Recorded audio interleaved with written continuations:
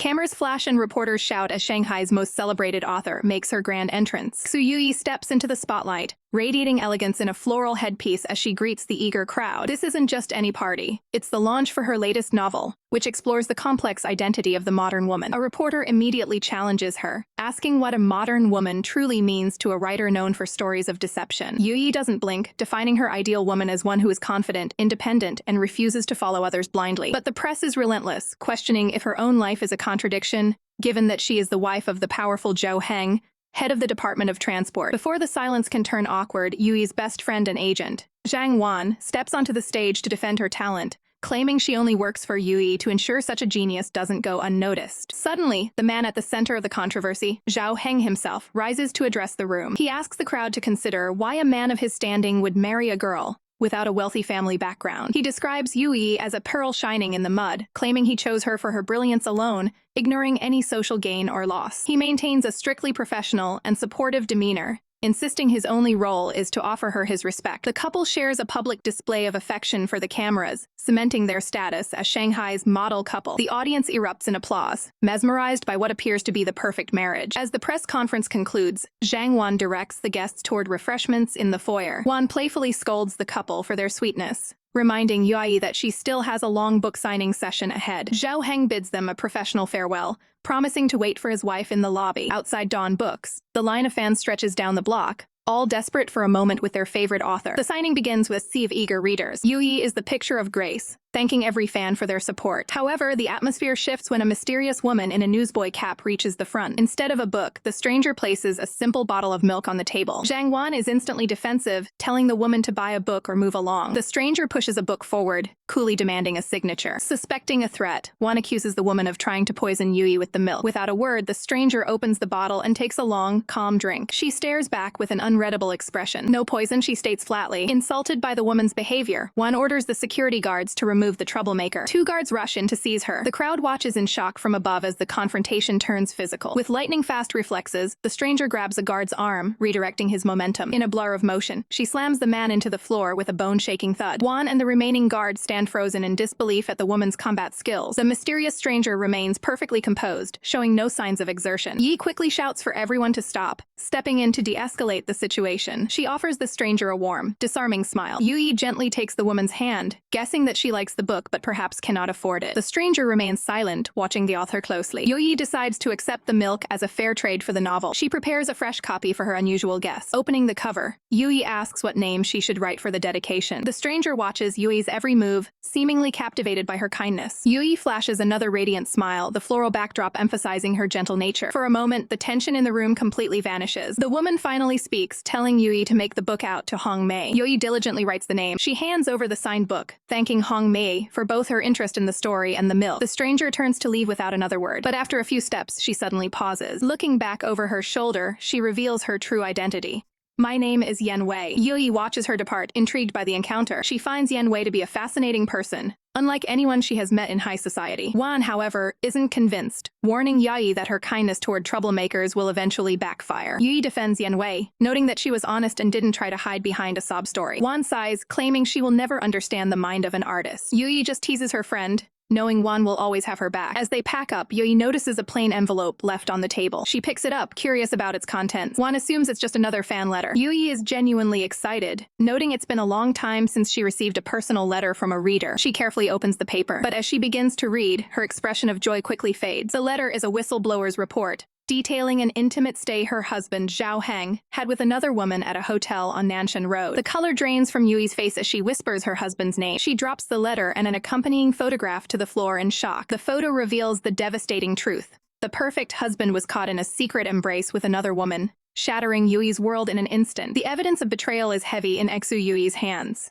While the documents prove her husband's infidelity, the woman's face remains a mystery. Yui's heart sinks as she realizes she doesn't know who the enemy is. Desperate for answers, she turns to her agent, Wan, demanding to know if she has any leads. Wan's eyes narrow as she drops a bombshell. Could it be Xu Youyi? She recalls rumors of Huizi meeting a mysterious man late at night, And Youyi remembers the two went to university together. The thought of an unspeakable relationship blooming right ere her nose leaves Youyi breathless with shock. Later that day, Zhou Heng maintains his facade of the perfect husband, telling Youyi he's booked the best photography studio in Shanghai to make her look enchanting. But the universe has other plans. A black cat suddenly leaps across the road, nearly under their wheels. Wan slams on the brakes, the screech of tires echoing Yuyi's internal panic. Instead of staying in the car, Youyi rushes out to check on the animal. She cradles the cat, relieved it's unharmed, but the creature seems to be leading her somewhere. It darts toward a storefront labeled Saint Fleur's Photo Studio. With a final meow, the cat looks back at her before disappearing inside. Without hesitation, the cat slips through the front door. Intrigued, Youyi decides to follow it, ignoring the high-end studio they had planned to visit. Zhou Heng sneers, calling the place a dingy little studio. Fed up with his arrogance, Youyi leaves him behind and walks in alone. Zhou Heng is baffled by her sudden defiance, wondering why his perfect wife is acting out. Wan simply tells him to play along and head inside. The interior is a time capsule of vintage elegance. Youyi finds herself surrounded by antique gramophones and grand pendulum clocks that seem to hum with history. As she explores the gallery, she is drawn to a wall of striking black and white portraits. Each photo tells a story, but one stands out above the rest. It's a haunting image with a special feel to it. The subject is a woman in camouflage, looking like a battle-hardened soldier who stopped in a field of corpses just to save a kitten. Youyi notices a small blemish on the corner of the print, but it doesn't diminish the power of the image. Then it clicks. Those eyes, she recognizes them. It's the mysterious girl she met at the bookstore. The moment is shattered as Zhou Heng and Wan enter, dismissively calling the studio rustic. The black cat from the road isn't a fan of Zhou Heng either, hissing at him from a shelf. It lunges at him, sending the unfaithful husband into a panic. As he stumbles back, he crashes into a heavy light stand. The massive equipment begins to topple directly toward Youyi. She freezes, watching the shadow of the falling lamp grow. Suddenly, a figure blurs into motion, pushing the stand aside with incredible speed. The photographer catches Youyi in a protective embrace, shielding her from the impact. Youyi looks up, her breath hitching. It's you? She stares into the eyes of the woman who saved her, the same woman from the bookstore. Zhou Heng finally rushes over, acting the part of the concerned husband. But when he reaches out to touch her, Yuyi's reaction is cold and distant. Zhou Heng is visibly shaken by the shift in her demeanor. Turning away from her husband, Youyi offers a sincere thanks to her savior. Wan watches the exchange with a calculating gaze. She realizes this is the girl who tried to trade milk for a book earlier. Wan explains the connection to Zhou Heng, mocking the girl's supposed poverty. But the photographer remains unfazed. The girl, Yan Wei, keeps it professional. If you're here for a photo, take a seat. If not, please leave. Zhou Heng tries to pull Youyi away again, but she's mesmerized. Looking at Yan Wei, she wonders if she was truly the soldier in that photo. Everything about this girl, her agility, her strength, and her presence is a mystery. Zhou Heng insists this place is beneath her, but Youyi stands firm, praising the photographer's unique and captivating style. She declares that she wants this girl to take her portrait, and no one else. Yan Wei is momentarily stunned. Despite their strange history, Youyi is offering her trust. Youyi walks deeper into the studio to prepare, leaving Zhou Heng fuming in her wake. Realizing he can't win this round, he and Wan reluctantly follow. Youyi waves Yan Wei over, ready to begin the session. Yan Wei simply nods, her focus shifting entirely to the technical aspects of the shoot. As Youyi poses, Yan Wei watches her through the lens, acknowledging the author's undeniable beauty. She captures the perfect shot, the shutter clicking with precision. The resulting image is a masterpiece of grace and sorrow. Wan then insists on a group photo, positioning herself and Zhou Heng behind Youyi. Yan Wei watches the trio, her expression unreadable. She triggers the camera before the other two are even ready. The final photo is a jarring contrast. Youyi is poised, while Zhou Heng and Wan look caught off guard and sinister. As they wrap up, Wan asks about delivery. She hands over a slip of paper with their address. But as Youyi turns to leave, Yan Wei stops her. Youyi looks back, confused. Yan Wei steps close, her voice a low, steady anchor. She delivers a chilling, cryptic warning. Be cautious, especially of the people around you. Youyi is left frozen, the words sinking in as she looks at her husband and her best friend. Behind them, Wan watches with a cold, piercing stare that suggests the photographer's warning arrived just in time. The ballroom is buzzing with praise for Zhou Heng, everyone convinced he's the perfect husband for the celebrated author Xu Youyi. But beneath her calm exterior, Youyi is drowning in doubt, haunted by the anonymous letter and the photograph that shattered her world. She can't stop replaying Yan Wei's final warning, be cautious. A chilling thought crosses her mind. Was it the mysterious photographer who sent the warning letter all along? Her train of thought is interrupted by a sharp voice calling her name. It's Xu Youyi, a rival novelist who wastes no time hurling insults, accusing Youyi of using her influence to sabotage her own book launch. Youyi stares back, unimpressed by the petty drama. Youyi sneers, her jealousy radiating through her arrogant posture. The tension escalates as the two exchange verbal barbs over their drinks.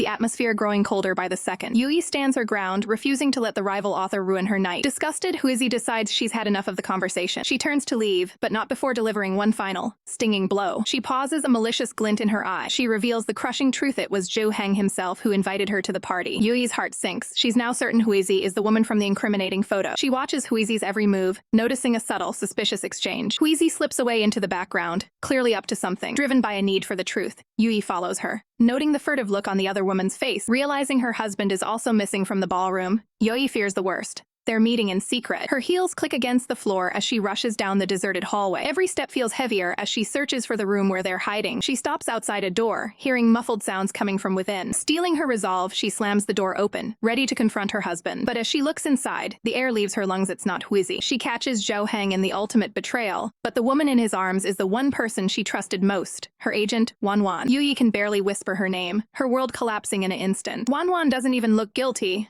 mockingly claiming she was just helping Yuyi find the cheater. The room explodes into chaos as a panicked Zhou Heng slaps Wanwan, desperately trying to silence her. He immediately pivots to damage control, pathetically claiming Wanwan seduced him. Yuyi doesn't want to hear it. She turns away, the weight of the double betrayal crushing her. Zhou Heng chases after her, his facade of the perfect husband finally shattered. Wanwan grabs him, disgusted by his cowardice and lack of backbone. He sneers back at her, coldly admitting that she was nothing more than a temporary distraction. Enraged at being discarded, Wanwan clings to him, demanding he take responsibility for the mess he made. Zhou Heng's eyes go dark as he delivers a chilling threat to get her to let go. Realizing the man she risked everything for is a monster, Wanwan stares at him in shock. He shoves her aside with total indifference. Left alone in the wreckage of her own making, Wanwan screams her fury at his retreating back. Outside, the sky has opened up, but Yuyi walks through the pouring rain, numb to the cold. Memories of Wanwan's friendship and Zhou Heng's empty promises of eternal love flood back, now tasting like poison. She stares up the dark sky, wondering if every moment of her life was just a cruel performance. She finds herself standing outside Yan Wei's studio, the one place she felt a spark of honesty. Inside, Yan Wei is focused on her own training, her eyes sharp as she aims her silenced weapon. She maintains a strictly professional focus,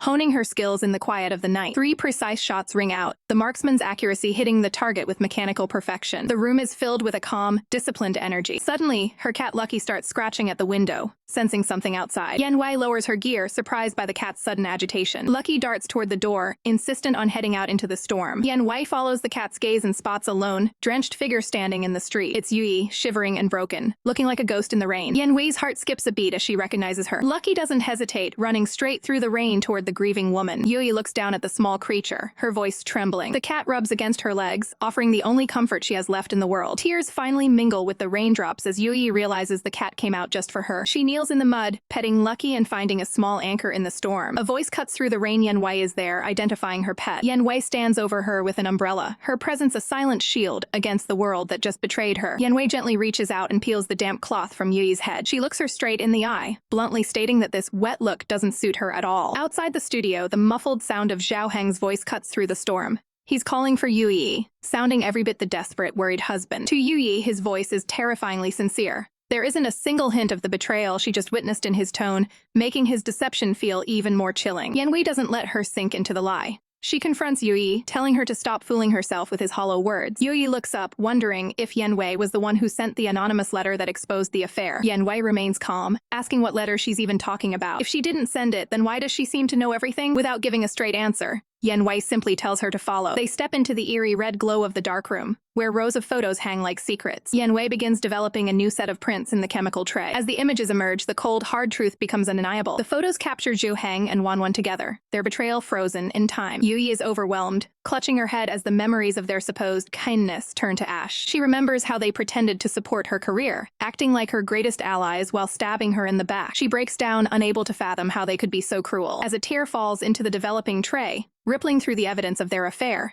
Yan Wei delivers a harsh reality check. In a rare, albeit stiff attempt at comfort, Yan Wei reaches out and pats Yuyi's head. She explains that nothing has actually changed. Fake things were fake from the very beginning. The realization hits Yuyi hard. She flashes back to her husband's sweet promises and her agent's affectionate words. Every smile, every gesture of support, it all feels like a mocking performance now. Exhausted, Yuyi asks for a moment of solitude to process the wreckage of her life. Yan Wei senses her need for space and prepares to leave the room. As Yan Wei walks away, Yuyi stands alone in the shadows. She stares into the void, wondering what her next move should be. Does she torch her 10-year friendship and 5-year marriage, or is there another way? Suddenly, a loud bang shatters the silence. Panic-stricken, Youyi rushes toward the source of the noise. She finds the kitchen in a state of utter chaos. Yan Wei has somehow managed to set a frying pan on fire. Youyi immediately takes charge, ordering Yan Wei to move aside so she can handle the emergency. With practiced ease, she slams a lid onto the pan, smothering the flames. The egg-fried rice Yan Wei was attempting as a blackened, charred disaster. Despite the mess, Yuyi's first instinct is to check on her friend. She reaches out to ensure Yan Wei isn't hurt. Yan Wei stands there, looking slightly sheepish, explaining that she just wanted to use up some leftover rice, but things got out of hand. Realizing Yan Wei is a danger to herself in the kitchen, Youyi takes over. She sends Yan Wei to wash up while she starts a proper meal. She decides on a simple, soothing shrimp and celery congee. Soon, the two sit down at the table, the domestic peace a sharp contrast to the storm outside. As they eat, Youyi notices a book nearby and recalls when Yan Wei first tried to get a copy of her work. She asks if Yan Wei was just trying to get her attention back then. Yan Wei explains her actual, selfless motive. She wanted the book for a local girl named Hong Mei who couldn't afford it. Youyi remembers the interaction, realizing Yan Wei really is a person of her word. She tells her to stop talking and just eat her congee. Yan Wei simply notes that she was just fulfilling a promise. Yan Wei focuses intently on her bowl. She begins slurping down the congee with surprising speed. Youyi watches in amusement, telling her to slow down because it's hot. Yan Wei doesn't listen, clearly enjoying the meal. Seeing her eat with such gusto, Youyi wonders if her cooking is really that good. Yan Wei finishes the bowl and lets out a satisfied burp, confirming that it was excellent. Youyi can't help but chuckle at the sight. She notices a stray grain of rice stuck to Yan Wei's face. Leaning across the table, Youyi maintains a strictly professional focus as she reaches out to clean the mess. Yan Wei freezes, looking up as Youyi gently removes the rice from her chin. Youyi laughs, calling Yan Wei a flatterer. Yan Wei observes her quietly, noting that she's finally smiling again. Youyi is caught off guard. She hadn't even realized she was capable of smiling after everything that happened. She reflects on the fact that no matter how unforgettable the past is, people have to find a way to move forward. With a newfound sense of resolve, Youyi thanks Yan Wei. She knows exactly what she has to do now. Yan Wei asks if she'll wait for the rain to stop before she leaves. Youyi declines. If she doesn't make a clean break right now, things will only get messier. She steps out into the rain, ready to face her future. Rain lashes against the pavement as Youyi arrives to confront the woman who shattered her trust. Zhang Wan turns, her face shielded by an umbrella, looking genuinely surprised by the sudden visit. Youyi? She asks, her voice dripping with a feigned, sugary innocence. Youyi doesn't waste a single second on pleasantries, delivering the cold, hard truth. Zhang Wan, you're fired. The shock on the agent's face is instantaneous, her mask of composure slipping. But that shock quickly curdles into a haunting, hysterical laughter that echoes through the storm. Wan sneers, pointing a finger as she questions the reality of being cast aside by the woman she thought she controlled. She leans in, her voice full of venom, mocking the very talent that made Youyi a household name. She claims that without her help and the immense power of the Zhao family, Youyi is absolutely nothing. Youyi stands her ground, realizing this bitter, resentful person is the true face of the friend she once loved. Wan doesn't hold back, admitting she only stayed by Yuyi's side to maintain her connection to Zhou Heng. Unfazed by the cruelty, Youyi turns her back on the toxicity and begins to walk away. I'll make you regret this. Wan screams into the rain,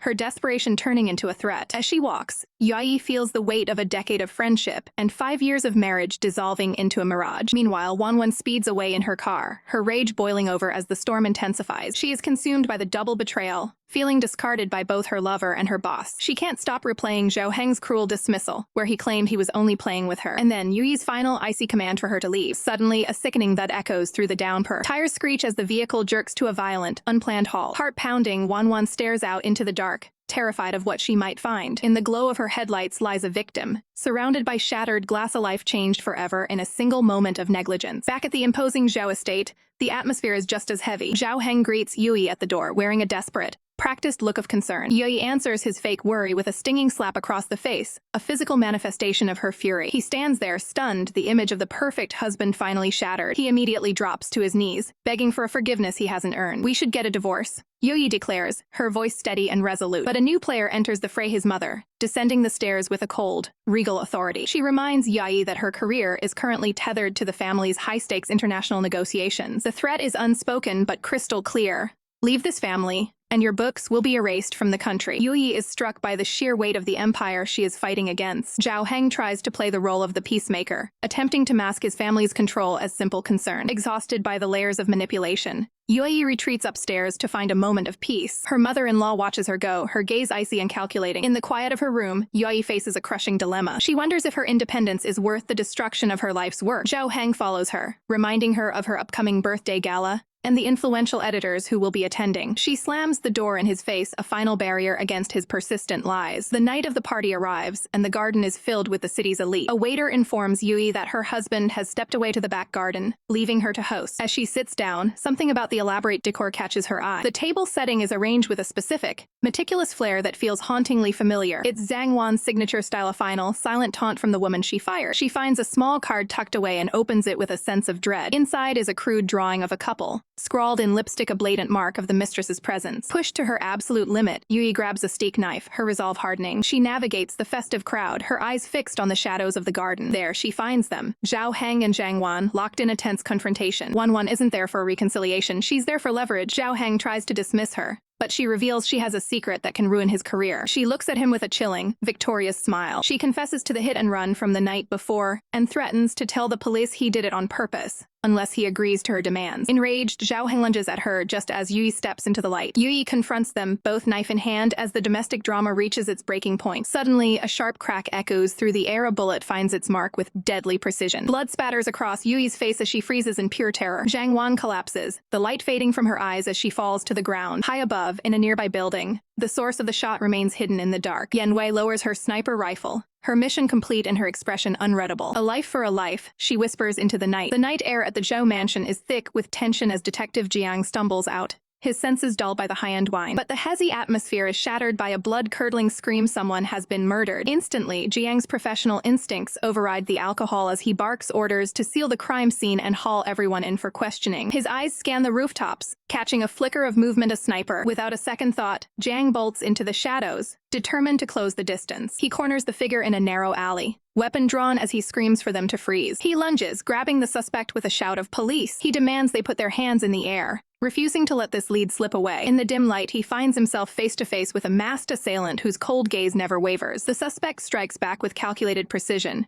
and Jiang realizes he's not dealing with a common criminal, but a professional martial artist. They clash in a frantic struggle for dominance, limbs locking in a test of raw strength. With a powerful kick, the suspect sends Jiang reeling backward. Jiang hits the ground hard, catching only a glimpse of a red braided cord left behind as the killer vanishes into the night. The scene shifts to the stark, cold interior of the Shanghai police station. Jiang sits across from Youyi and Zhao Heng, his expression grim as he lays a knife on the table, demanding to know why Youyi brought a weapon to the garden. Zhao Heng immediately goes on the defensive, pointing out that everyone knows Zhang Wan died from a gunshot, questioning what a knife has to do with his wife. Jiang doesn't flinch, pressing Youyi to tell the complete truth so he can piece together the full picture. Zhao Heng scoffs, reminding the detective that he was the one who let the murderer escape. But the room goes silent when Youyi finally speaks. Because of betrayal, she confesses, her voice steady. Jiang stares at her, searching for the crack in her resolve. Youyi admits the dark intent she harbored, though she claims she never truly wanted to go through with the killing. The interrogation is abruptly cut short when an officer bursts in, calling for the boss. A phone call from the Zhao mansion has changed the priority of the investigation. Jiang slams his hand down, the weight of the case pressing on him. Sensing an opening, Zhao Heng demands to know if they are free to go. With a sharp, lingering look at the couple, Jiang coldly grants their release. Outside the station, Zhao Heng tells Youyi to wait while he fetches the car, his tone dismissive. Youyi stands alone in the morning light, her mind a whirlwind of secrets. She watches as a line of civilians is escorted into the station for questioning. Her heart skips a beat when she recognizes a familiar face in the crowd: Yan Wei. Dressed in a simple cap and coat,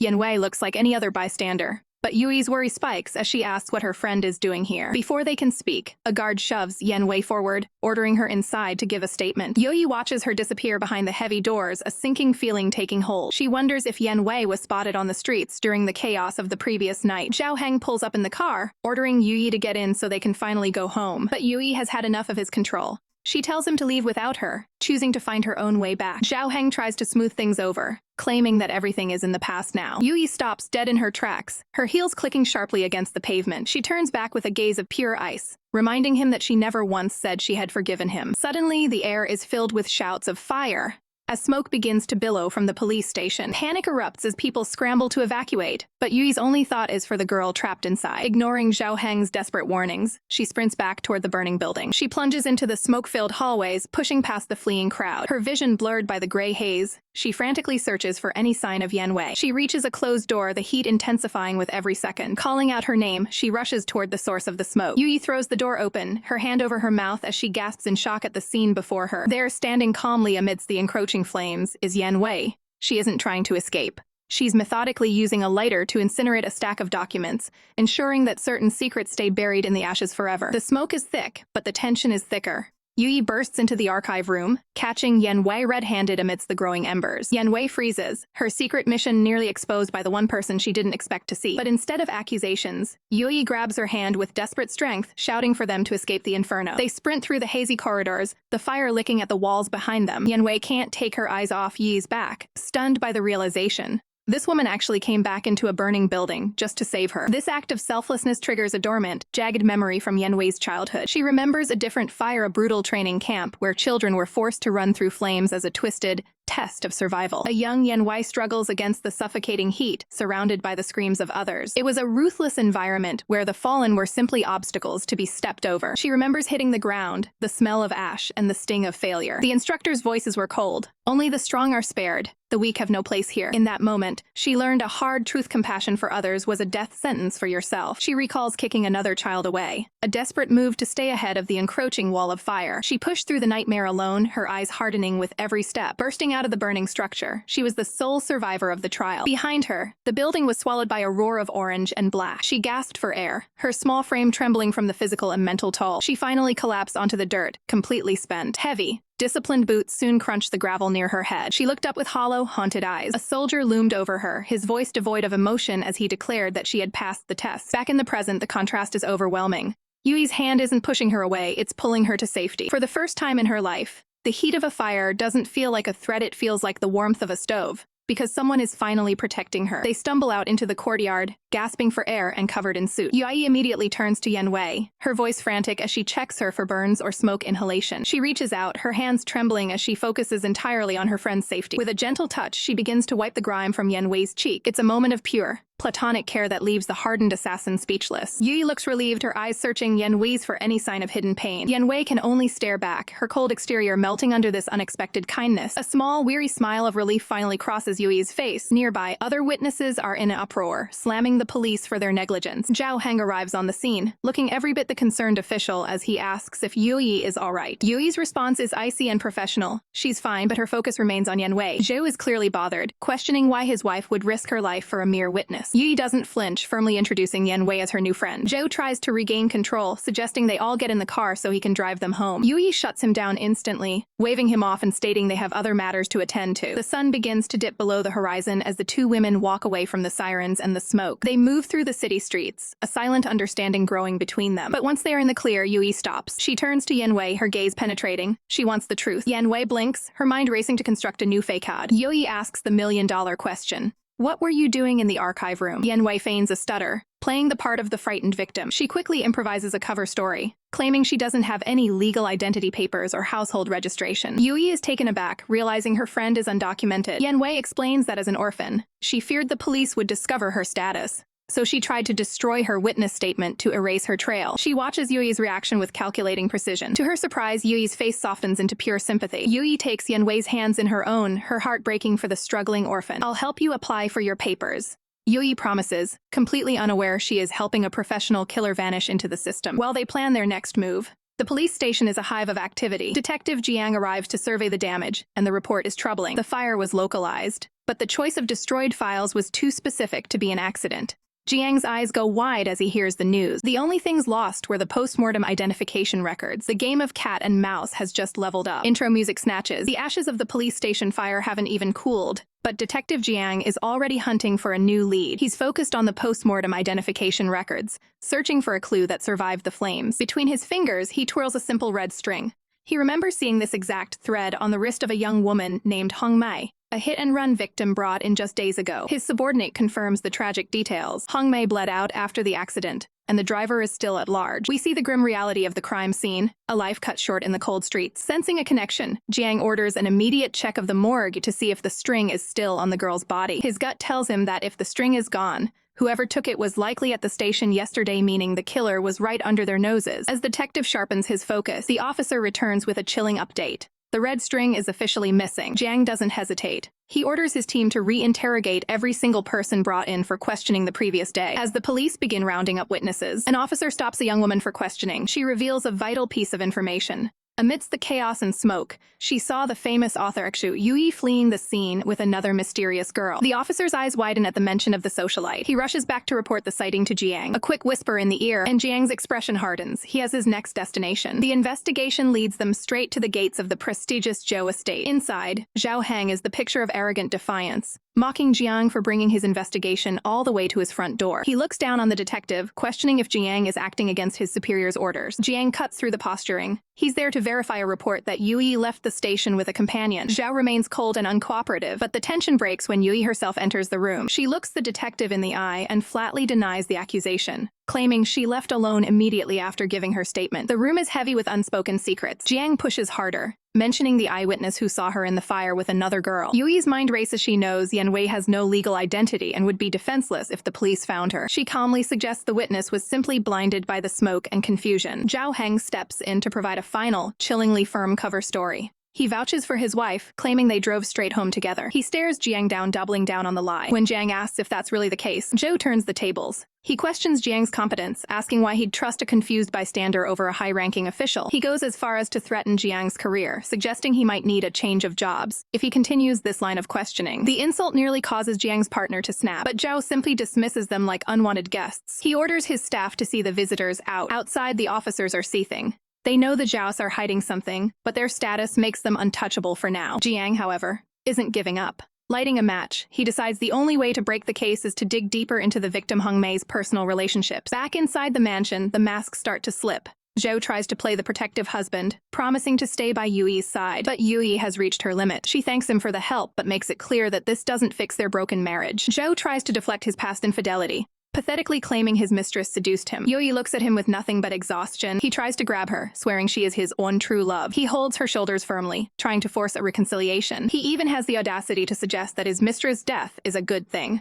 because there's nothing left to stand between them. Youyi is visibly revolted. She asks him point blank if he truly believes the person's death is a benefit. She realizes in this moment that she never truly knew the man she married. As Zhou stammers, Youyi delivers the final blow. She wants a separation so they can both calm down. Xu's ego shatters. He can't comprehend that she would actually leave him. Youyi remains firm, wanting to part ways amicably. For a moment, Zhao stands in a dark, simmering silence. Then, he snaps. He lunges forward, grabbing her in a desperate, suffocating embrace, begging her not to go. When Youyi struggles to get free, the protective husband disappears, replaced by a monster. He shoves her back against the furniture. Youyi falls, shocked by his sudden aggression. Zhou looms over her, his shadow casting a dark shroud. He demands to know how she dares to leave him after everything he's given her. He pins her down by the shoulders, ignoring her pleas to let go. His voice drops to a terrifying growl as he claims she would be nothing without him. His face contorts with a dangerous, possessive rage. In a desperate attempt to assert control, he forces himself into her personal space. Youyi fights back, her eyes wide with terror as she realizes she's trapped. In the violent struggle, the fabric of her dress tears, and Zhou's obsession reaches a breaking point.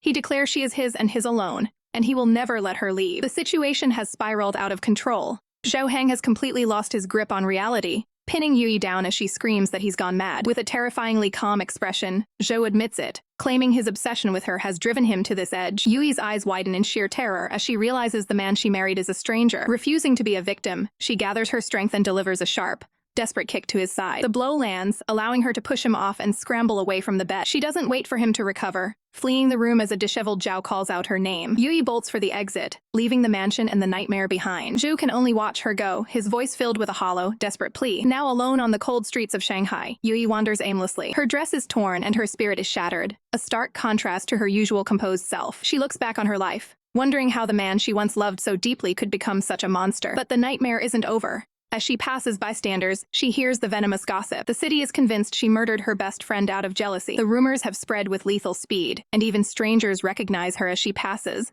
whispering that she's been thrown out of the Zhou mansion. Charred scraps of paper drift through the air like black snow. She steps on a burnt fragment of newsprint, the physical remains of a ruined reputation. Kneeling in the street, she reaches out to grab the synced paper. The headline is clear: well-known author Xu Youyi embroiled in murder scandal. With nowhere left to turn, she arrives at the photo studio, where Yan Wei is busy burning documents in a courtyard basin. Youyi manages a weary, forced smile, hoping for a moment of peace. Yan Wei looks up, warning her that her current state will only give the tabloids more ammunition to print. Her gaze is sharp and analytical as she takes in Yuyi's appearance. Yan Wei asks the hard question: How did the refined author end up in such a mess? Exhausted, Youyi admits she has no home and asks if she can stay the night. Yan Wei doesn't hesitate, ushering her inside and away from prying eyes. Once in the safety of the studio, Yan Wei tells her to take a seat while she searches for a change of clothes. In the back room, Yan Wei tosses aside garments, frustrated that her own wardrobe is far too plain and ugly for someone like Youyi. She searches for something that might actually suit the author's elegance. Clothes are strewn across the furniture as she digs through her trunk. Downstairs, the silence grows heavy, and Youyi begins to wonder what's taking so long. She climbs the stairs, her heels clicking against the wooden floor. She approaches the room where Yan Wei is working. Softly, she calls out Yan Wei's name from the doorway. The sudden interruption startles Yan Wei, who looks back with wide eyes. Youyi stands there looking tired but grateful. She tells Yan Wei that she shouldn't have gone to so much trouble just for a change of clothes. Youyi walks over to the pile, insisting that any of these will do. But as she reaches out, Yan Wei's heart stops. A heavy rifle is partially exposed beneath the fabric. Reacting with professional instinct, Yan Wei lunges forward, pulling Youyi away from the hidden weapon. She quickly recovers her composure, telling Yi to feel free to choose whatever she likes while keeping the gun hidden. Youyi smiles, thanking her for the kindness. She expresses how truly grateful she is that Yan Wei took her in when she had nowhere else to go. Yan Wei remains silent, realizing that by protecting Youyi, she has just invited a massive complication into her dangerous, secret life. Trying to break the tension, Youyi comments that while the room is simple, the decor is quite interesting. She reaches for a nondescript bag sitting on a side table. Yan Wei snaps instantly, telling her she can't play with that. Taken aback by the sharp tone, Youyi immediately apologizes. Yan Wei takes the bag back, her expression tight with focus. Inside the bag, tucked away from sight, are 2 lethal grenades. Yan Wei exhales a breath of nervous relief, realizing how close Youyi came to a deadly discovery. She kneels to hide the bag away properly in a cabinet, but as she moves, the weight shifts, and one of the grenades slips through the opening. Her eyes widen in horror as the metallic thud echoes across the floor. Youyi hears the sound and asks what it was. Nothing. Yan Wei shouts, her voice cracking with tension. She desperately tries to pin the grenade behind her heel to keep it out of view. Youyi isn't convinced, asking if something fell out. She takes a step closer, her high heel dangerously near the rolling explosive. Suddenly, the safety pin drops. Clattering onto the floor, the grenade is live. Yan Wei screams for her to be careful as the situation turns from a secret into a life-or-death disaster. Careful. Yan Wei's voice cracks like a whip as she lunges forward. Her hand reaches out in a desperate blur, grasping for Youyi before a lethal disaster can strike. She pulls Youyi into a protective hold, her heart hammering against her ribs. A bewildered Youyi blinks, asking what on earth is going on. Yan Wei quickly points to a slight unevenness in the floorboards, claiming she was just worried Youyi would trip and fall. Internally, Yan Wei exhales a breath she didn't know she was holding that was way too close. But the danger isn't over. Youyi senses something moving behind her, turning toward the hidden arsenal. Panic flares in Yan Wei's eyes as she slams her hand over Yuyi's vision. Don't move, she commands. Youyi is baffled, wondering why her world has suddenly gone dark and why her friend is acting so strange. Scrambling for a distraction, Yan Wei's mind races. She begins to recite a soulful Tagore poem, using the rhythmic verses to soothe Yuyi's suspicion while she maneuvers her away from the secret weapons. She guides the blinded Youyi toward the safety of bathroom. Youyi recognizes the literature, her voice softening as she asks if that was a Tagore poem. Yes, Yan Wei confirms, finally ushering her through the door. The door clicks shut with a sharp, final sound. The lock turns, sealing Youyi inside. Youyi stands in the silence, her head tilted in complete confusion at the sudden isolation. She knocks on the wood, asking Yan Wei what could possibly be wrong with her. From the other side,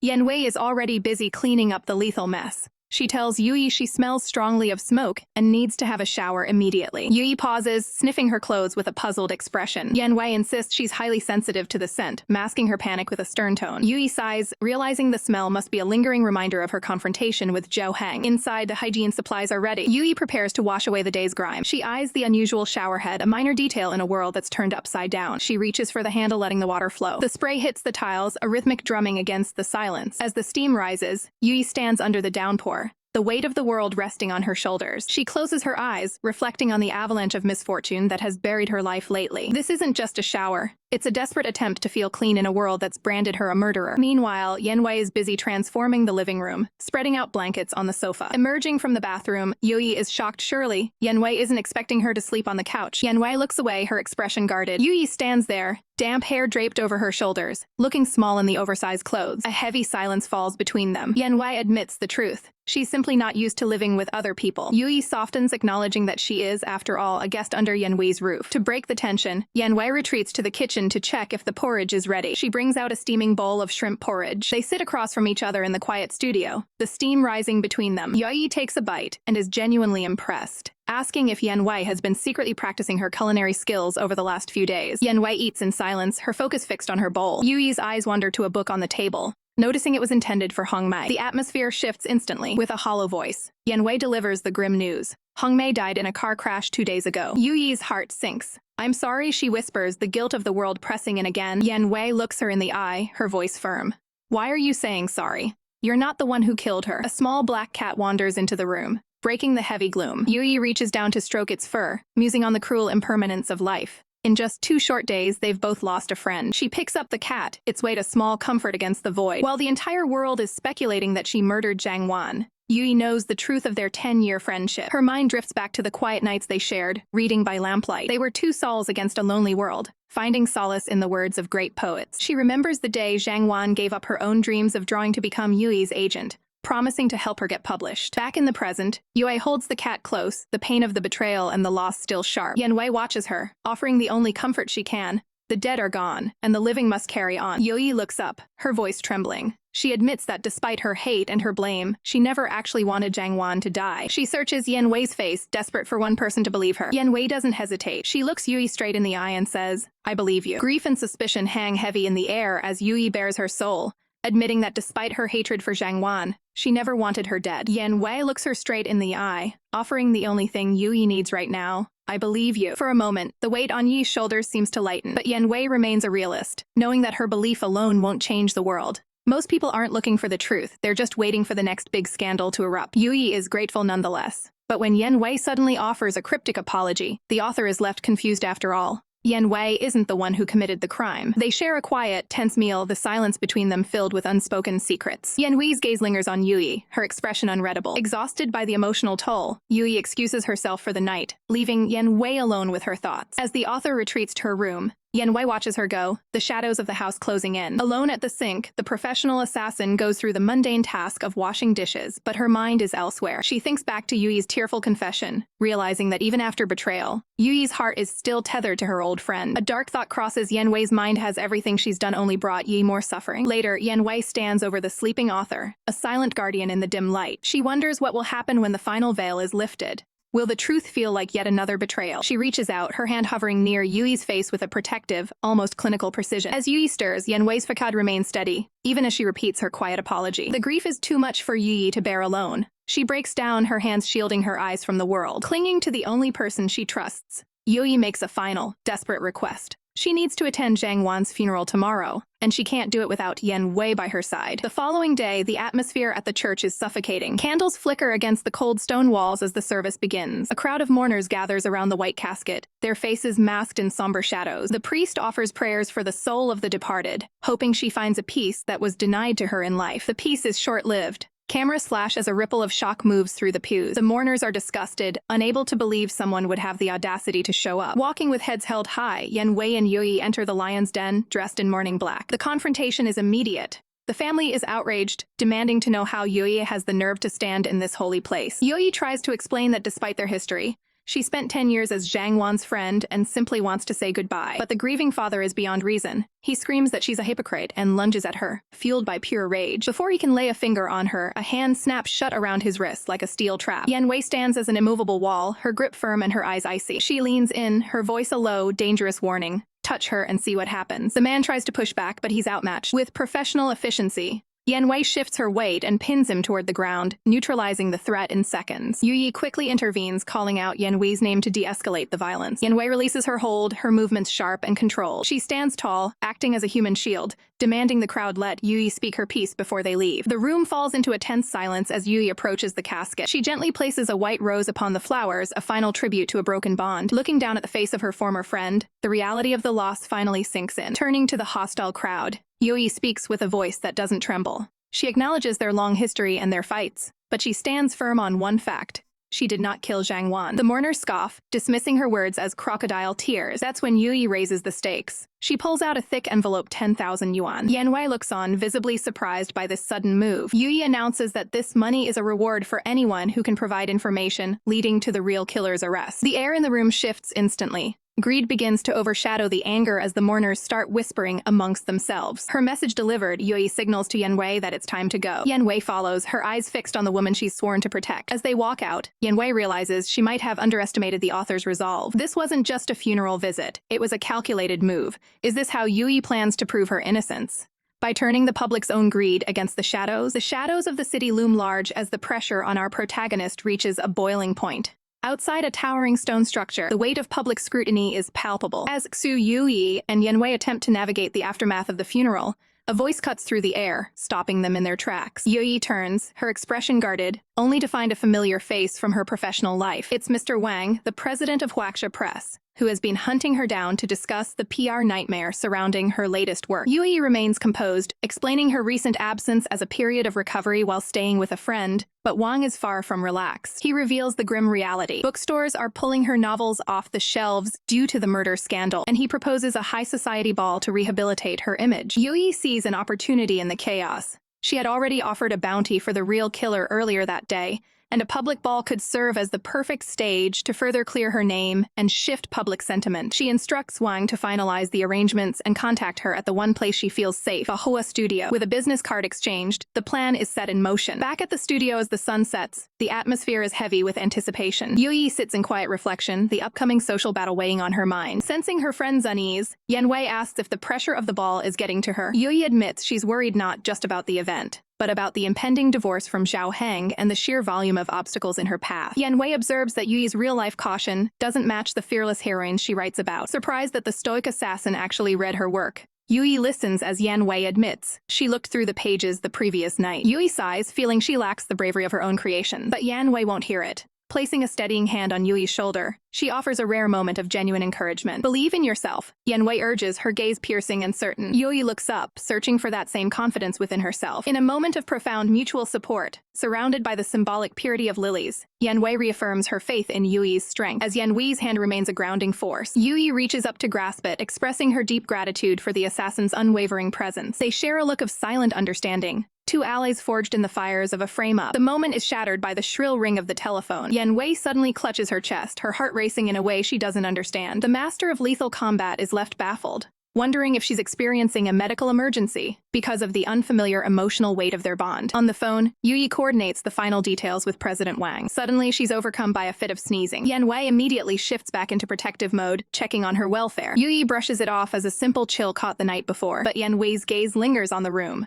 her mind already moving toward the next security measure. The day of the ball arrives, and the studio stands ready under the morning sun. Youyi appears in a polished polka-dot dress, asking Yan Wei if she'll be joining her at the event. Yan Wei declines, stating she has a backlog of photographs to develop. When Youyi asks if anyone stopped by while she was out, Yan Wei mentions 2 customers had visited the studio. As Youyi prepares to head out into the lion's den alone, Yan Wei looks on with a focused, intense gaze. Youyi bids her farewell, but before she can reach the door, Yan Wei calls out her name one last time. Youyi turns back, only to see Yan Wei standing tall, a hand over her heart. Whatever happens, I'm here, the assassin promises. Moved by the depth of this loyalty, Youyi doesn't just leave. She turns and runs back, her heels clicking against the floor as she pulls Yan Wei into a tight, appreciative embrace. In this moment of misfortune, Youyi realizes that Yan Wei is the only true piece of good luck she has left. Once Youyi departs, the professional takes over. Yan Wei descends into the dark, hidden depths of the studio's basement. This is no ordinary cellar. It is an armory filled with rifles, grenades, and tactical gear. Using a hammer and chisel, she begins prying away the heavy stones of the wall. She methodically removes the blocks to create a deep, hidden cache. As she stows her lethal tools away, her focus is singular. She must clear out the danger and secure this sanctuary, so Yi can finally have a place to sleep in peace. But the peace is short-lived. Upstairs, the studio doors creak open as Detective Jiang and a subordinate officer enter the premises. They find the main floor seemingly deserted. Jiang's eyes scan the room, landing on the wall of photographs. Suddenly, Yan Wei appears from the shadows, her professional mask firmly in place as she asks if he's looking for a portrait. Jiang doesn't answer immediately. His attention is fixed on a specific photograph of a woman in military camouflage. He turns to Yan Wei, introducing himself officially as Detective Jiang Bin, stating he needs to clear up a few details. Then, he drops a question that threatens to unravel everything. Do you know Hong Mei? Detective Jiang wastes no time, dropping a name that sends a chill through the room. Do you know Hong Mei? Yan Wei's mind races. The police wouldn't be here unless they'd uncovered a lead, and any sign of hesitation will only fuel their suspicion. She maintains her composure, playing the role of the oblivious shopkeeper, asking if he means the local milk delivery girl. Jiang probes deeper, asking how well they knew each other. But Yan Wei insists their relationship was strictly professional, just a daily transaction. The detective's gaze hardens as he reveals Hong Mei was killed in a car accident just days ago. Yan Wei calmly admits she heard the news. Heard from who? Jiang snaps back, searching for a crack in her story. Without missing a beat, Yan Wei points to the other delivery person, Xiaopeng, as her source. Jiang falls silent, his eyes wandering to the wall of photographs in the studio. He stops at one particular image, calling it quite special. Yan Wei quickly explains it's merely a costume piece taken by a friend to help drum up business. Jiang isn't convinced. He shifts his focus to the back of the shop, expressing a sudden, professional curiosity about her darkroom. Yan Wei tries to shut him down, stating the darkroom is strictly off-limits to visitors. But Jiang isn't asking permission. He reaches for the curtain, his intent clear. He looks her dead in the eye and declares he's conducting a search. The two descend the narrow wooden stairs into the bowels of the shop. The air is thick, and the darkness is absolute. In the gloom, a sudden flash of movement occurs. Is it a test or a genuine accident? Yan Wei feels the pressure of the moment, wondering if the detective is trying to bait her into a reaction. She stumbles on the uneven floor, a sharp gasp escaping her. Jiang catches her instantly, his grip firm as he warns her to be careful. She offers a curt "thank you," her heart hammering against her ribs. Jiang brushes it off with a cold, professional indifference. They push through the final door, entering the heart of her workspace. Under the eerie glow of the red safety lights, rows of drying photos hang like silent witnesses. Jiang scans the room, his eyes missing nothing. He zeroes in on a heavy wooden chest of drawers in the corner. As his hand reaches for the handle, Yan Wei's voice cuts through the silence, warning him that it only contains undeveloped negatives that light could ruin. Jiang remains undeterred, promising to compensate her for any damages as he begins his inspection. He pulls the drawers open, his expression unreadable. Inside, he finds exactly what she claimed: rolls of film and strips of negatives. Finding nothing incriminating, Jiang finally backs off, offering a hollow apology for the intrusion. Yan Wei stands her ground, asking if there's anything else he requires. Nothing for now, Jiang replies, thanking her for her cooperation. As she watches him walk away, the tension in her shoulders barely fades. Her gaze lingers on the chest of drawers, specifically the hidden compartment beneath the floorboards that Jiang completely overlooked. Outside, Jiang meets his subordinate, who asks if the lead panned out. Jiang admits he found nothing. The officer scoffs, unable to believe a frail young woman could be a cold-blooded killer, especially when even Hong Mei's own family didn't care about her fate. But Jiang looks back at the shop, his intuition screaming that Yan Wei is far more dangerous than she appears. He remembers the slight figure he grappled with during a previous encounter. He cannot rule out that his mystery opponent was a woman. Suddenly, the officer receives a frantic update. A murder has occurred at the Jinjiang Hotel. The famous author Xu Youyi is dead, and the primary suspect is none other than Xu Youyi. Jiang is stunned, the news hitting him like a physical blow. Back inside, Yan Wei overhears the commotion, her face paling. "Xu Youyi?" She whispers, the name of her friend now tied to a gruesome crime. Night falls over the Jinjiang Hotel, where the atmosphere is thick with scandal. A crowd has gathered, their whispers turning into a roar of condemnation as they label Youyi a vicious, cold-blooded killer. Jiang arrives at the scene, pushing through the onlookers to take control. He enters the room, greeted by the sight of fresh flowers and the grim reality of a high-profile homicide. There, discarded near the scene, lies a sinister clue, a voodoo doll pierced with needles, tucked inside a luxury purse. The night at the Jinjiang Hotel takes a dark, irreversible turn. Detective Jiang's voice cuts through the haze, urgently calling out to Xu Youyi as she lies unconscious on the floor. As she stirs, her vision clears to see the detective looming over her, his expression grim. Jiang hauls her up, but the moment she finds her footing, the horror of the situation sets in. Youyi stares down at her hand, trembling as she realizes she is clutching a blood-stained knife. "What is this?" she gasps, the reality of the frame-up beginning to dawn on her. The evidence is damning, and Jiang wastes no time, snapping cold steel handcuffs around her wrists. Youyi maintains her composure, looking Jiang in the eye to declare her innocence. But the detective is unmoved. He ignores her pleas, stating that any explanations must wait until they reach the police station. As she is led through the hotel lobby, the weight of the accusation hangs heavy in the air. Outside, her husband, Zhao Heng, attempts to play the hero, claiming he's the only one who can save her. Youyi doesn't even look at him. She coldly rejects his help, her voice steady as she asserts that her innocence will be proven without his interference. She is marched toward the police cruiser, flanked by officers, a fallen star in the eyes of the public. Amidst the crowd of onlookers, a silent observer watches with a heart full of rage. Yan Wei sees her friend being taken away, her instincts screaming at her to intervene. She takes a step forward, but her boots grind to a halt. She knows that rushing in now will only complicate the situation and put them both in further danger. Her gaze hardens. She realizes that to save Youyi, she must stay in the shadows and hunt down the real killer. Clenching her fist, she vows to uncover the truth. The scene shifts to the stark, cold lights of the Shanghai police station. Detective Jiang sits across from Youyi, demanding a full account of the night's events. Youyi takes a breath and begins her story, transporting them back to the ball earlier that evening. The gala was a sea of high society and forced smiles. While guests danced, Youyi moved through the crowd, only to be stopped in her tracks when she spotted her rival, Xu Youyi. The tension was immediate. She wondered what the other author was doing there. Suddenly, Zhao Heng appeared at her side, offering a drink and a hollow apology for his past actions. Yui's reaction was icy, her eyes filled with nothing but disdain for the man who betrayed her. He tried to make promises, claiming he could change, but Youyi had heard enough. With surgical precision, she cut him off, informing him that she had already decided to file for divorce. The declaration sent Zhu Heng into a panicked rage. He couldn't accept her walking away, demanding to know what she was talking about. Youyi remained firm, repeating her intent to make the divorce public. When he tried to grab her arm in a desperate bid for control, she snapped at him to let go. She walked away, leaving him seething in the middle of the ballroom. In his mind, he pathetically vowed never to let her go. A dark obsession masked his love. As Youyi tried to move on, she was intercepted by a far more aggressive threat. A hand reached out, stopping her cold. It was Xu Youyi, who sneered at the sight of Youyi's broken marriage. Huizi's jealousy boiled over as she insulted Youyi, comparing her to a disgraced socialite. Without warning, Huizi hurled her glass, splashing red wine across Yi's face. Huizi didn't stop there, venting years of suppressed hatred and claiming there was no reason to indulge Youyi anymore. Youyi stood silent for a moment, the wine dripping down her cheek. Then, with a sudden, sharp movement, she struck back, sending the glass flying from Huizi's hand. The crystal shattered against the floor, mirroring the explosion of their rivalry. A stunned Huizi could only gasp as Youyi stepped closer. Youyi made it clear she was aware of Huizi's attempts to smear her name in the press. Even without Zhao Heng behind me,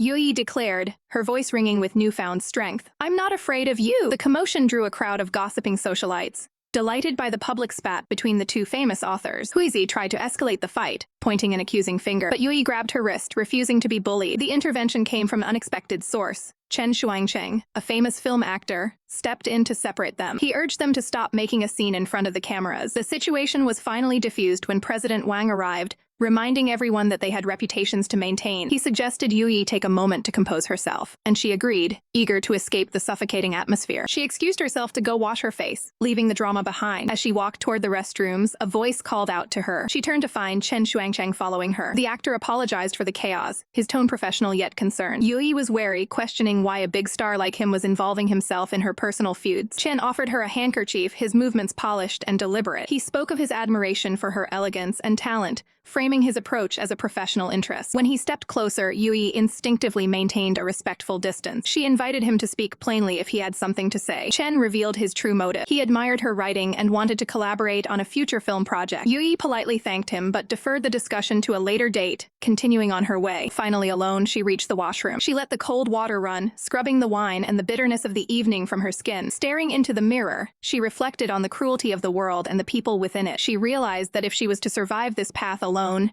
she had to be as resilient as a blade.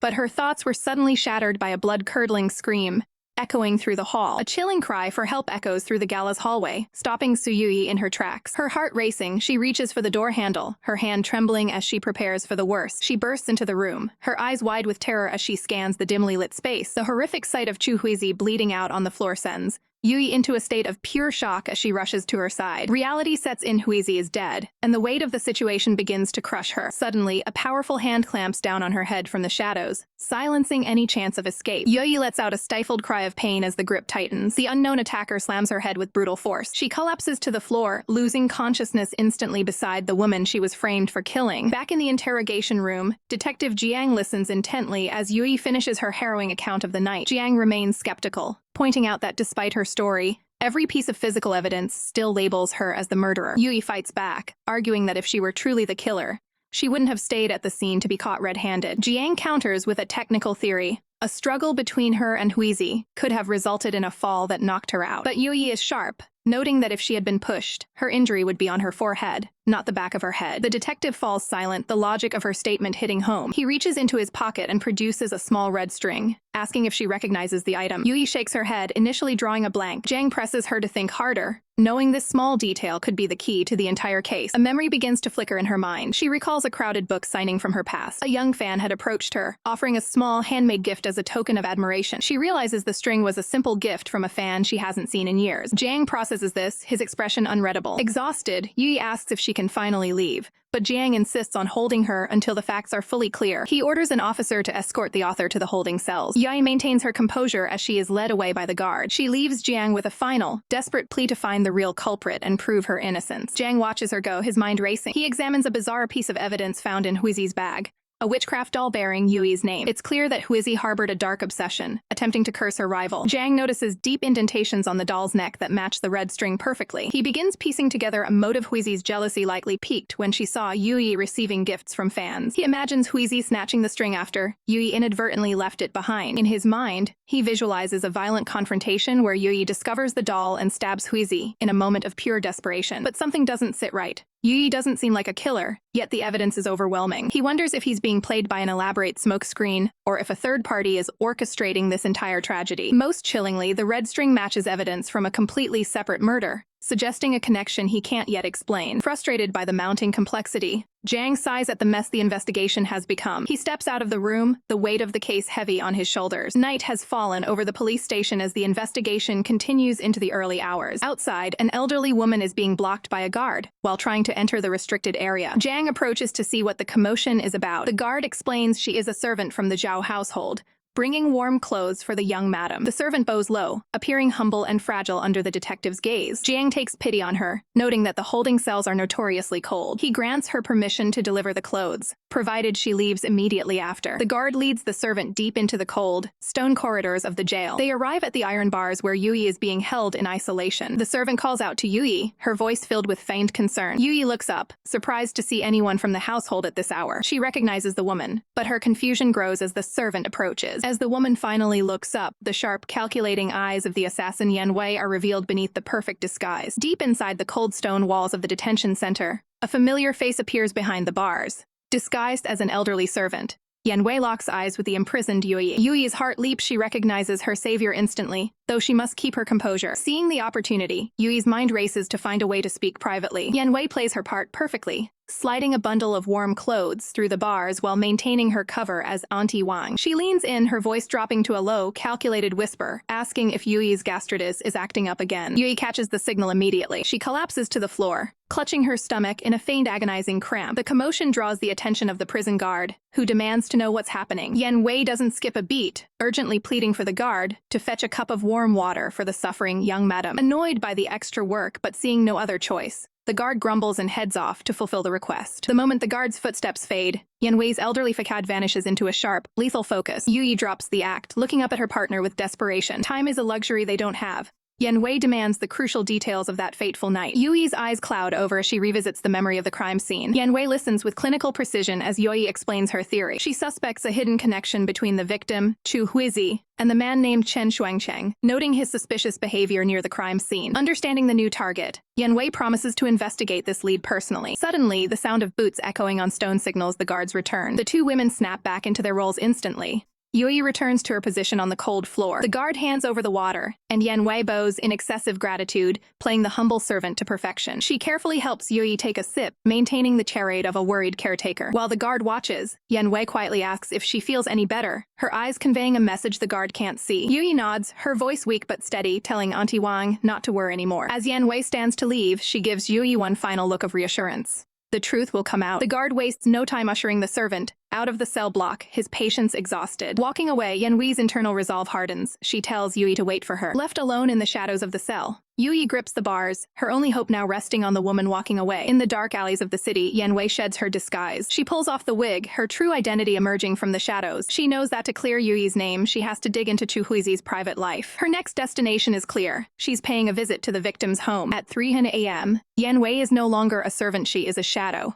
Clad in tactical gear, she scales the exterior of Xu Youyi's residence with professional ease. She reaches the balcony, a silent predator in the night. Landing softly, she unhooks her climbing gear, her eyes scanning for any sign of life. She moves to the door, her gloved hands reaching for her tools. Suddenly, a flash of light from inside stops her cold. Someone is already in the house. Yan Wei realizes she isn't the only one looking for secrets. She suspects Chen Shuangcheng is inside, trying to scrub the evidence. She can't let him succeed. Reaching into her kit, she pulls out a fine wire. With a deft flick of the wrist, she picks the lock. Weapon drawn, she slips through the door, every sense heightened. She peers through the darkness, but the intruder has vanished into the silence. She steps fully into the room, her pistol leveled, ready for an ambush. The house is empty, the mysterious figure seemingly gone. She begins a systematic search of the bedroom. Her boots click softly on the floor as she moves toward a desk. In the mirror's reflection, she spots something left behind. Scattered on the surface are photographs, evidence of a hidden relationship. She picks looks them up, realizing these photos are the smoking gun she needs. The images show Xu Youyi in a compromisingly close professional association with a man. Yan Wei decides to take only what is necessary, leaving the rest of the trail for the authorities to find. By morning, the scene shifts to the Shanghai police station. An officer rushes into the office, holding a piece of evidence found during a secondary sweep of Huizi's belongings. Detective Jiang is blindsided.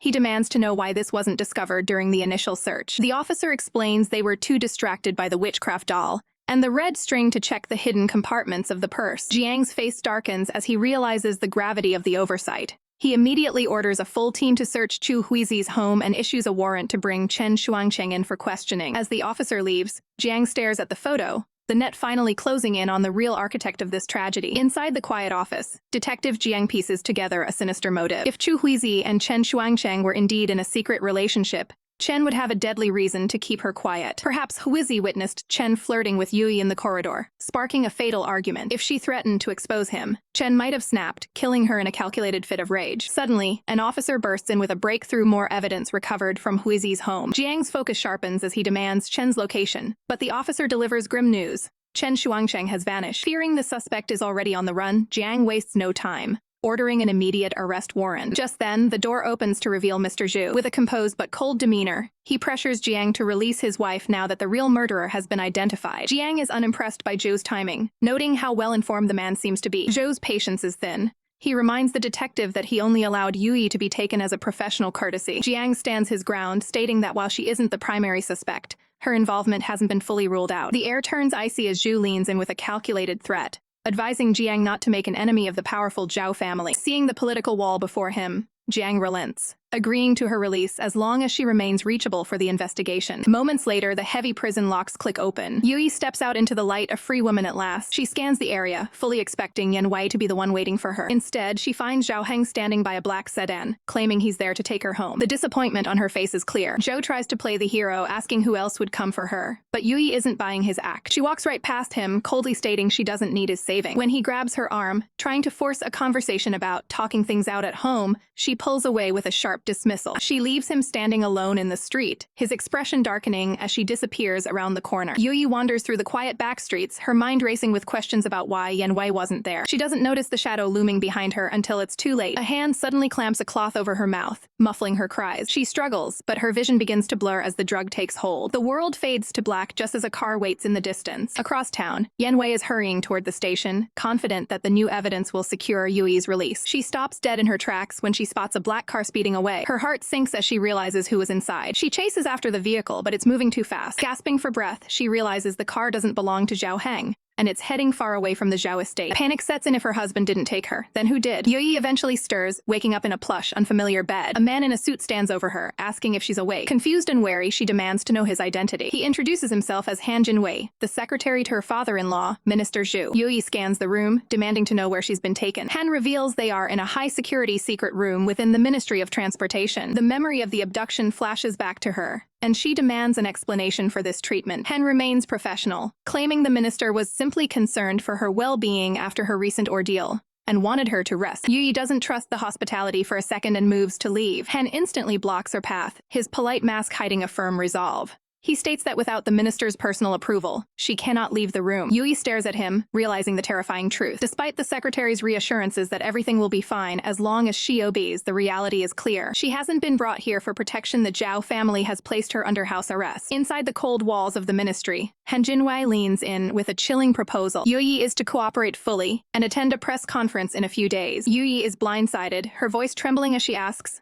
"A press conference?" Han dismissively drops a manuscript in front of her titled Timely Rain, claiming they've purchased the rights and amended the content to ensure there's no controversy. Horrified, Youyi demands to know why they are going to such lengths. Han doesn't blink, explaining that this manufactured narrative will restore her reputation, while they leak other scandals to distract the public. Youyi stands her ground, insisting her innocence will be proven in court without these lies. But Han's gaze turns icy behind his glasses. He bluntly tells her that no one cares about the truth, only what the minister commands. Left with no choice, Youyi is forced to look over the fabrication. She begins to flip through the pages, her heart sinking with every line. Her eyes widen in disbelief as she reads the blatant rewrite of her life. Everything written here is a lie, She gasps, seeing claims that she studied at Kyoto University. The lies get even more absurd, claiming her grandfather, a simple village vet, was a high-ranking professor at a German hospital. She stares at the pages, reeling from the audacity of the ministry. The biggest lie of all? The book claims she and Zhou Heng have shared a deeply loving relationship for years. Hen leans over her, unfazed, claiming they have proof and letters from deans to back up every lie. He taps the desk, his voice a low threat. He tells her that if she simply memorizes these details, the public will have no choice but to believe them. He places a heavy hand on the table, emphasizing that her devotion to the young master is the most critical part of the script. Youyi recoils, calling the entire situation mad and absurd. Ignoring her protest, Han turns and heads for the exit. He advises her to memorize the speech quickly if she ever wants to see fresh air again. Youyi shouts for him to stop, but he merely points out the service rope by the door before walking out. The door shuts with a heavy, final thud. Youyi rushes to the entrance, her desperation mounts. She bangs her fists against the wood, screaming to be let out, but the sound is swallowed by the room. She freezes as she hears the heavy mechanism lock into place. The door is soundproofed and reinforced, a literal cage designed to keep her silence absolute. Meanwhile, across the city, the sun begins to set over the bustling streets. High above the alleys, a shadow moves with purpose. Yan Wei scans the roads, her sharp eyes searching for any sign of the car that took Youyi. She moves quickly, checking every possible route. She stalks through the district, her frustration growing as the light fades. Every corner she turns is a dead end. She keeps moving, refusing to let the trail go cold. She reaches the final road on her mental map, knowing that if the car isn't here, Youyi is gone from Shanghai. Her expression hardens. The stakes couldn't be higher. Suddenly, headlights cut through the gloom. There it is! The black car from the abduction. Yan Wei doesn't hesitate. She sprints directly into the path of the vehicle. The tires screech violently as the driver slams on the brakes. Han Jinwei steps out, his composure momentarily shaken as he asks if she's hurt. Yan Wei ignores him, lunging forward to peer into the back seat. Her blood runs cold when she sees the man inside. It's not Youyi, but the powerful Minister Zhou himself. Han quickly grabs her arm, his voice dropping into a dangerous warning. He tells her it would be wise not to pull such stunts with the minister's car. Yan Wei realizes she's looking at Zhou Heng's father, the man pulling all the strings. Since Youyi isn't in the car,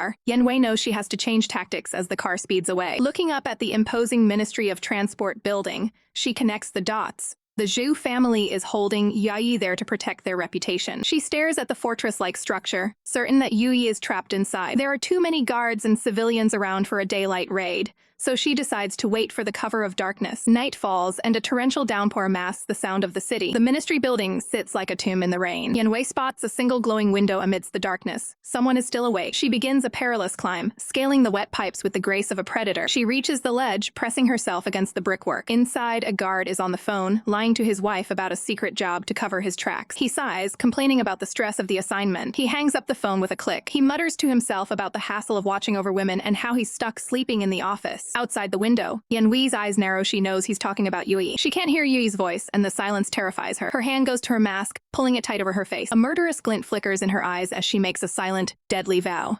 If they have hurt a single hair on Yuyi's head, she will kill them all. Under a torrential downpour, a silent shadow moves against the backdrop of the ministry building. A skilled hand picks the lock with surgical precision until click. Yan Wei slips through the window, landing with the grace of a predator. A guard's voice cuts through the silence, but he's already too late. Before he even raises an alarm, Yan Wei delivers a devastating flying kick. He hits the floor hard, neutralized before he even knew he was under attack. Yan Wei reaches for a desk lamp, bathing the office in a dim, tactical glow. She surveys the room, her eyes searching for any sign of her friend. The office appears empty, but Yan Wei's instincts tell her she's in the right place. Where is Xu Youyi? She whispers to herself. She has to be here. She recalls the intel stating a woman was being held in this specific wing. Suddenly, she freezes. The math doesn't add up. From the outside, this floor looked much larger than the room she's standing in now. Her gaze locks onto the massive bookshelf. There has to be a hidden compartment. She begins a meticulous search, her fingers trailing over the mahogany shelves. Her hand stops on a ceramic vase that refuses to budge. With a firm twist, the hidden mechanism engages with a mechanical kachak. The bookshelf groans open, revealing a heavy, locked door concealed behind the facade. Yan Wei makes quick work of the second lock, her focus unwavering. Inside, Youyi is waiting, clutching a pen like a makeshift weapon and fearing the worst. As the door lunges open, Youyi prepares to strike, only to be met by a familiar face. Xu Youyi, it's me, Yan Wei says, instantly de-escalating the tension. Shock turns to pure relief as Youyi realizes her rescuer is the one person she can trust. It all clicks. Youyi realizes Yan Wei must have been the one who secretly cleared her name at the police station earlier that morning. A silent nod from Ye confirms the dangerous lengths she's gone to. They share a brief, supportive embrace, grateful for this momentary sanctuary. But Youyi is baffled. How did Yan Wei get past the armed guards and the locked exterior? Yan Wei flashes back to the grueling reality of her mission.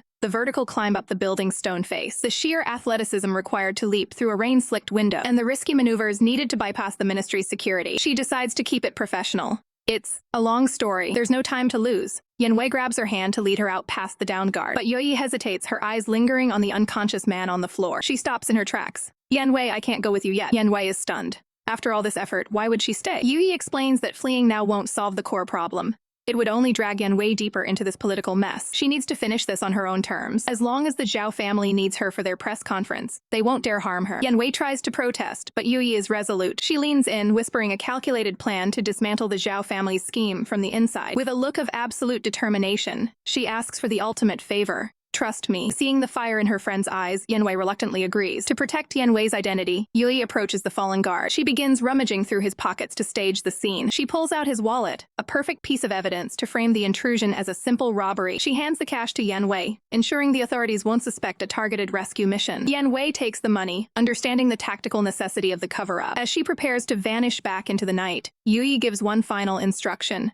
Don't forget to lock the door and wait for me to come home. The door shuts, sealing Youyi back into her confinement. With a heavy rumble, the bookshelf slides back into place, leaving the office exactly as it was found. The morning light hits the ministry building, but the atmosphere inside is anything but bright. Secretary Han enters the office to find the room in total disarray, with furniture overturned and the silence heavy with tension. His heart sinks as he spots a guard collapsed on the floor, completely unconscious. As the guard finally stirs, clutching his head in pain, he delivers the news Han feared most. Someone breached their security last night. Han grits his teeth, realizing the gravity of the situation if their captive has been compromised. The minister's entire PR campaign is at risk. He rushes to check on Xu Youyi, finding her sitting calmly at a desk, surrounded by books and papers. Hearing the door, she doesn't even look up at first, her focus seemingly entirely on the task at hand. When she finally turns, she meets Han's gaze with a composed, almost innocent expression, asking if he's there to check her progress. She stands up, holding out the documents he gave her, claiming she's finished reading through every single word of the fabricated narrative they want her to sell. She hands the papers over, her voice steady as she asks when they can finally get the press conference over with. Han is stunned by her efficiency, asking if she truly memorized the entire script already. Youyi plays her part perfectly, claiming the story of her past and her grandfather is etched into her mind,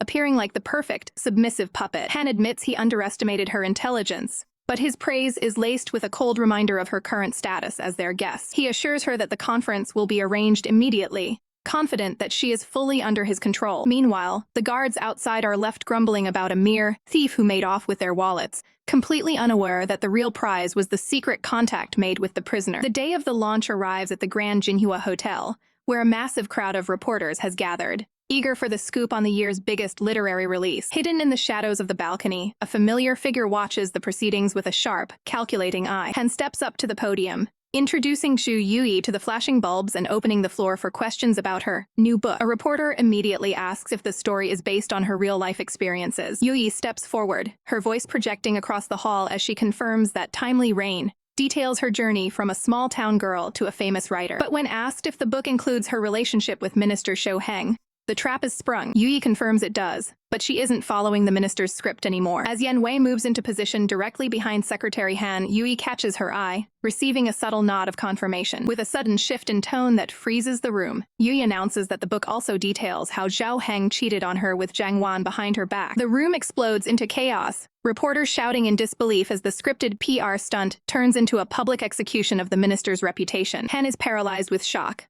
unable to comprehend how she dared to deviate from the plan. He tries to rush forward to silence her, but he's stopped dead in his tracks. He feels a cold, hard object pressed firmly into the small of his back. From behind him, a low, lethal voice warns him not to move, not to speak, and definitely not to turn around. Terrified that he's staring down the barrel of a gun, Han can only stammer out a shaky agreement. On stage, Youyi isn't finished. She holds up the manuscript, declaring to the world that everything in the book is a lie, and she wasn't even the one who wrote it. With a defiant gesture, she hurls the fake manuscript into the crowd, the pages scattering like confetti. The reporters scramble for the papers as Youyi exposes the truth. She was being forced into this entire charade. She slams her hand down on the table, her voice ringing out with finality as she officially announces her divorce from Zhou Heng. The press corps is in a frenzy, realizing this scandal is far bigger than any book launch. As they swarm forward with questions, Youyi coolly directs them toward the frozen Secretary Han for further comment. Taking advantage of the distraction, Yan Wei grabs Yuyi's hand and they bolt for the exit. They burst through the doors and into the open air, finally free from the ministry's suffocating grip. As they navigate the quiet side streets, the adrenaline begins to fade. Youyi looks back nervously, wondering if Han will send reinforcements to hunt them down. Yan Wei remains calm, assuring her that he won't be following anyone today. When Youyi asks how she can be so certain, Yan Wei leans in close, whispering the secret of her weapon. The tension breaks into pure laughter as they realize they bluffed their way past the ministry's top fixer with nothing more than a simple wooden stick. Back at the hotel, Hen is still surrounded by a wall of aggressive reporters demanding answers. One reporter points out something strange: there's a stick stuck to his back. Hen reaches back, his face flushing with a mix of rage and humiliation as he pulls away a harmless piece of wood. He realizes he's been played for a fool in front of the entire city. He abruptly ends the conference, his professional veneer completely shattered. Clutching the stick until his knuckles turn white, he whispers Yuyi's name, the vow of vengeance clear in his eyes. Night falls as the duo arrives at the safety of the photography studio. Exhausted from the day's ordeal, Yuyi asks if she can stay for a while, requesting a blanket so she can rest on the sofa. Yan Wei hesitates, looking toward the stairs and awkwardly suggesting that the upstairs bedroom might be more comfortable. Yuyi looks at her, a playful glimmer in her eyes as she asks what Yan Wei is trying to imply. Flustered, Yan Wei quickly dismisses the thought and turns to head upstairs for the linens. But Yuyi follows her, her footsteps light on the stairs. She catches up to Yan Wei, asking with a gentle, innocent smile if she was actually inviting her to share the room. Yan Wei can only offer a quiet, bashful response, the weight of the day finally giving way to the simple comfort of being home and safe at last. After the chaos of the public exposure, Yuyi finds herself in the quiet sanctuary of Yan Wei's studio. She cautiously pushes the door open, completely unprepared for the level of meticulous organization inside. The room is pristine, every item in its place, watched over by a silent black cat. Yan Wei enters, her presence as stoic as ever, but Yuyi can't contain her gratitude. She pulls the photographer into a sudden, appreciative hug, asking why she's been so incredibly kind. The gesture catches Yan Wei completely off guard. Her heart begins to hammer against her ribs like a trapped bird. Confused by the physical reaction, Yan Wei retreats to the bathroom, as if escaping a battlefield. She splashes cold water over her face, trying to drown out the sensation. Staring into the mirror, she's genuinely perplexed. Why does her body keep acting this way? She wonders if she's falling ill or if someone has somehow managed to poison her. Meanwhile, Yuyi notices a poetry collection, Stray Birds, left on her bedside table. She realizes that despite Yan Wei's cold and distant exterior, she is remarkably considerate, worried her guest might grow bored. When Yan Wei finally returns, looking stiff in her robe, Yuyi asks if she's all right. Without meeting her eyes, Yan Wei crawls into bed, putting as much distance between them as possible. She curtly announces she's tired and going to sleep. Yuyi can only conclude that her host is a truly odd girl. She reaches over to click off the lights, letting the shadows take over the room. The studio falls into a heavy silence, but sleep doesn't come easy for Yuyi. She stares into the dark, weighing the cost of cutting ties with the Zhao family and wondering if she'll ever be able to write again or if the mystery of the recent murders will ever be solved. She whispers into the dark, asking if Yan Wei is asleep. Yan Wei lies perfectly still, her heart still thumping loudly. She's caught in a mental loop, debating whether a yes or no is the more logical response. When Yuyi assumes she's out, Yan Wei finally blurts out a yes. Yuyi can't help but smile at the absurdity, reaching out to tap the bed. Since they're both awake, Yuyi encourages Yan Wei to come out from under the covers and talk. After a moment of hesitation, Yan Wei peeks out, finally sitting up to face her. Yuyi asks about her childhood, curious how an orphan ended up running a photography studio. The question hits a wall of silence. Yan Wei's mind drifts to a place Yuyi could never imagine. She wonders if the refined author could ever truly accept the bloodshed and violence that defined her past. She remembers the crack of a whip and the harsh commands of a trainer. She remembers her own hands, bloodied and trembling as a child. She remembers the agony of the lash and the cold lesson. An assassin knows no pain and sheds no tears. Instead of the truth, Yan Wei spins a tale about being a circus performer who eventually became a photographer's apprentice. Yuyi buys the story, sympathizing with how difficult that life must have been. Yan Wei dismisses it as the distant past. Suddenly, Yuyi asks for Yan Wei's hand. Though hesitant, Yan Wei gives it to her. Yuyi gently traces a scar she noticed earlier, a remnant of Yan Wei's brutal training. She explains that her mother once told her that a scar will heal as long as someone who loves you blows on it. She gently blows on the scarred skin. Yan Wei is stunned by the simple, innocent gesture of care. As the night wanes, they find a rare moment of peace, reciting poetry together until sleep finally takes them. The next morning, the city is buzzing. Newsboys sprint through the streets, announcing the scandalous news of Xu Youyi's official divorce. Inside the studio, Yuyi finally stirs. She wakes up alone, wondering where Yan Wei has gone. She finds Yan Wei in the kitchen, having already prepared a breakfast of toast, eggs, and sausage. Yuyi notices the dark circles under Yan Wei's eyes and asks if she slept poorly. Yan Wei admits it was too loud last night. When Yuyi insists she doesn't snore, Yan Wei clarifies it wasn't Yuyi. It was her own heartbeat. She points to her chest, convinced she's suffering from a mysterious ailment. Yuyi realizes the sickness only happens when Yan Wei is thinking of or with a specific person. With a knowing smile, Yuyi suggests that Yan Wei might actually have a crush. The idea of being in love sends a shock through Yan Wei. Before she can respond, the sound of newsboys outside breaks the moment. All major bookstores are pulling Yuyi's books off the shelves. The reality of her situation sets in. Yuyi stands, determined to head to the publisher and face the fallout. She tells Yan Wei it's alright, she'll start from scratch if she has to, but Yan Wei isn't letting her go alone. The protective instinct kicks in, and she prepares to follow Youyi into the next storm. Despite the danger, Yan Wei refuses to let Youyi face the fallout alone, insisting on being by her side. Youyi tries to remain practical, reminding her friend that the photography studio still needs her attention. After a brief standoff, they reach a compromise. Yan Wei will at least escort her to the publishing house. Hand in hand, they step out to face the storm, Youyi deeply moved by this unwavering support. Inside Huaxia Publishing, the atmosphere is explosive as President Wang slams his desk in a fit of rage. Youyi and Wei arrive to find the office in total disarray. The situation is even worse than they feared. The Zhao family has flexed their political muscle, forcing the publication bureau to strip Yuyi's books from every shelf in the country and killing her distribution deal in Japan. Youyi remains remarkably calm, declaring that she won't be intimidated into silence. Relieved by her resilience, President Wang vows to stand by his star author through the crisis. Sensing an opportunity for a fresh start, Youyi asks for a new agent to handle her rebranding. Wang initially assumes Yan Wei is the candidate, but Youyi quickly clarifies the professional boundary. She introduces Yan Wei as her close friend and the owner of Baiyu Photography,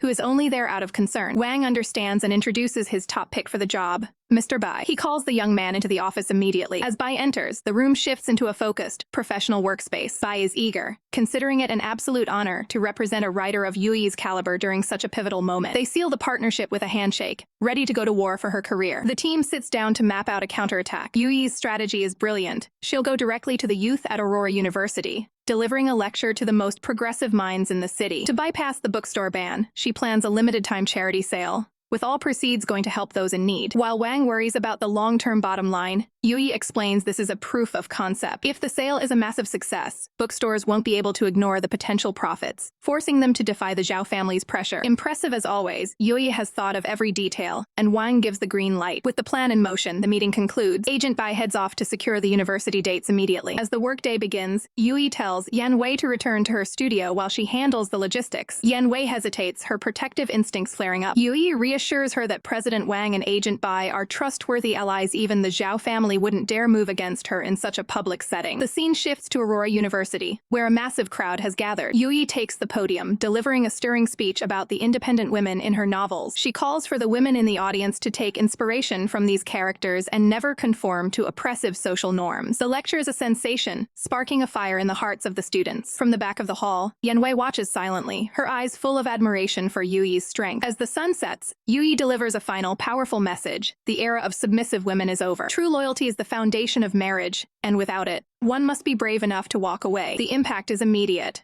The students begin to openly gossip about the Zhao family's bullying tactics. Agent Bai steps forward to announce the charity sale of the blacklisted books. The response is a near riot of support as students scramble to volunteer and buy copies, turning the boycott into a badge of honor. Youyi watches the success with a quiet smile, grateful for Bai's efficiency. Yan Wei, still lingering in the background, watches the car pull up to take Youyi home. Night falls as Agent Bai prepares to drive Youyi back to the studio. As the car pulls away, Yan Wei's expression shifts. She realizes that if she wants to maintain her cover, she has to beat that car back to the house. Panic sets in as she realizes the studio is currently empty. While the city buzzes with news of Yuyi's successful charity sale, the car moves through the streets. Inside, Youyi asks Bai to slow down, perhaps wanting to soak in the victory. This gives Yan Wei a desperate window of opportunity. She sprints across rooftops and through alleys like a shadow. The car finally arrives at the Manhwa photo studio. Youyi invites Bai in for a rest, but he politely declines, needing to return the car and prepare for tomorrow's lecture. Panic-stricken, Yan Wei watches from the side of the building, realizing she's almost out of time. In a feat of incredible agility, she scrambles up a ladder and through a window,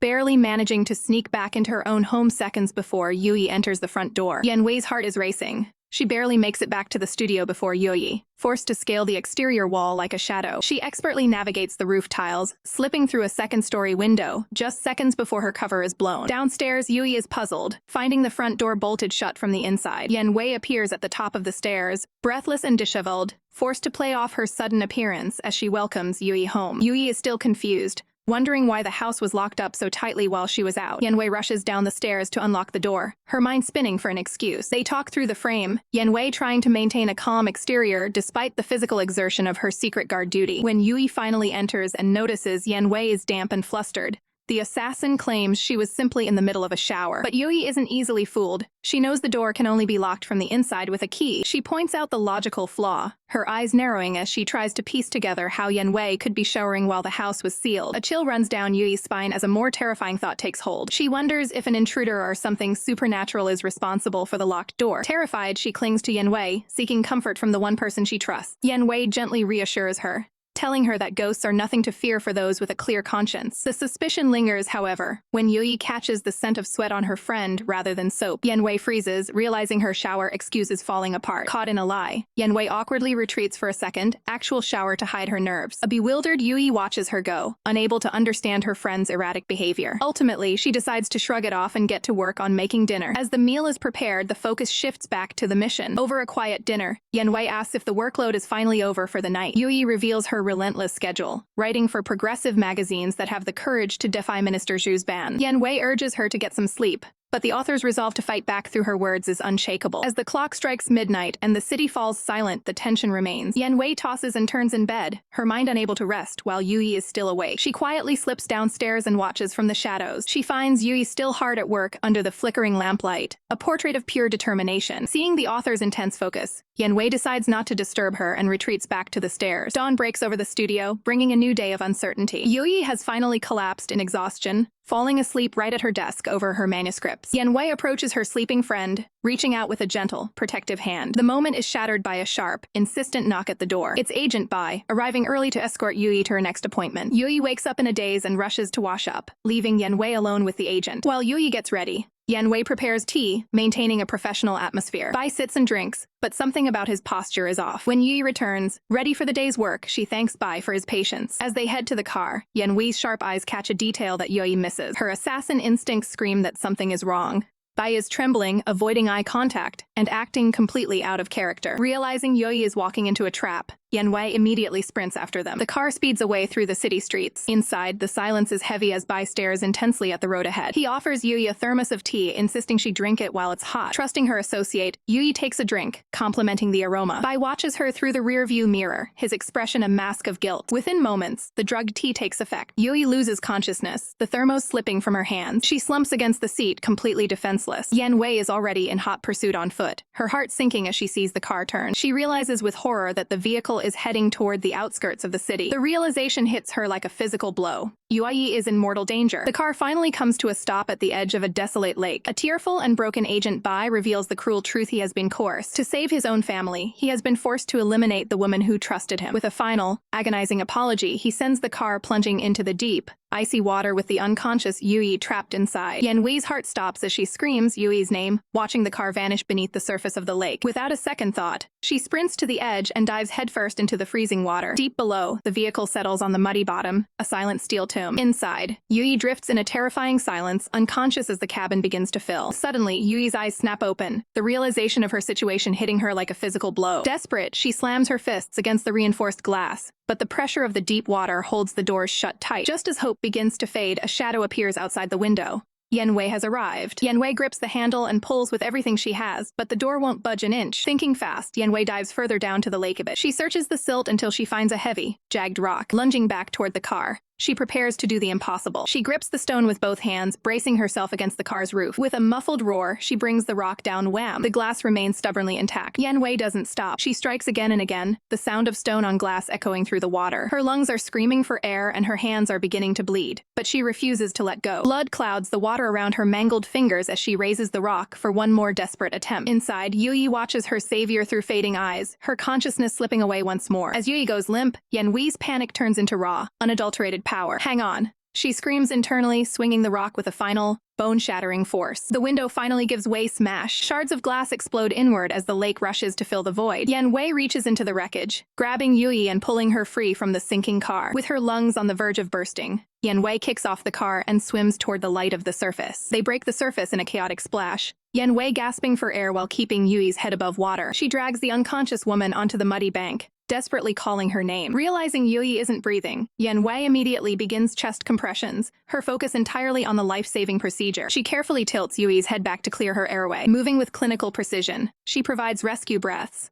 fighting to bring her friend back from the brink. Finally, Yui convulses, coughing up lungfuls of lake water. Knowing the danger isn't over, Yan Wei scoops Yui up in a powerful carry. She charges through the woods toward the main road, her own body trembling from exhaustion. She reaches Shanghai Zhongshan Hospital, her clothes soaked and her face set in a mask of determination. Bursting through the entrance, she bellows for a doctor, her voice echoing through the sterile halls. She sprints past startled staff, refusing to let go until Yui is. As she carefully places Yui onto a gurney, the adrenaline that kept her moving finally evaporates. Her vision blurs, and with one final look at Yui, Yan Wei collapses onto the hard hospital floor. Nurses rush Yi into emergency care, noting she has severe water inhalation and remains unresponsive. In the hallway, a man named Feng Hong recognizes her, realizing this is the wife of the powerful Zhou Heng. Inside the trauma room, the situation is dire. The doctors struggle with her hypoxia and electrolyte imbalances. While Yan Wei recovers, in a separate ward, a mysterious figure watches the proceedings from the shadows. Feng Hong realizes the magnitude of the situation when the doctors reveal a shocking secret. Youyi is pregnant. He immediately sees this as a way to put Zhou Heng in his debt. He steps forward, lying to the staff by claiming to be her brother, to ensure he maintains control over her care. In another part of the hospital, Yan Wei finally stirs. She wakes to find a nurse checking her vitals. The nurse informs her she fainted from extreme overexertion, but Yan Wei's only concern is her friend. Where is Xu Youyi?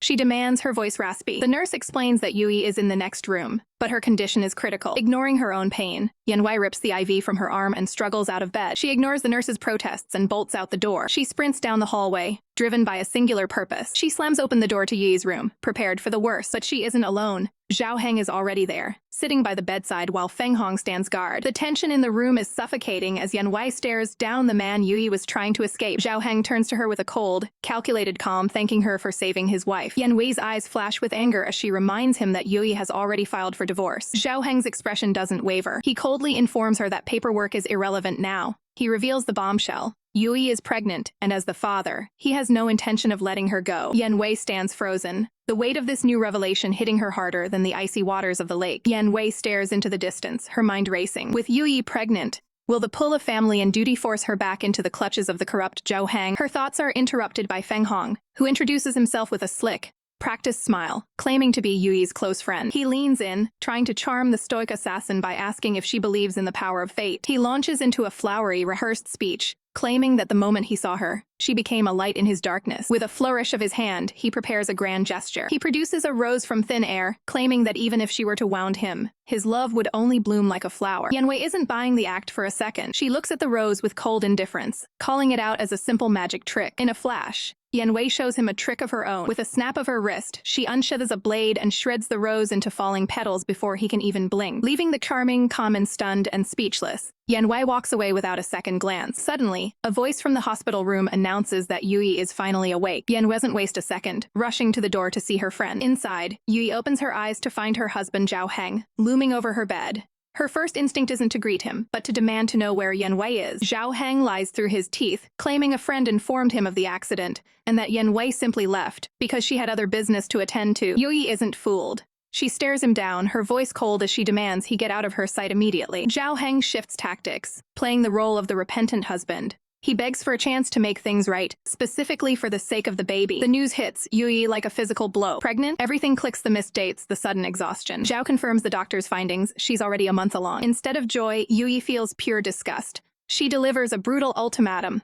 Leave now, or she'll ask the doctor to terminate the pregnancy just to be free of him. The tension is broken when Yan Wei bursts into the room, making it clear that Yui's order to leave wasn't a suggestion. Yan Wei stands her ground, calling Zhou Heng exactly what he is in this room. An outsider with no right to interfere in their business. Youyi backs her up, reminding Zhu that as far as she's concerned, he has no place here. Seeing the man who tormented her friend fuming with rage gives Yan Wei a sense of grim satisfaction. Zhou Heng points an accusing finger, but Yan Wei is finished talking. She grabs his arm with a grip of iron, her eyes promising consequences if he resists. The powerful minister is reduced to a pain cry as she physically hauls him toward the exit. With one final shove, she sends him stumbling into the hallway. The heavy door slams shut, cutting off the toxic presence of the Zhou family. Youyi finally breathes a sigh of relief, her eyes softening as they land on her protector. Yan Wei checks on her, and while Youyi feels better, she's haunted by the memory of the car crash and the disappearance of Agent Bai. Yan Wei reveals the grim truth. Bai didn't just crash. He drove straight for the lake in an attempt to kill her. Youyi realizes the reach of the Zhou family. They must have bought him off to silence her for good. Yan Wei vows to track him down and uncover the full truth once he's questioned. But Youyi has questions of her own. How did Yan Wei just happen to be at the lake to save her? Yan Wei stammers, coming up with a flimsy excuse about taking a casual walk outside the city. Youyi isn't buying it. A walk all the way out of the city? The logic doesn't hold up. She remembers Yan Wei arriving earlier, drenched and exhausted. The shower excuse was clearly a lie to cover up her rescue mission. The truth hits home. Youyi pulls Yan Wei into a tight embrace, realizing her friend has been secretly acting as her guardian angel for days. Yan Wei was there because she never stopped watching over her, and she was the one who pulled her from the sinking car. Youyi clings to her, knowing that without Yan Wei's intervention, she wouldn't be alive. Tears stream down her face as she faces a terrifying reality. People are trying to kill her, and she's just found out she's bringing a child into this chaos. Yan Wei pulls back and looks her in the eye, making a solemn vow. As long as she's there, no one will hurt either of them. Youyi worries about the child's future, fearing they'll grow up in hardship without a father to protect them. Yan Wei takes a deep breath, her gaze intense and unwavering. She makes a bold proposal. She will be the child's father, providing the strength and protection the family needs. Youyi laughs, touched by the sentiment but pointing out they're both women. Feeling slightly embarrassed, Yan Wei looks away, telling her to just forget the idea. As Yan Wei turns to go find some food, Youyi calls out to her. Yan Wei stops, looking back at her friend. Youyi offers a beautiful alternative. Maybe they can't follow tradition, but they can raise the child together as two mothers. Yan Wei is stunned, the weight of the commitment and the bond they share sinking in. They reach out and clasp hands, a silent pact formed. Together, they will face whatever darkness comes next to protect their new family. The cost of protection is written in the scrapes across Yan Wei's skin, a sight that doesn't escape Yuyi's observant eyes. Gently taking her hand, Youyi offers a soft, soothing breath to the wounds, a silent thank you for the rescue. Yan Wei remains stoic, her expression unreadable as she processes this rare moment of tenderness. Youyi looks up, her voice filled with genuine concern as she asks if it hurts. Yan Wei quickly pulls back, dismissing the injuries as nothing more than minor scrapes that don't bother her at all. Suddenly, Yan Wei's eyes light up with an idea, and she leans down toward Youyi. She presses her ear against Yuyi's stomach, focused and intent on listening for a heartbeat. Youyi can't help but laugh at the absurdity, gently reminding her that it's far too early for that. But then a distinct gurgle. Yan Wei jumps, convinced she's heard the baby. Youyi blushes, admitting it was just her stomach, she's actually just starving. Outside, the atmosphere is far colder. Zhao Heng's associate questions if Youyi was being too harsh,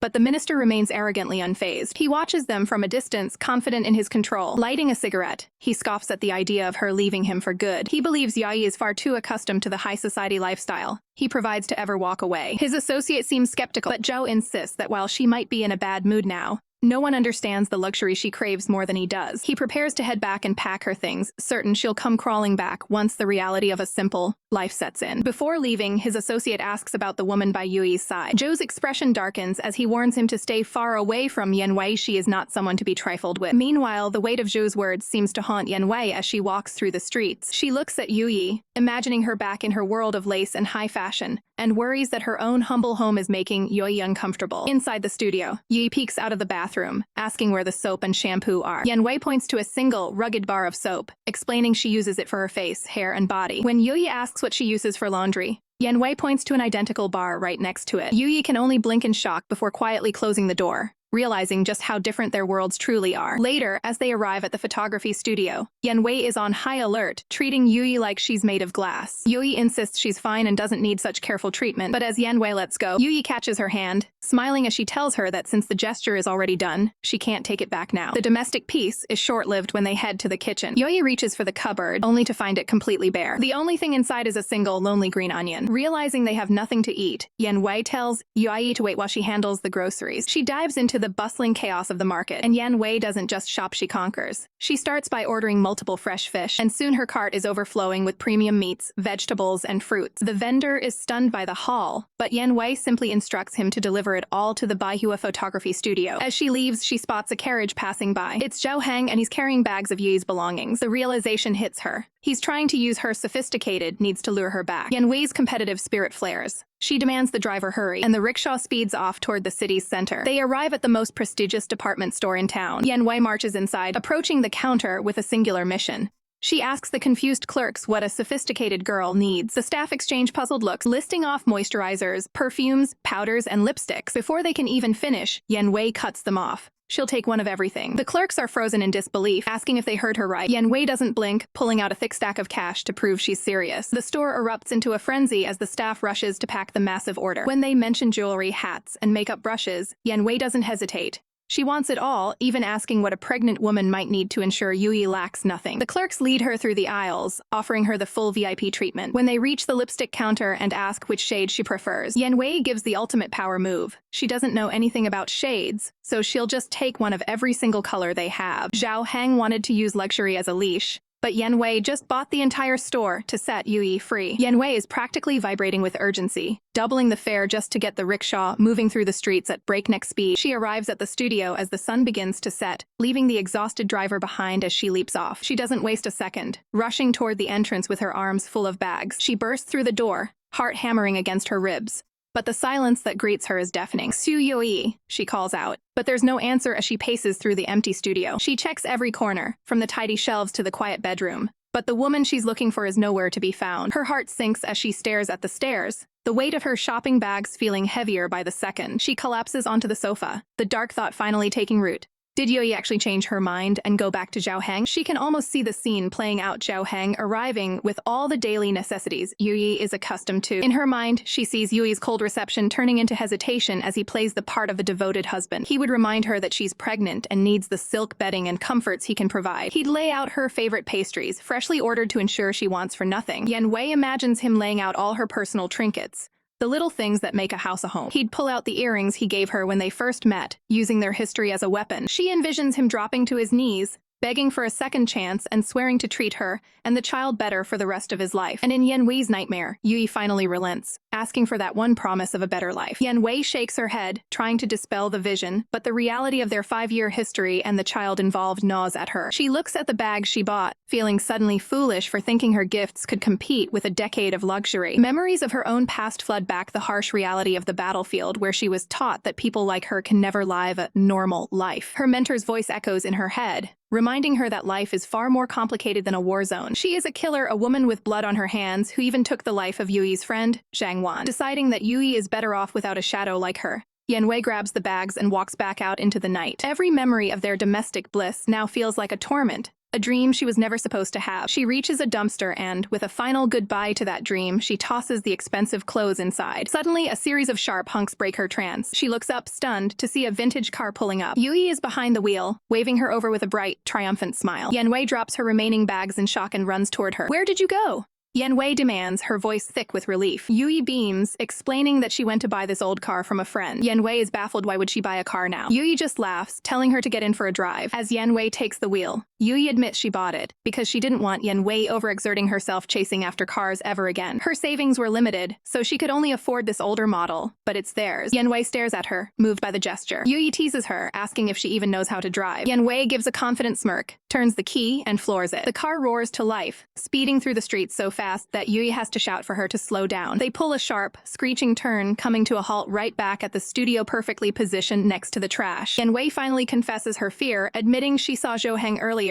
and assumed Youyi had chosen to return home with him. Youyi looks at her softly, realizing the depth of Yan Wei's insecurity. She steps out of the car and beckons Yan Wei to follow her. She leads her straight to the dumpster and points inside. There, piled in the trash, are all the luxury bags and items Zhaoheng had brought. Youyi didn't take a single thing. She chose Yan Wei and their simple life over everything he offered. As Yan Wei stares into the trash, she sees the remnants of a life Youyi is determined to leave behind.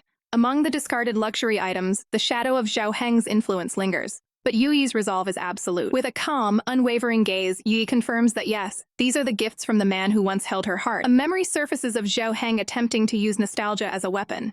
He presents a pair of simple earrings, reminding her of the designs she used to love back when they first met. But Youyi doesn't reach for them. She admits she loved him once, but that woman is gone. The treasures of the past have lost their luster. To her, these expensive trinkets are now completely meaningless. The power dynamic has shifted. Youyi demands he stop the charade and sign the divorce papers, even as Zhaoheng drops to his knees, begging for a second chance and swearing to be a better father to their child. Youyi remains ice cold. It's simply too late for apologies. Dismissed and defeated, Zhaoheng attempts to save face by claiming it's just getting late, promising to return soon. As he turns to leave, Yuyi's voice cuts through the room like a blade, telling him to take his trash with him. He pauses at the door, his pride wounded, telling her to throw it away herself if she's so disgusted by it. And that's exactly what happens. The luxury items hit the bottom of the bin with a final, satisfying thud. Turning back to Yan Wei, Youyi makes it clear she is no longer a victim who can't stand up for herself. Yan Wei is stunned. She had assumed Youyi still craved the sophisticated lifestyle she was raised in. It turns out, Yan Wei had gone out and bought a mountain of high-end goods herself, fearing Youyi would miss the finer things. Youyi can't help but laugh at the gesture, teasing Yan Wei about blowing through her savings while the studio is closed. Yan Wei tries to play it cool, but her concern for Yuyi's comfort is written all over her face. Youyi reassures her while she enjoys refinement, she won't abandon her principles for it.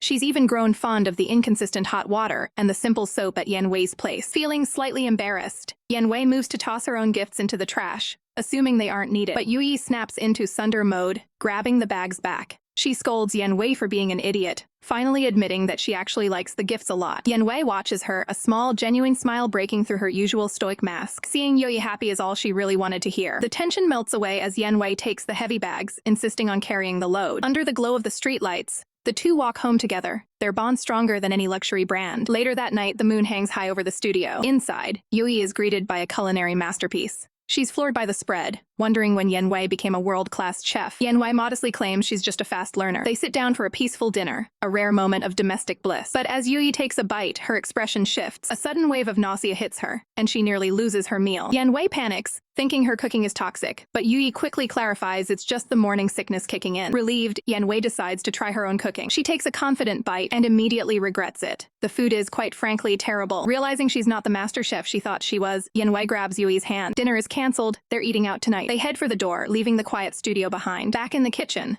the reality of the masterpiece is revealed, a chaotic mess of cookbooks and discarded ingredients. The battlefield of Yan Wei's failed culinary attempt is left for another time. Meanwhile, the city's underbelly is far less peaceful. The police have tracked their target, Chen Shuangcheng, to the Lihua Hotel. Detective Jiang leads the breach, his team moving with lethal precision through the ornate hallways. Inside the room, Chen is on high alert, his gun drawn and trembling. He's cornered, his eyes darting toward the door as sweat beads on his brow. A knock at the door comes with a fake delivery service. The detectives wait for the perfect moment. With a sharp wink from Jiang, the trap is set. The door creaks open. Crash! The police burst in, screaming for Chen to stay down. Chen panics, firing a wild shot that narrowly misses the officers. Jiang doesn't hesitate, lunging forward and tackling the suspect to the floor in a flurry of motion. With a swift kick, Chen's weapon is sent sliding across the carpet. The struggle is over in seconds as the cuffs click into place. Chen Shuangcheng is officially under arrest. As they drive him through the rainy city streets, Chen is a mess of nerves. He desperately pleads his innocence, swearing he didn't kill Xu Youyi. The detectives aren't buying it, pointing out that he started shooting the moment they arrived. Chen claims he was just terrified, not even realizing they were police. Detective Jiang leans in, his eyes piercing through Chen's facade.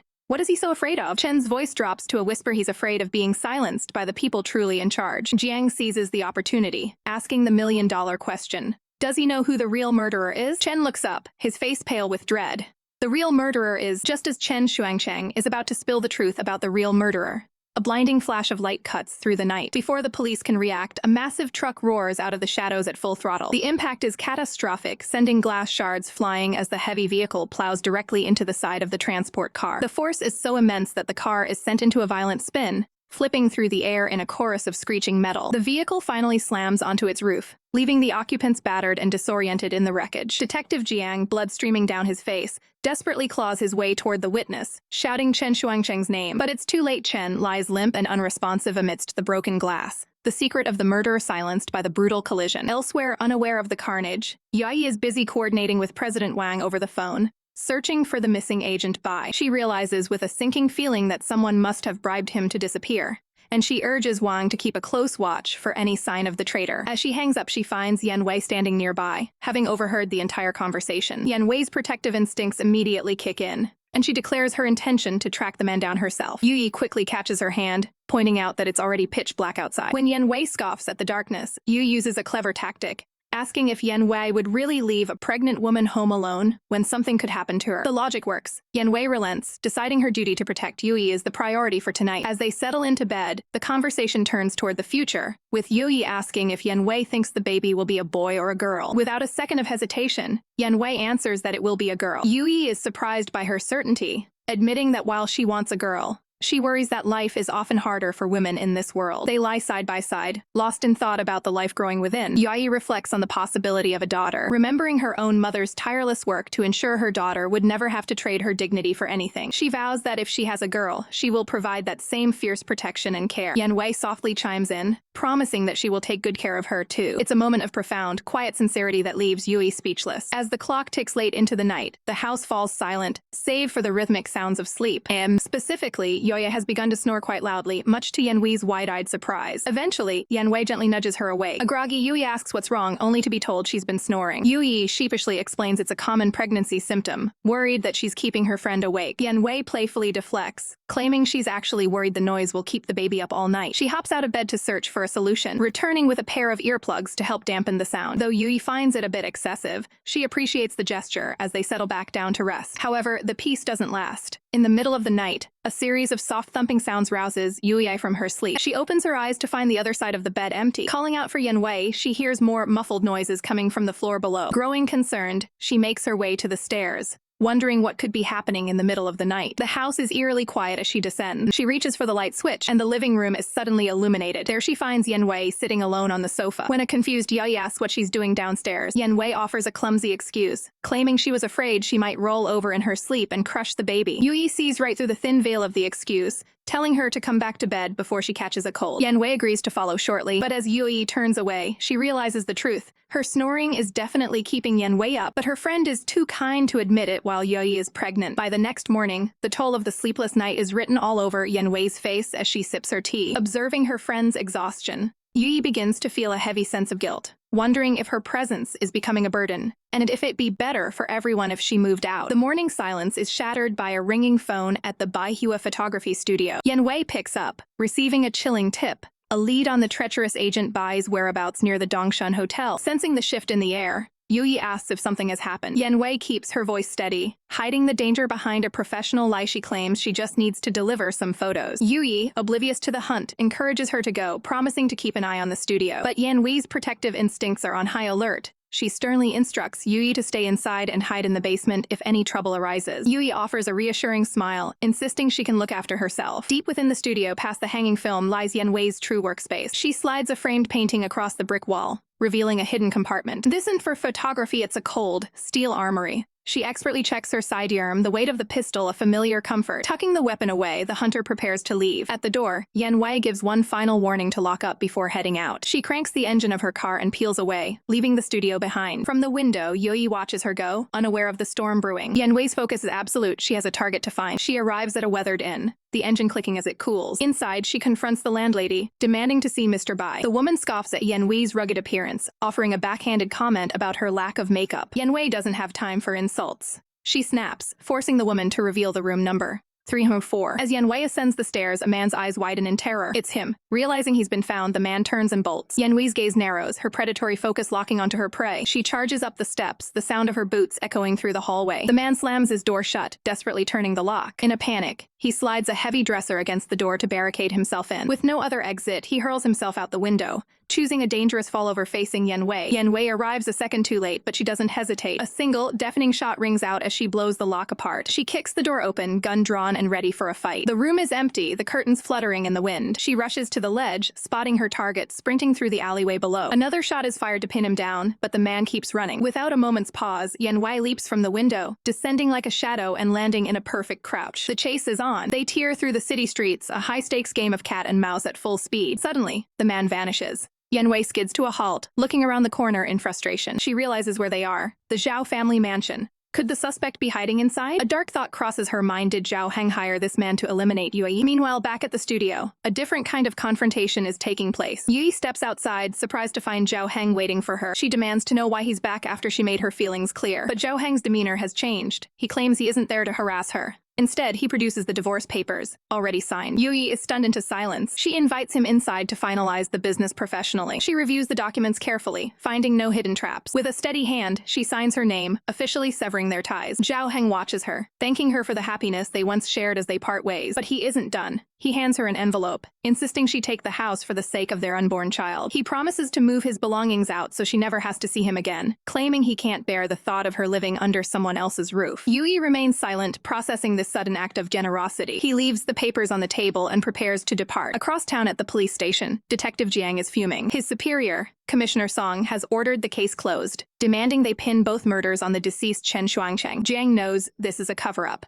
The department is under immense pressure from powerful figures to sweep the truth under the rug. Jiang argues that while Chen was clumsy, The person who killed Zhang Wan was slender and agile a woman. The door opens, and Zhao Heng walks in, catching the detective off guard. He claims he's there to confess, something to aid the investigation. With a cold, calculated look, he betrays Youyi, telling the police that she helped a fugitive escape from the station fire. As he drives away, his true, sinister motive is revealed. He believes that by destroying Yuyi's life and leaving her with nowhere to run, he can force her to crawl back to him. Shanghai is electric with the arrival of Xu Yifan, the elite chief reporter of Ta Kung Pao. The crowds can't stop buzzing about his talent, his history in Tokyo, and most importantly, his close friendship with director Xu. As a car screeches to a sudden halt, the man of the hour makes his presence known. Stepping out, Xu Yifan demands a newspaper from a local boy, his face a mask of cold professionalism. He scans the headlines, his eyes narrowing as he absorbs the latest updates. Suddenly, his composure snaps. He rips the newspaper in two, his expression twisting with unspoken fury. Without a word, he tosses the shredded remains into the street, his arrival signaling a shift in the city's power dynamics. Across town, the Old Street Photo Studio stands as a quiet sanctuary, or so it seems. Inside, a demanding customer is losing her patience, pressuring Youyi to find her missing photos immediately. Maintaining her professional grace, Youyi asks for a moment and heads toward the back to check the dark room. She pushes open the heavy door, expecting only chemicals and film. But as she steps inside, she stops dead in her tracks. The room is filled with wood scraps and tools, centered around a handcrafted wooden baby crib. Youyi approaches the structure, her heart racing as she realizes the depth of Yan Wei's secret labor. She recalls Yan Wei's exhaustion, realizing now that her friend wasn't avoiding her. She was staying up late to build a safe place for Yuyi's child. A wave of warmth washes over Youyi as she realizes Yan Wei's true intentions were always focused on her well-being. She spots a small, traditional charm hanging from the crib, a final touch to the surprise Yan Wei had been planning. Youyi remembers when Yan Wei first revealed her hard work, playfully leading her into the room. The memory of Yan Wei's quiet pride is vivid. At the time, Youyi had been blown away by the craftsmanship. She had praised Yan Wei's hidden talents, joking that she could easily be a professional carpenter. Overwhelmed with gratitude for this gift from Mama Wei,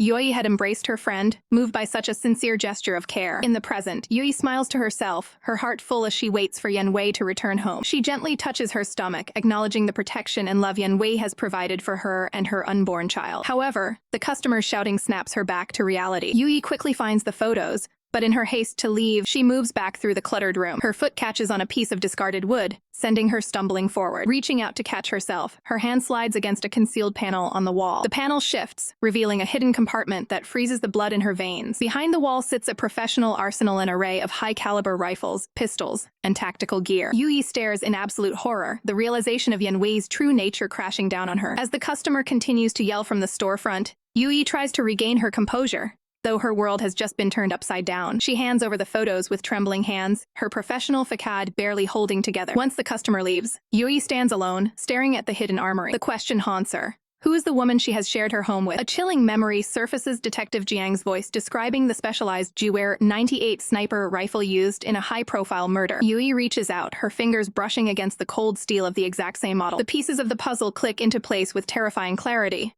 If Yan Wei has this weapon, it means she is the killer. Yuyi's mind races through their entire history, from Yan Wei's incredible physical skills to the moments she saved Yuyi's life. Tears stream down her face as she wonders if their entire friendship was a calculated lie, no different from the betrayals she suffered from her ex-husband. But before she can process the pain, the front door swings open. Two men enter the studio, their presence ominous. Is anyone here? They call out as Youyi stands trapped between her discovery and a new, unknown threat. The tension in the room is suffocating as Xu Youyi comes face to face with the law, recognizing the man standing before her as Detective Jiang. Without wasting a second, Jiang cuts straight to the chase, demanding to know if Yan Wei is on the premises. Youyi keeps her composure, coldly informing him that she's not there and asking what business the police have with her friend. Jiang reveals a devastating lead. An anonymous tipster claims Yan Wei was spotted slipping away from the police station on the very day it was consumed by fire. He stands tall, his gaze piercing through Youyi as he pressures her for an explanation. Do you have anything to say to this, Miss Xu? He asks, the weight of the investigation hanging in the air. Inside Yuyi's mind, the gears are turning at breakneck speed. She realizes Yan Wei wasn't just there, she was destroying the evidence in the records room to protect their secrets. Now that the truth of Yan Wei being a killer is undeniable, Youyi faces a soul-crushing dilemma. Should she turn her friend over to the authorities? Her hand instinctively drifts to her stomach, a silent reminder of her unborn child, and the woman who risked everything to keep them safe. Noticing her sudden silence, Jiang leans in, checking to see if she's still with him. Youyi tries to deflect, claiming they've discussed this before. But Jiang drops a bombshell: the person who sold Yan Wei out to the police was none other than her ex-husband, Zhao Heng. The betrayal cuts deep, Yui wonders if Xu is trying to dismantle her support system until she has nowhere left to turn but back to him. Jiang isn't backing down, demanding to know if she's finally ready to tell the truth. Yui fires back, exposing Xu's manipulative nature and warning the detective that her ex-husband's motives are anything but pure. Jiang remains stoic, stating that regardless of the source's intent, his only mission is uncovering the facts. With a heavy sigh, Yui prepares her final play, claiming she will finally tell him the truth. She looks him dead in the eye and lies through her teeth, asserting that Zhou Heng is a liar using the police to achieve his own twisted goals. Frustration boils over in Jiang's expression, his patience wearing dangerously thin. Exploiting the moment, Yui abruptly ends the meeting, claiming she's feeling unwell and showing the detective the door. Jiang is left in a stunned silence, realizing he's being played but unable to prove it. The detectives finally exit the studio, the heavy doors closing behind them as they step back into the light. Once inside their car, Jiang's partner hands him a crucial piece of evidence, a photo they managed to swipe. Jiang studies the image with a professional's eye, ordering an analysis to pinpoint exactly where it was taken. He knows they're close, telling his partner to back the car into an alley so they can keep a hidden watch on Yui. As the car reverses into the shadows, the partner expresses doubt, wondering why Yui would cover for a suspected killer she hasn't even known for that long. Jiang stares ahead, his voice low as he remarks that the depth of a relationship isn't measured by time, but by the bonds forged in the fire. 30 minutes later, Yai emerges from the building, walking briskly down the street. From their vantage point, Jiang immediately gives the order to tail her. Seated in a rickshaw with a heavy suitcase, Yui steals her resolve. Yan Wei saved her life and now she will return the favor, no matter the cost. She looks down at the suitcase containing the evidence, realizing that once this is done, their debts will be settled. Her plan is set. She'll return to the Zhao residence to confront the chaos head-on. The scene shifts to the imposing Zhao residence, where the air is thick with conspiracy. Outside, Zhao Heng is confronted by a man in glasses, the hitman, Agent Bai. Bai is desperate, explaining that he's being hunted and needs more money to disappear with his family. Zhao Heng's eyes narrow, his mind already calculating his next move. He offers a chilling deal. The money is his, but only if he performs one last favor. As Bai leaves the residence, he walks with a sense of urgency. Just then, Yui's rickshaw passes by, and she instantly recognizes the man who tried to take her life. High above on the rooftops, a shadow looms. It's Yan Wei, keeping a protective watch with her rifle in hand. She spots Yui below and is momentarily stunned to see her friend out in the open. Quick to react, Yan Wei hides her weapon, refusing to let Yui see her as the cold-blooded professional she truly is. Yui watches Bai depart, her mind racing as she realizes he just came from the back of the Zhao residence. She looks toward the gate and sees Zhao Heng standing there, the mastermind in plain sight. The horrifying truth finally clicks. The man she once shared a life with is the same man who hired a professional killer to end it. Watching from the bridge, Yan Wei observes Yui's realization, wondering if her friend has finally connected the dots between Zhao Heng and the hitman. Suddenly, Yui moves to the edge of the bridge and heaves the heavy suitcase over the side. It hits the water with a massive splash, sinking into the depths along with the evidence of Yan Wei's past. Overcome with grief and betrayal, Yui leans against the railing, haunted by the darkness hidden within the hearts of those she thought she knew. From a distance, Yan Wei watches her friend crumble, debating whether to step out of the shadows and offer comfort, or remain the silent guardian she was born to be. Standing on the bridge, Yui's mind is a storm of doubt, her world fractured by betrayal. She turns at the sound of her name, her expression guarded. From the shadows of the support beams, Yan Wei watches intently, her instincts immediately on high alert. The man approaching is Si Yifan, a chief reporter and a ghost from Yui's past. Yui's response is cold. She knows that some doors are better left closed forever. Yifan claims he rushed back from Beijing the moment he heard of her troubles, insisting he can't let her face this alone. He reaches out, grabbing her shoulder with a desperate offer to start over, even promising to raise her child as his own. But Yui isn't looking for a savior. She pulls away, sharp and decisive.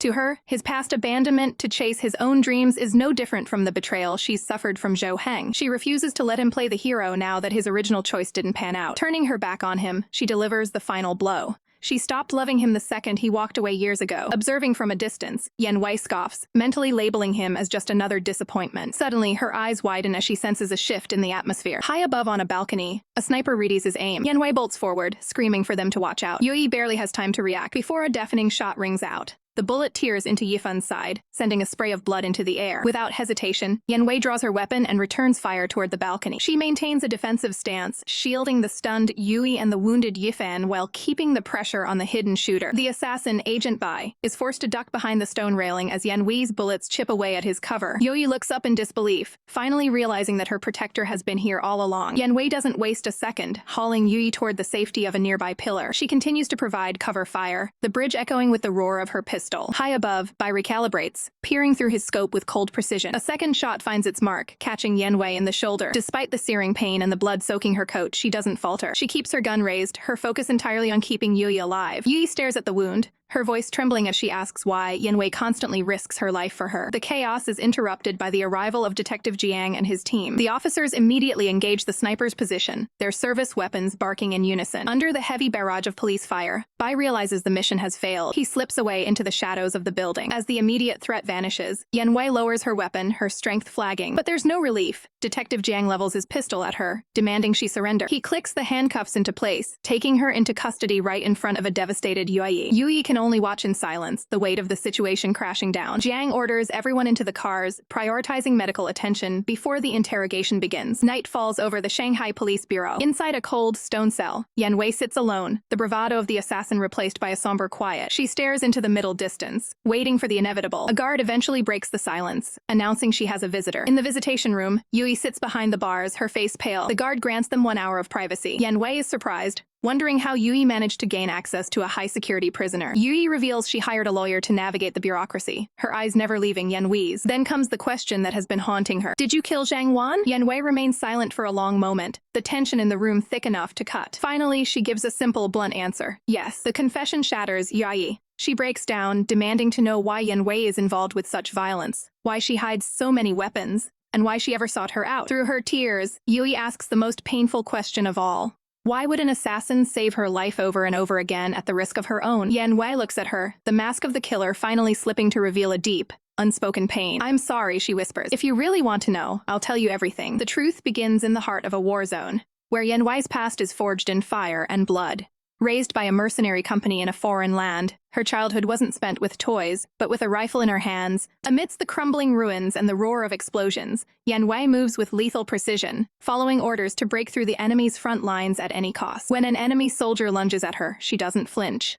In one fluid motion, she disarms him, the sound of his weapon hitting the dirt echoing against the backdrop of war. Before he can even process his mistake, Yan Wei delivers a cold, clinical strike, ending the threat with the efficiency of a machine. She stands amidst the smoke, a ghost of the battlefield, ready for the next target without a hint of hesitation. But even a living weapon has a breaking point. Exhausted by the endless cycle of violence, Yan Wei chooses to desert the life of a mercenary to seek a normal existence back in her homeland. As she prepares to depart, a fellow soldier questions if she can truly leave the shadow of the company behind. He warns her with a grim smile that even if she escapes the battlefield, she'll never truly be able to live like a normal person. Yan Wei remains silent, the weight of his words hanging heavy in the air as she prepares for a life she doesn't yet understand. Back in China, she opens a photography studio, a quiet front to mask her lethal skill set. But the piece is fragile. While walking the streets, a common thug tries to shake her down, demanding her money. Yan Wei reacts on instinct, effortlessly pulling away from his grasp before he can even blink. The thug, oblivious to the predator he's cornered, threatens her with violence if she doesn't hand over her purse. In a blur of motion, Yan Wei's training takes over, neutralizing the man with a series of brutal, calculated strikes that leave him gasping on the pavement. She has to physically tell herself to restrain her darker impulses,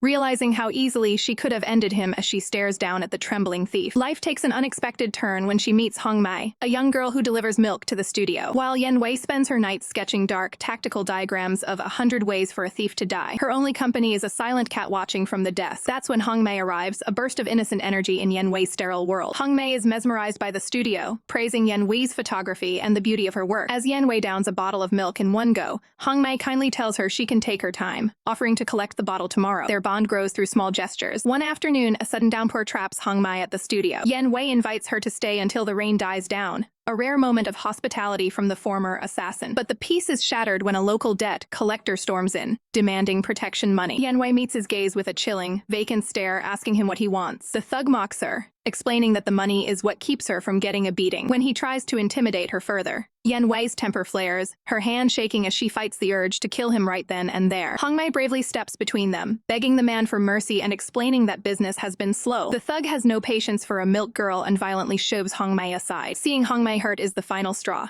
Yan Wei barks at him to stop, choosing to protect Hong Mei's safety over her own pride by slamming a box of money onto the counter. The thug leaves satisfied, unaware of how close he came to death, while Yan Wei watches him go with a simmering rage. Hong Mei, ever the optimist, apologizes for not being more helpful. Yan Wei says nothing, but her protective instincts are now fully awakened. As Hong Mei prepares to head back out into the storm, she steps onto the rainy street, only to find Yan Wei right behind her, shielding her with an umbrella. Under the cover of the umbrella, the two walk through the rain. Yan Wei's cold exterior begins to thaw as Hong Mei talks about her life. Hong Mei is touched by the gesture, thanking Yan Wei for the kindness. She reveals her name is Hong Mei, named after a brand of cigarettes her mother used to crave, but could never afford. Despite her hardships, Hong Mei is full of dreams. Yan Wei listens in silence as the girl shares her aspirations. Hong Mei speaks of her idol, the famous female writer Xu Youyi. Yan Wei shakes her head, unfamiliar with the name, while Hong Mei gushes about how Youyi rose from a poor neighborhood to become the most famous writer in Shanghai. Hong Mei hopes that if she saves enough money, she can go to school and change her life, just like Youyi. Yan Wei realizes that Hong Mei is her bridge to understanding what it means to be normal. But reality is cruel. Yan Wei soon learns that Hong Mei will never save enough for school. She's trapped in a cycle of poverty. She witnesses Hong Mei being harassed and robbed again, seeing the girl struggle to hold on to even a single yuan. Hong Mei's only solace is the hope of one day buying one of Yuyi's books, a luxury she'll never afford. In a quiet act of charity, Yan Wei offers to trade a book for a bottle of milk, giving Hong Mei a piece of the dream she so desperately craves. But the story of the milk girl ends in tragedy. Not long after, Yan Wei finds herself standing over a cold gurney in the morgue. She reaches out and takes the simple red bracelet from Hong Mei's wrist, the only thing left of her friend. From a witness, Yan Wei learns the horrific truth. Hong Mei was making her deliveries at night when she was blinded by the headlights of a speeding car. The impact was devastating. Hong Mei was left broken in the street, bleeding out in the dark. Gasping for help, she looked up at her killer as a young boy watched the scene in absolute horror. The driver didn't just hit her. They stopped, looked at the dying girl, and then did the unthinkable. The car reversed and crushed Hong Mei again to ensure there were no witnesses. The driver responsible for this cold-blooded murder was none other than Zhang Wan, driving Zhou Heng's car on the very night she was fired. The heavy air of the interrogation room grows even colder as Yan Wei delivers a final, chilling clarification. She is responsible for much, but she did not kill Xu Youyi. Youyi sits in a stunned silence, the weight of Yan Wei's confession pressing down on her. Yan Wei watches her closely, her expression unreadable as she waits for the inevitable rejection. The bars between them serve as a stark reminder of the legal chasm that now separates their lives. Youyi looks down at the table, her mind racing through everything she's just learned. Her hand trembles slightly as she reaches across the wood, gently touching Yan Wei's sleeve.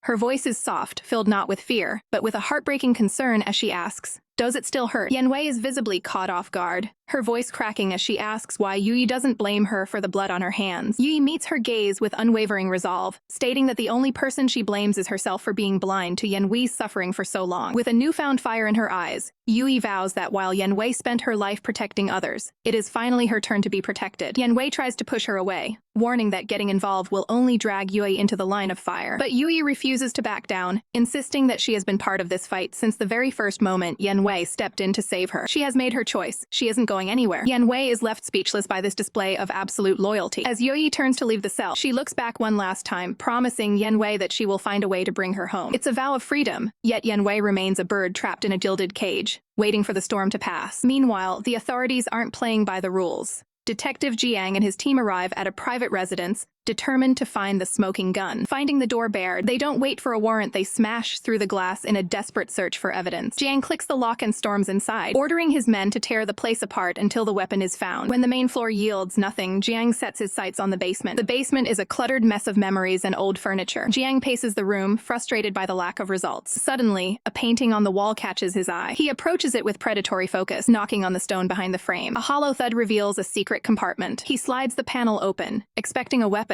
but finds only a collection of jewelry and personal trinkets. Empty-handed, the detectives retreat upstairs, only to find Youyi standing in the wreckage of her home. Jiang tries to maintain a professional facade, claiming they were merely patrolling, and stepped in to investigate the broken glass. Youyi doesn't buy the lie for a second, her gaze icy as she calls out his blatant overreach of authority. Jiang dismisses her concerns, preparing to leave now that the search has failed. But Youyi isn't finished. She demands to know when Yan Wei will be released. Jiang turns back, his voice dripping with skepticism as he asks if she truly believes a killer will walk free. Youyi remains defiant, coolly stating that there is no law against playing with guns. The tension between them is electric as they stare each other down. Jiang warns her that the law cares very much about how those guns are used. As Jiang walks away, his subordinate suggests that Yan Wei might have simply disposed of the weapon. Jiang shakes his head. A soldier would never treat their weapons so carelessly. Then a memory flashes in his mind, the image of Youyi standing over the river with a heavy suitcase. If Yan Wei didn't throw it away, someone else certainly did. He immediately barks orders to his team. They are to dredge the Huangpu River until that suitcase is found, no matter how impossible the task seems. 3 days pass with no progress. Inside the police station, Commissioner Song is losing patience. Without a confession or physical evidence, they can't hold Yan Wei forever. Just then, the doors swing open, Yui strides in, flanked by the most elite lawyer in Shanghai. She demands Yan Wei's immediate release, citing 3 days of illegal detention without cause. Detective Jiang confronts them, his temper flaring as he tells Yui to choose her words carefully. He mocks her, pointing out that if Yan Wei were truly innocent, she wouldn't need the city's most expensive legal defense. Yui doesn't flinch. She tells Jiang to stop the games, either indict her friend or let her go. She threatens to drag the department's reputation through the mud, promising that news of their authority abuse will hit every street corner by morning. Commissioner Song feels the pressure mounting. Yui's resolve is absolute. She is willing to burn everything down to save Yan Wei. The commissioner is about to buckle when a voice from the hallway stops everyone in their tracks. An elderly woman, a witness from the hotel, is ushered into the room. She points a trembling finger and delivers a bombshell testimony. She saw it all. She claims Yan Wei is the one who murdered Xu Youyi. Yui's heart sinks as the tides turn once again, and the path to freedom suddenly vanishes. Back at the Shanghai police station, the air is thick with the scent of old paper and impending doom. Inside the precinct, the atmosphere is electric as the investigation into Xu Youyi's murder takes a sharp, unexpected turn. Xu Youyi remains undeterred, requesting one more moment with Yan Wei before the legal machinery grinds forward. In a nearby interrogation room, the pressure is on. A witness, Mrs. Zhu, sits across from the authorities. When asked point-blank if she truly saw Yan Wei kill Xu Youyi, she doesn't flinch. Yes, I saw it with my own eyes. Detective Jiang, ever the skeptic, leans in. He demands to know why she stayed silent when they spoke previously. With a trembling voice, she claims she was paralyzed by fear, alleging that Yan Wei threatened to kill her if the truth ever came out. Jiang delivers a cold warning. Perjury in a capital murder case carries a minimum 3-year sentence. Despite the threat of prison, Mrs. Zhu stands by her story, claiming every word is the gospel truth. Jiang searches her face for a flicker of a lie, but finds only ironclad resolve. With the testimony locked in, the room settles into a grim silence. Commissioner Song wastes no time, ordering Jiang to record the statement meticulously to ensure the case is airtight. Jiang remains silent, his instincts clearly at odds, the perfect evidence falling into his lap. Deep within the cold stone walls of the holding cells, Yui finally reaches Yan Wei. Despite her own dire situation, Yan Wei's first thought is for Yui's well-being, reminding her that a prison is no place for a pregnant woman. Yui offers a weary smile, telling her the baby simply missed their friend. Yan Wei softens, the weight of the bars between them momentarily forgotten. Yui focuses on the technicalities, asking if Yan Wei's injured shoulder is holding up under the stress. She quickly pivots to the crisis at hand, apologizing for the setback, and admitting she never expected a witness to fabricate such a bold lie. Yan Wei looks her directly in the eye, her voice steady.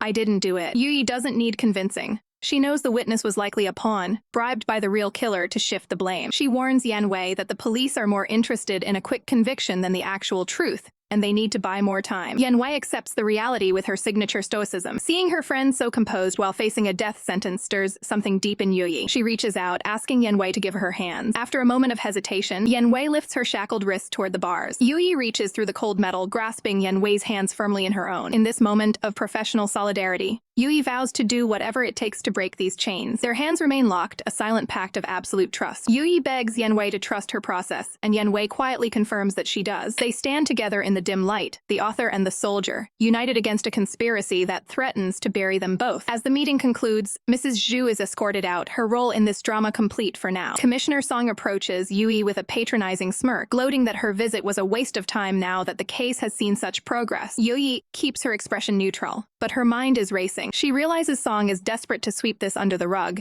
meaning her only hope for a real investigation lies with Detective Jiang. She plays the part of the polite civilian, thanking the commissioner for his diligence. As she turns to leave, she drops a final, pointed remark. She hopes he manages to find the real killer soon. Jiang watches her go, his eyes narrowed in thought. Song remains unfazed, signaling for his team to move out. Back in the safety of her car, Yui's analytical mind goes into overdrive. She realizes that if Yan Wei is being framed, then every previous accident was likely a calculated hit to silence witnesses. Her suspicions turn toward her ex-husband, Zhao Heng. He's already used professional hitmen before, why stop now? A sudden spark of memory hits her. She recalls an old newspaper clipping featuring Xu Youyi with a mysterious man. If Zhao Heng was the man in that photo, it explains everything, especially Xu Yuyi's irrational hostility toward her. Determined to find the link, Yui drives straight to Huaxia Publishing. She bursts into President Wang's office, surprising the man mid-tea. Wasting no time on pleasantries, she slams the newspaper clipping onto his desk. She demands to know the identity of the man Xu Youyi was meeting. Wang looks at the photo, his face falling. Yui doesn't wait for him to find the words.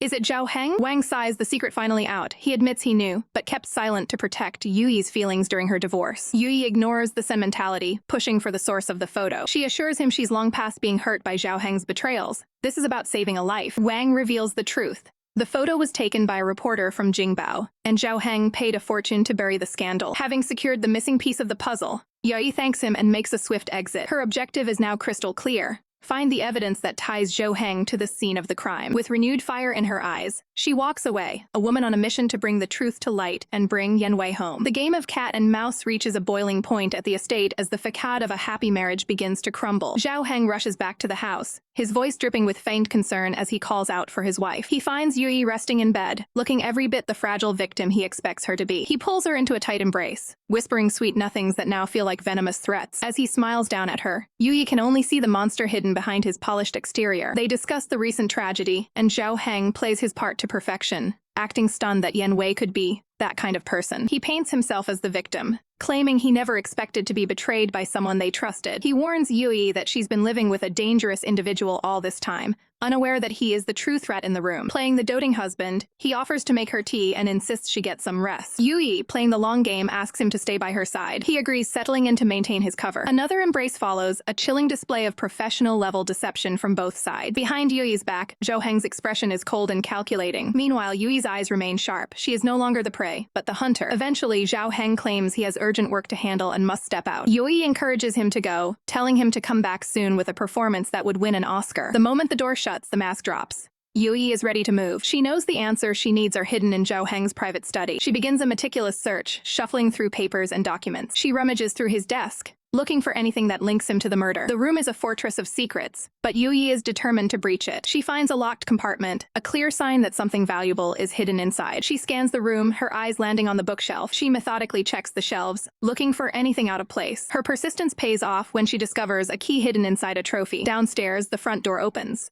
Zhou Heng has returned unexpectedly. He tells the servant to keep quiet, claiming he doesn't want to disturb his wife's rest. It's a race against time. In the study, Youyi hears the click of the lock as she opens the secret drawer. Inside, she finds a slip of paper, a phone number that could be the smoking gun. But the sound of footsteps on the stairs sends a jolt of adrenaline through her. Zhou Heng enters the bedroom, finding it empty. He stops, his suspicion peak. His face darkens as he turns toward the study. Each step he takes toward the room is a hammer blow of tension. He stands before the study door, his presence looming. He peeks inside, his eyes searching the shadows. Youyi, are you in here? He calls out, his voice a low prowl. He notices the disturbed papers on the desk. His gaze shifts to the bookshelf where the trophy sits. He reaches out, checking the very spot where Youyi found the key. He looks at his own hands, his mind racing to connect the dots. Just as he opens a drawer to check his secrets, Youyi appears in the doorway. She plays it perfectly, acting surprised to see him back so soon. When he asks why she's up, she calmly explains that with the weather turning cold, she decided to organize the wardrobe and pull out some autumn clothes. She maintains a strictly professional and helpful demeanor, even offering to get rid of some of his worn-out clothes. Zhou Heng stares at her, his eyes searching for any hint of a lie. What is it? She asks, her voice steady. He finally breaks the tension with a hollow smile, thanking her for her hard work. The scene shifts to a quiet cafe. Youyi meets with Detective Jiang, who is curious about why she requested this secret meeting. She cuts straight to the point, asking if he truly believes the witness who framed Yan Wei. Jiang admits his skepticism, believing someone is indeed framing her for Xu Youyi's death. He reveals that the higher-ups are putting immense pressure on him to close the case. Youyi doesn't come empty-handed. She slides a document across the table. Jiang looks at it, realizing the weight of what she's providing. She hands him the phone number she recovered from Zhou Heng's study. She lays out the entire conspiracy. Zhou Heng and Xu Youyi were secret lovers,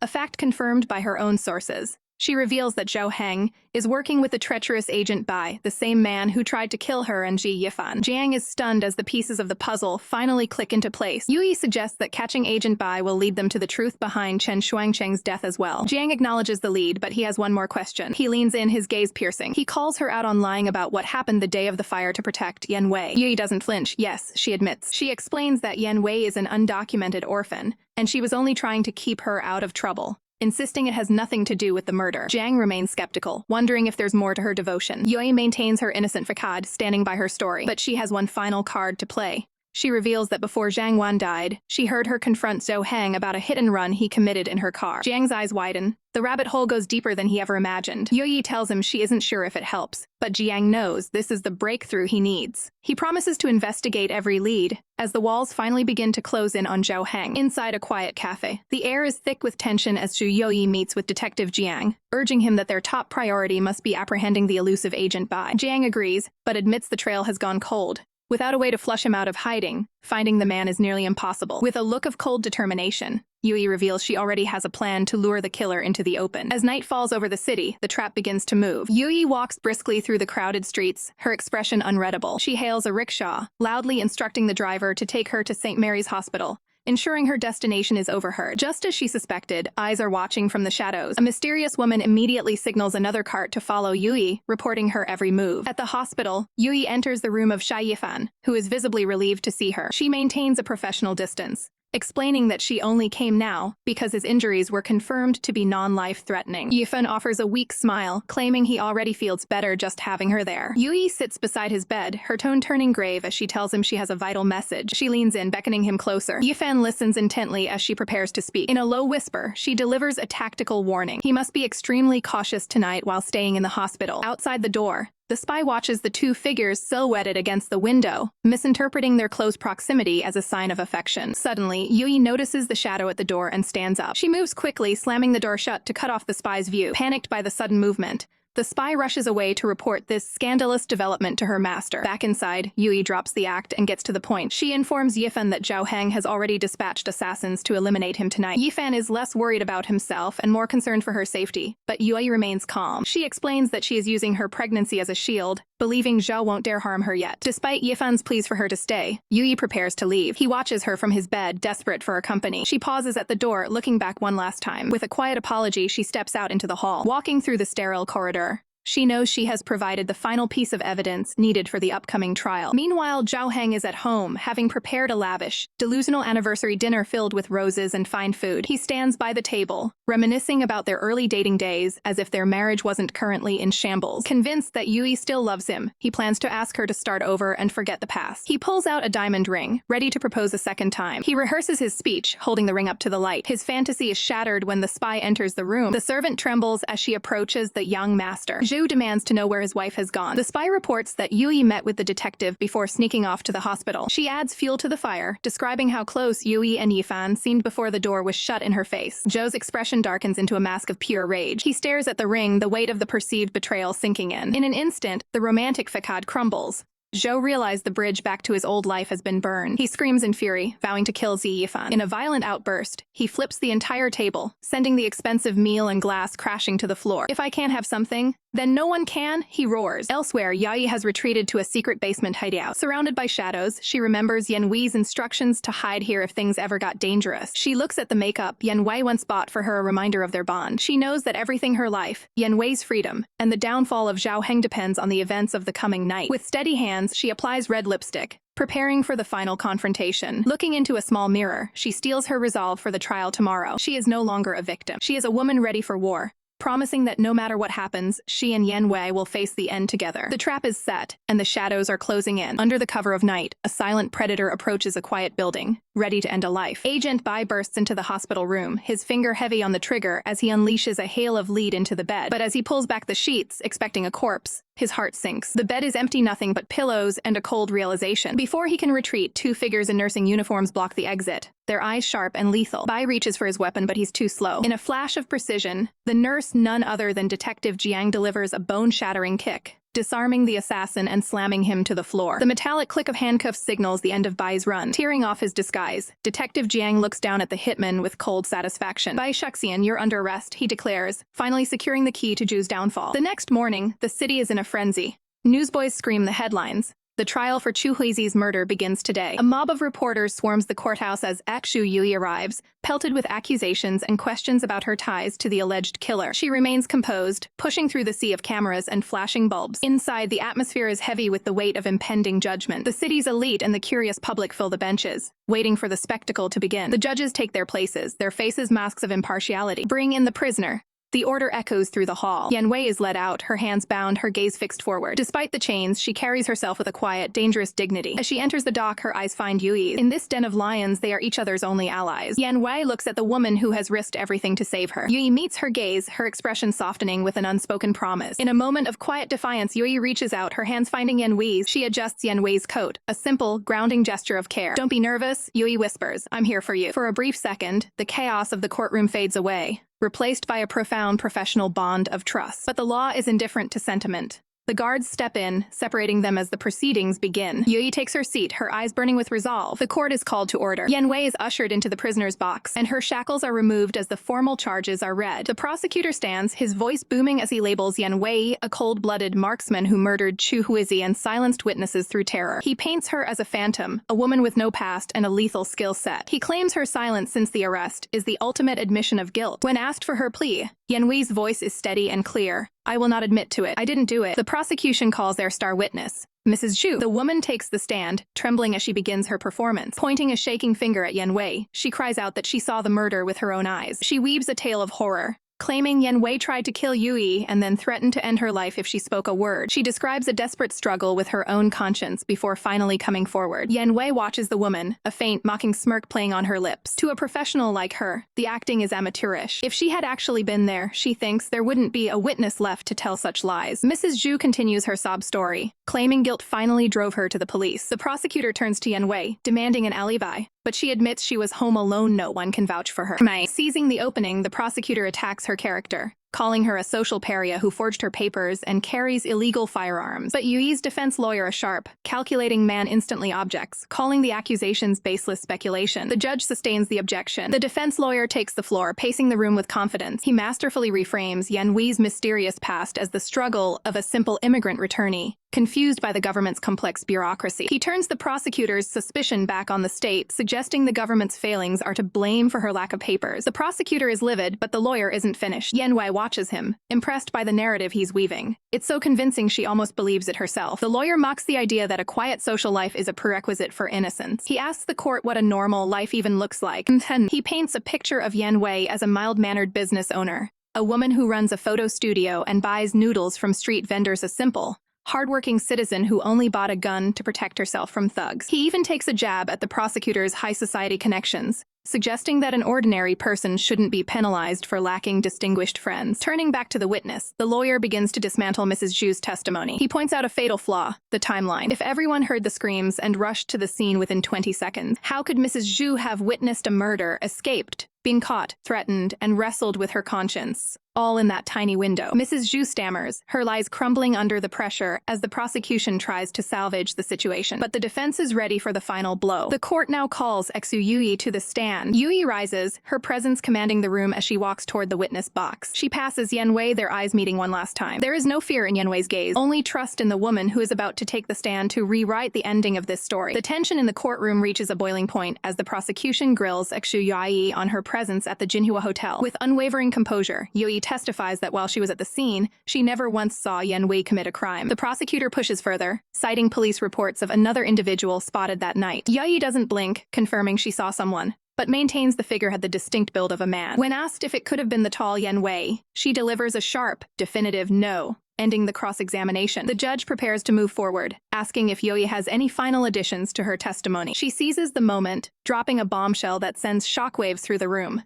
She knows exactly who killed Xu Youyi. The gallery erupts in an immediate uproar at the sudden revelation. Standing tall, Youyi points the finger directly at the real culprit, her ex-husband, Zhao Heng. Zhao Heng sits frozen, his face a mask of stunned silence as the accusation lands. Youyi isn't just talking. She has receipts, presenting a newspaper clipping that hinted at a secret lover in Xu Youyi's life. She reveals she tracked down the original reporter, obtaining the evidence he was too terrified to publish. As the court examines the materials, the truth begins to unravel. The unpublished photos clearly show Zhou Heng and Xu Youyi in an intimate, secret affair. The judge notes that an affair doesn't equal murder, but Youyi is 3 steps ahead. She meticulously maps out the web of rivals and lovers present that night, systematically narrowing down the suspects. She explains how the police already cleared her of suspicion after investigating the crime scene and her ties to the victim. With the other primary suspect, Chen Shuangsheng, having been killed to keep him quiet, only one man remains on the board. She recounts the night's events, starting with Zhao Heng's desperate, failed attempt to reconcile with her. That's when a jealous Xu Youyi intervened, mocking the situation and sparking a confrontation. Youyi paints a vivid picture of what happened next in the shadows. She describes a heated struggle where Xu Youyi confronted Zhou for chasing after his ex-wife. In the heat of the moment, a weapon was drawn, and the encounter turned fatal. Youyi explains that Zhao Heng didn't just kill her. He calculated his escape, knocking Yuyi unconscious to frame her before playing the part of the heroic rescuer. Yan Wei watches from the docks, quietly impressed by Yuyi's deductive prowess. While the crowd whispers in disbelief, Zhou Heng finally snaps, shouting that the entire story is nonsense. The judge slams his gavel, demanding order in the face of the chaos. Yuyi calmly requests to call her next witness to solidify her claims. Shang-san, a hotel attendant, takes the stand and testifies that he personally heard Zhou Heng bribing Mrs. Zhu to commit perjury. Backed into a corner, Zhou Heng is asked for his rebuttal. He adopts a condescending tone, claiming he never expected his wife to slander him so brazenly in a court of law. He tries to play on their history, asking if she's willing to throw away years of marriage for a stranger. Yuyi remains cold, stating she is only interested in the facts. Zhou Heng sneers, preparing to launch a counteroffensive. He attacks Yan Wei's mysterious past, claiming Yuyi is simply misleading the police to protect a multiple homicide suspect. Yuyi shuts him down instantly, pointing out that she had already filed for divorce. Before the murder, she had no reason to be jealous of a man she had already walked away from. Desperate, Zhou attempts to smear her reputation by bringing up her friendship with Shi Yifan. The judge quickly interjects, warning him to stay on topic and avoid irrelevant personal attacks. Zhou pivots, claiming Yuyi is concocting these lies as revenge because she suspects him of being behind the recent shooting of Xi Yifan. Yuyi simply sighs, tired of his desperate diversions, and calls for her final witness. The doors swing open as Detective Jiang enters, dragging a restrained by Shuxian into the courtroom. It is the ultimate checkmate, leaving Zhou Heng speechless as his web of lies finally collapses. Following the trial's dramatic conclusion, the charges against Yan Wei are dropped. As she exits the Shanghai District Court, she is immediately swarmed by a predatory press corps. The blinding flashes and aggressive questions overwhelm her, and she shields her eyes from the onslaught. Suddenly, a firm, steady hand reaches out to grasp hers. Yuyi steps forward, standing as a shield between Yan Wei and the paparazzi. She stares down the reporters, declaring that Yan Wei's innocence speaks for itself and needs no further defense. With the chaos of the trial behind them, Yuyi looks at her friend with a soft, reassuring smile. "Come on," she says gently. "We're going home." As they walk away from the noise and into a new chapter of peace. Back from the brink of a life-shattering trial, Xu Youyi and Yan Wei finally return to the safety of home. Youyi immediately encourages Yan Wei to wash away the bad luck of the prison cells with a hot shower. As Youyi turns to prepare a celebratory dinner, she's suddenly pulled back when Yan Wei catches her by the hand. Confused, Youyi asks what's wrong. Yan Wei hesitates, her voice caught in her throat as she stares at the woman who fought so hard for her freedom. Her fist clenches with a sudden, overwhelming surge of emotion. Internally, the stoic ex-mercenary is panicking. She wants to express her gratitude, but she finds it nearly impossible to initiate a simple hug. She stands there, physically vibrating with awkwardness as she struggles to bridge the gap. Reading the room perfectly, Youyi offers a warm, knowing smile. She takes the initiative, pulling Yan Wei into a soft, grounding embrace. The contact leaves Yan Wei momentarily stunned. "You don't need to thank me," Youyi whispers, "welcome home." Yan Wei's heart hammers against her ribs as she listens to the steady pulse of the friend she almost lost. Her hand trembles in the air for a second, before she finally yields, wrapping her arms around Youyi and holding on tight. The force of the hug catches Youyi off guard, and she has to laughingly remind Yan Wei that she's still pregnant and needs to breathe. Panicked that she might have been too rough, Yan Wei immediately pulls back, her face a mask of worry. To break the tension, Youyi playfully shoos her toward the bathroom to get cleaned up. As the steam fills the room, Yan Wei stands under the water, her mind racing. She begins to question the nature of her bond with Youyi. Is this truly just a deep friendship, or is it something more profound? Like the connections she witnessed on the battlefield, her mind flashes back to a rain-slicked war zone where she held her dying comrade Chen. With his final breath, Chen had asked her to deliver a letter to his lover James. At the time, the concept of such a deep, unconventional bond had surprised her, but seeing the peace on Chen's face made it undeniable. She remembers how other soldiers found the courage to keep fighting just by holding onto letters from those they cared for. Yan Wei realizes that those bonds provided a strength she never understood until now. As the water continues to fall, she stares into the steam, wondering if she is capable of such feelings. Her thoughts are interrupted by a knock at the door.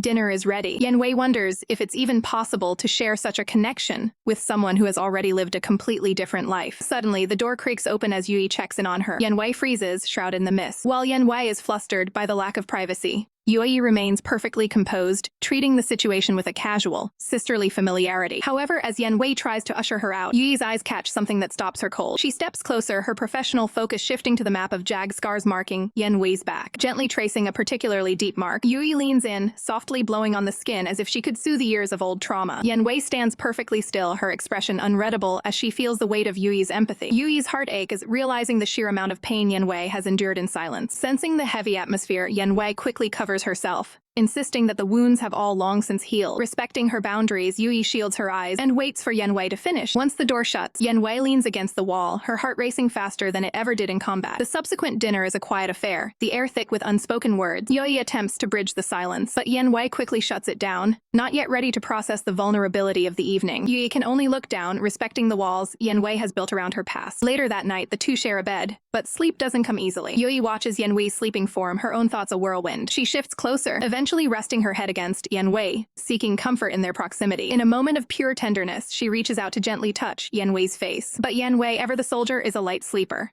She jolts awake the moment she's touched. She sits up abruptly, the moonlight catching the tension in her silhouette as both women realize that while the trial is over, their journey together is only just beginning. The moon hangs heavy over a quiet night, but for some, rest is nowhere to be found. On the balcony, empty bottles tell a silent story of a restless mind. Yan Wei stands alone, seeking solace in a drink as she stares into the darkness. Her solitude is broken when Youyi cautiously approaches, wondering why her friend is out here drinking solo instead of inviting her along. Yan Wei's response is immediate and protective. She reminds Youyi that alcohol is strictly off-limits during her pregnancy. Though the air is thick with unspoken tension, Youyi takes a seat, determined to share this quiet moment. Yan Wei reaches for another bottle from the crate, her movements steady and deliberate. With a display of raw, effortless strength, she grips the cap and pops it open with her bare hands. It's a feat that leaves Youyi completely breathless. But Yan Wei isn't looking to get drunk. She hands the bottle over, revealing it's actually just juice for Youyi. Softly, Youyi reaches out, taking Yan Wei's hands into her own. She marvels at the strength in those fingers, her touch a bridge across the emotional gap between them. That was impressive, Youyi whispers, her eyes full of genuine admiration. Yet the compliment seems to strike a nerve.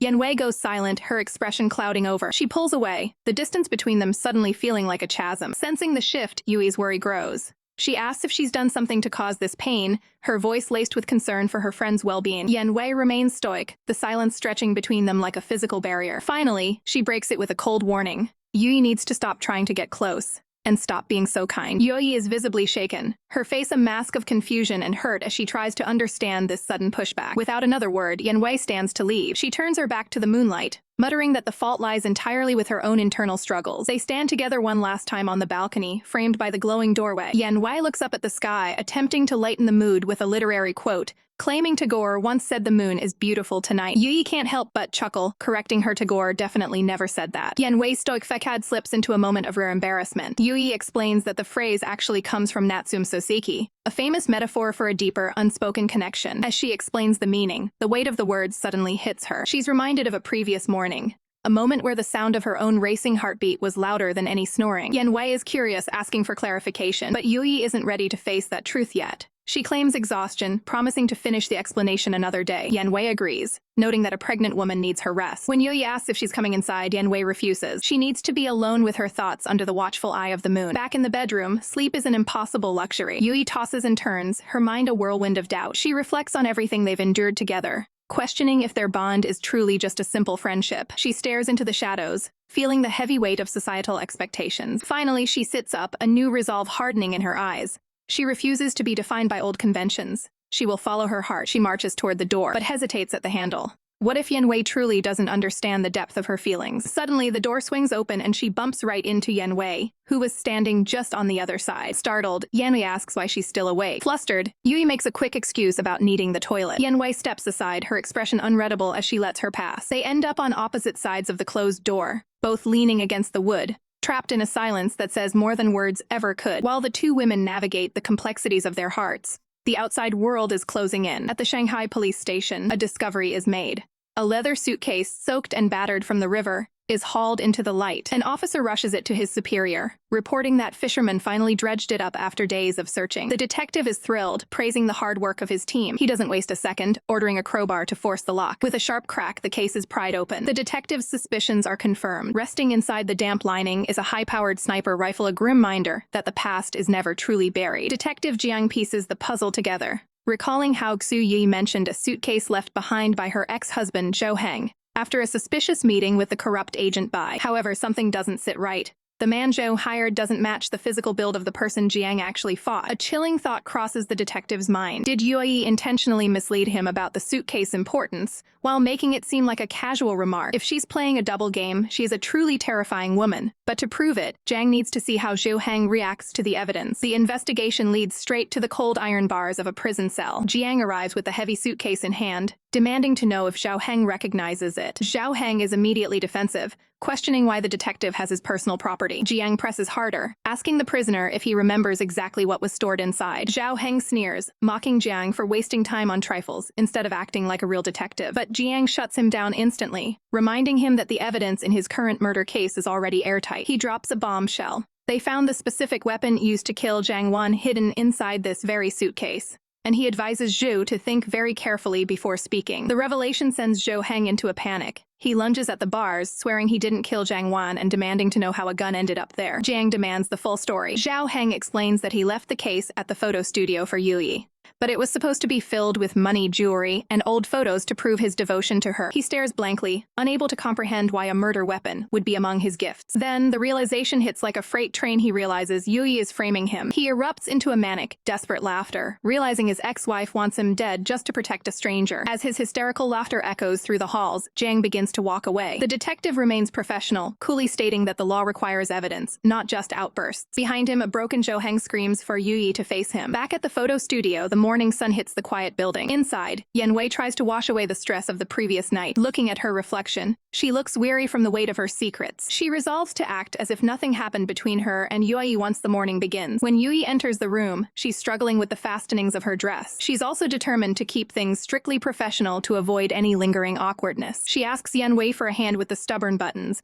and Yan Wei agrees, focusing solely on the task at hand. Yan Wei reminds herself to stay calm and just get the dress closed. In a rare moment of lightheartedness, the two struggle with the fit, as Yuyi's pregnancy is making her clothes much tighter than before. Success is short-lived, however, as a button suddenly snaps off with a loud boing. Youyi gasps in horror at her ruined outfit. Yan Wei bluntly points out that Youyi has definitely put on some weight. Youyi pouts, insisting the dress is just difficult and her baby is very slim. To change the subject, Youyi requests braised pork for lunch, citing a bout of pregnancy-induced nausea toward fish. Yan Wei heads to the kitchen to start the meal, leaving Youyi to congratulate herself on successfully acting normal. Yan Wei's footsteps echo as she moves through the house, her mind elsewhere. She looks pensive, perhaps still processing the danger they are in. In the kitchen, she realizes she's already forgotten if Youyi wanted fish or pork. Deciding not to take chances, she simply prepares both dishes. Youyi is stunned by the sudden feast when she sits down to eat, but the peaceful meal is interrupted by a familiar face at the door. It's Detective Jiang. He wastes no time, informing Youyi that the police have successfully recovered the suitcase she threw into the river. Youyi plays her part perfectly, feigning confusion as to why they'd bother. Jiang explains that the rifle inside is a rare model, the exact type used in the Jiang Wan murder. Youyi acts shocked to the core, questioning how such a thing is possible. Jiang eyes her suspiciously, asking if she truly never opened the case. Youyi spins a masterful web of lies, claiming she never had the key and threw the case away in a fit of rage after seeing Zhao Heng with Agent Bai. Jiang confirms she's sticking to the story that she never had access to the contents. Internally, Jiang notes that both Youyi and Zhao Heng have stories that are technically consistent,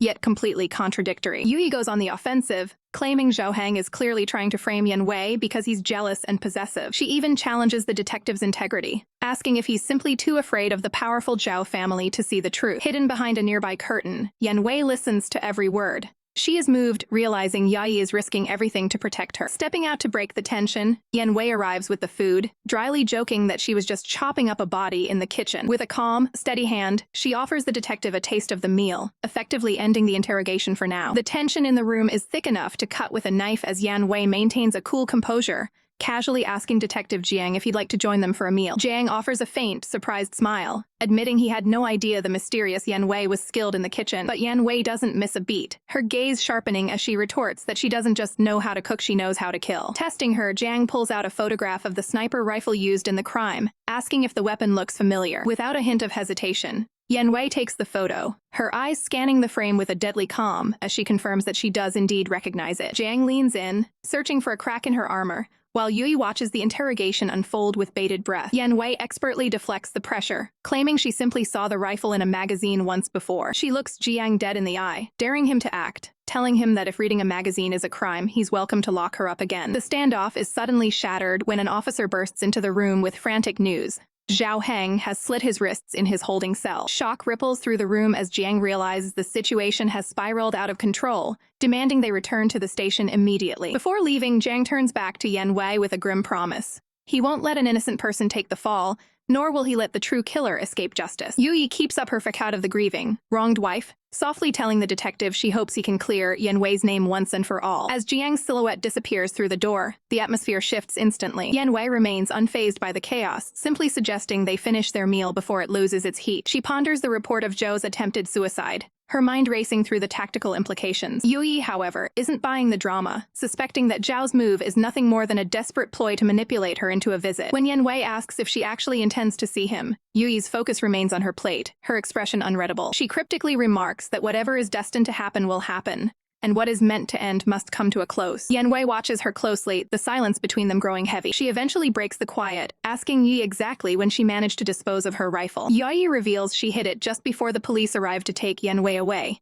hoping her partner isn't upset by the interference. Yan Wei admits it's a shame to leave such a high-quality tool in police custody, even suggesting she could slip into the station to retrieve it. Yuyi's composure breaks into pure panic, shouting that such a stunt is far too dangerous to even consider. Yan Wei tries to reassure her, boasting about her elite skills and how she easily planted evidence on others without a trace. But Yuyi won't hear it, insisting that this specific piece of evidence is a direct link to a capital crime. She refuses to let Yan Wei be so reckless with her life. When Yan Wei tries to protest, Yuyi shuts her down with a firm, final no. The two share a tense, silent standoff across the dinner table. Softening her approach, Yuyi asks a pointed question. What matters more, the safety of the woman she protects or a piece of cold steel? The logic hits home, leaving Yan Wei visibly flustered and blushing as she finally concedes, promising to stay put. A warm, victorious smile spreads across Yuyi's face. Sensing the bond between them strengthening, Yuyi takes Yan Wei by the hand and leads her deep into the house. They descend into a secluded basement area, where Yan Wei looks around, confused by their destination. Yuyi stops in front of an old baby crib, a stark contrast to the dark secrets they share. Yan Wei leans over the railing, her eyes widening in disbelief at what lies within. Inside the crib is a hidden cache of high-powered firearms, meticulously taped and stored. Yan Wei is stunned, realizing that Yuyi has been protecting her and her lifestyle for far longer than she realized. Yuyi admits she had considered getting rid of every single one of them to keep their lives clean. Yan Wei points out that back then,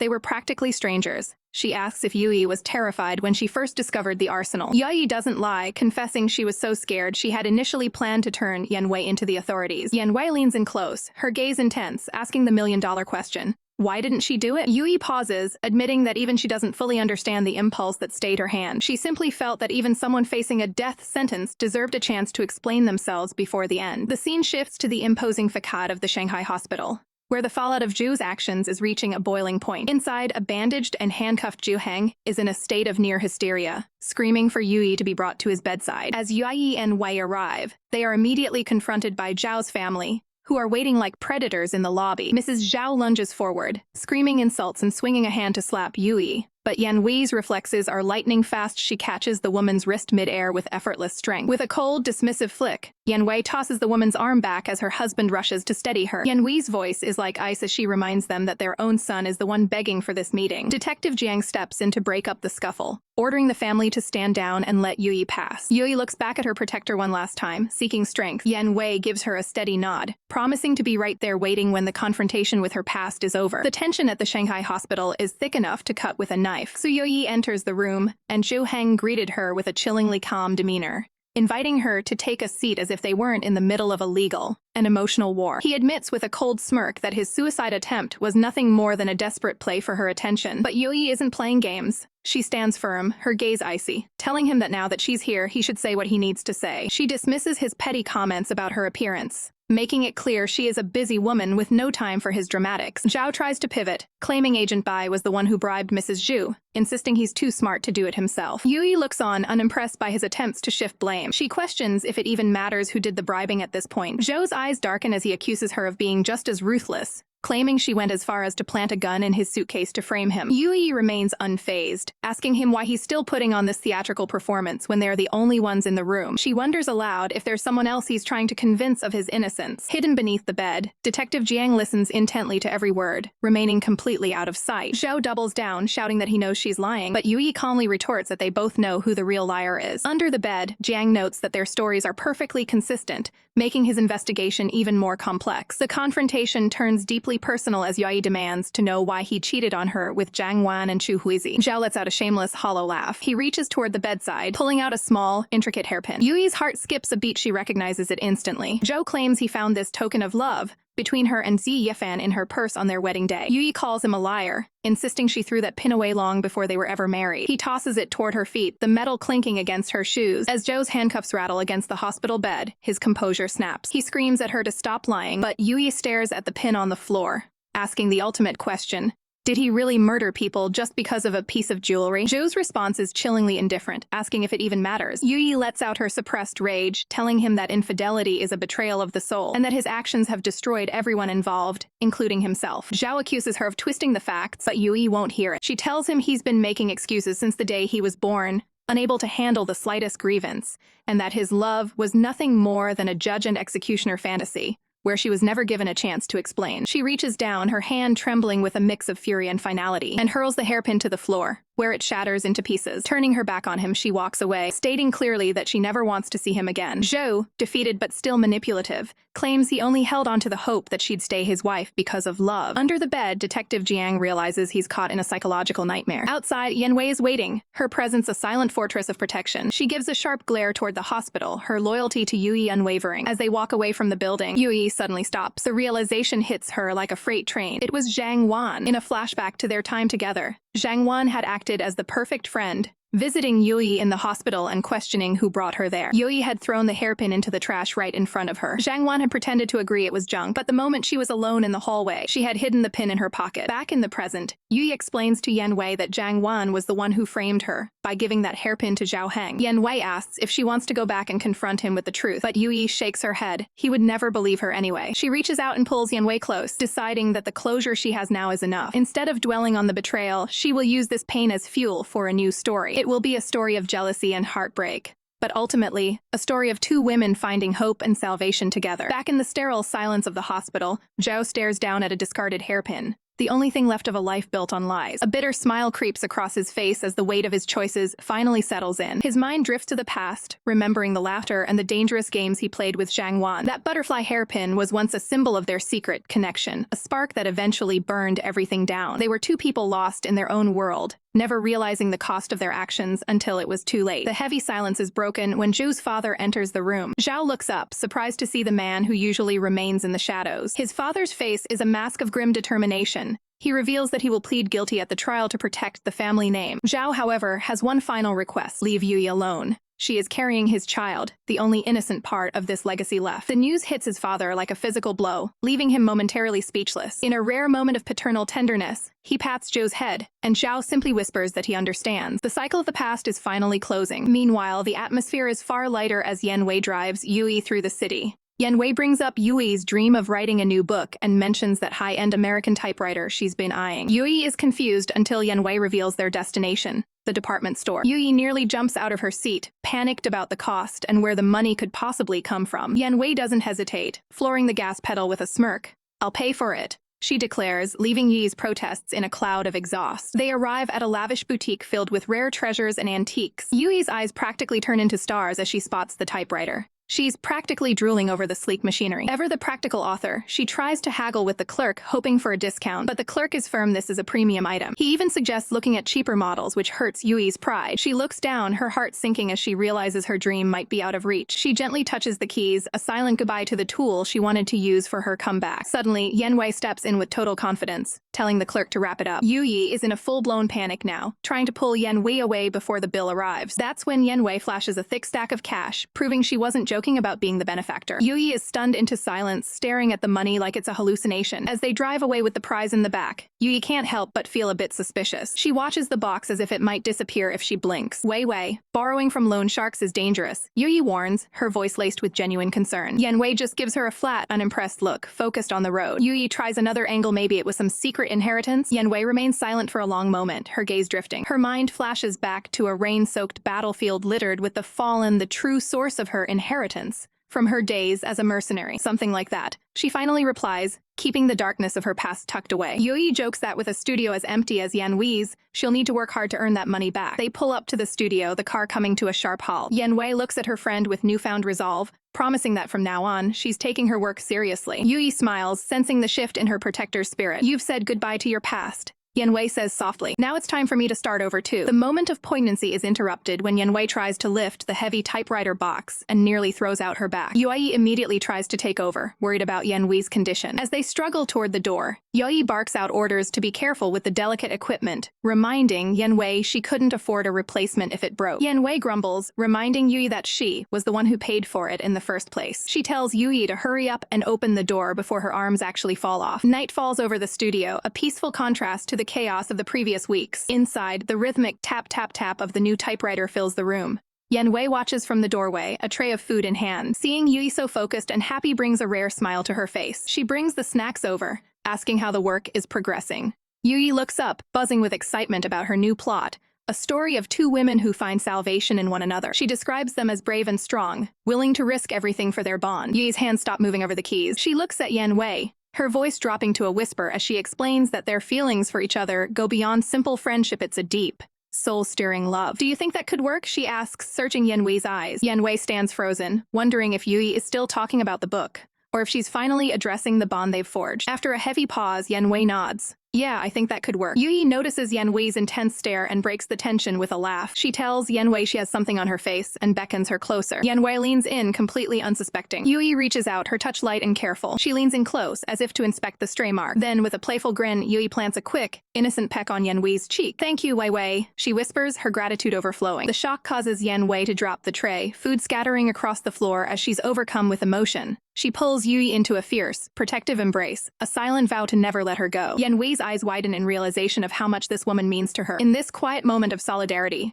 they both realize that the past is finally behind them, and their new life has truly begun. The storm finally breaks, leaving a quiet stillness over the city as a lone window glows against the damp night. Inside the room, the tension of the past months begins to dissolve as Youyi softly calls out to the woman who has become her rock. By morning, the rain has cleared, making way for a bright, new beginning. But the peace is punctuated by the shouts of a newsboy. The trial is over, and Zhao Heng has been sentenced to 10 years for manslaughter. With the weight of the Zhao family finally off her shoulders, Youyi steps out onto her balcony, drawing in a breath of true freedom. She closes her eyes, savoring the sunlight she once thought she'd never see again. Yan Wei approaches quietly, offering a supportive embrace that anchors Youyi in this new reality. Looking toward the future, Youyi reveals she wants to title her new book, Wei Yi, a tribute to their bond. Yan Wei is hesitant, wondering if a story so personal could ever be published in today's climate. Youyi doesn't care about the fame. If the world won't read it, she'll write it as a private treasure for just the two of them, explaining that the name represents a little joy. 4 months pass in a blur of domestic tranquility. One morning, Yan Wei gently nudges Youyi awake, the soft sunlight reflecting their newfound stability. A groggy Youyi tries to hide under the covers, clearly not a morning person. Yan Wei persists, reminding her that their friend Xie Fan is leaving on the 2 o'clock train. She insists they show their support, as Xie risked everything to help them. Youyi grumbles, questioning why a grown man needs a formal send-off. Sensing a chance to tease, Yan Wei jokes that Youyi is only stalling because she's afraid of looking ugly without her usual polish. As Youyi sputters in indignation, Yan Wei playfully tilts her chin up,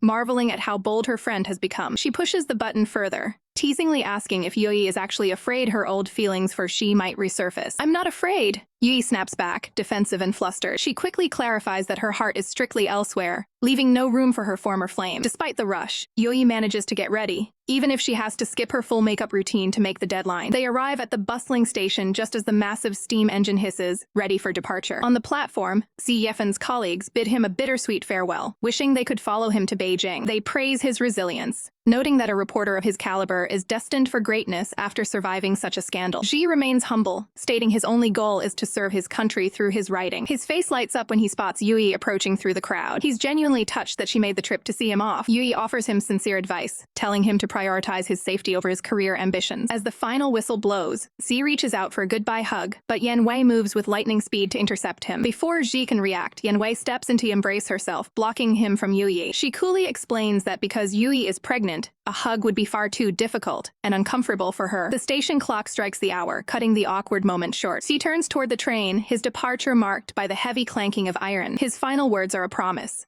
If Youyi ever needs help again, he'll be there. Youyi waves until the train disappears into the distance. As they walk away, Youyi calls out Yan Wei's blatant jealousy, accusing her of orchestrating the whole morning just to make her look unkempt. She realizes Yan Wei wanted Sai to lose any lingering interest in her. Yan Wei doesn't even try to deny it, pointing out that if Yuyi's feelings are truly gone, she shouldn't be bothered. She smiles, noting that she's likely the only person in the world who would go to such lengths to look after Yuyi's best interests. But the shadows of their past haven't completely faded. From the balcony above, investigators report that while Yan Wei has been clean for months, the murder of Zhang Wan remains unsolved. The lead officer watches them walk away, noting that while there's no hard evidence yet, the deep, protective bond between the two women is highly suspicious. The struggle of pregnancy hits Xu Youyi hard as she deals with a brutal bout of morning sickness, leaning over the toilet while Yan Wei provides steady support. Weary and pale, Youyi takes a sip of water, trying to regain her composure after the ordeal. The nausea isn't finished yet, leading to another round of sickness that leaves Youyi venting about the harsh realities of the expectations placed on women. Seeing her partner struggling on the cold floor, Yan Wei insists on moving her,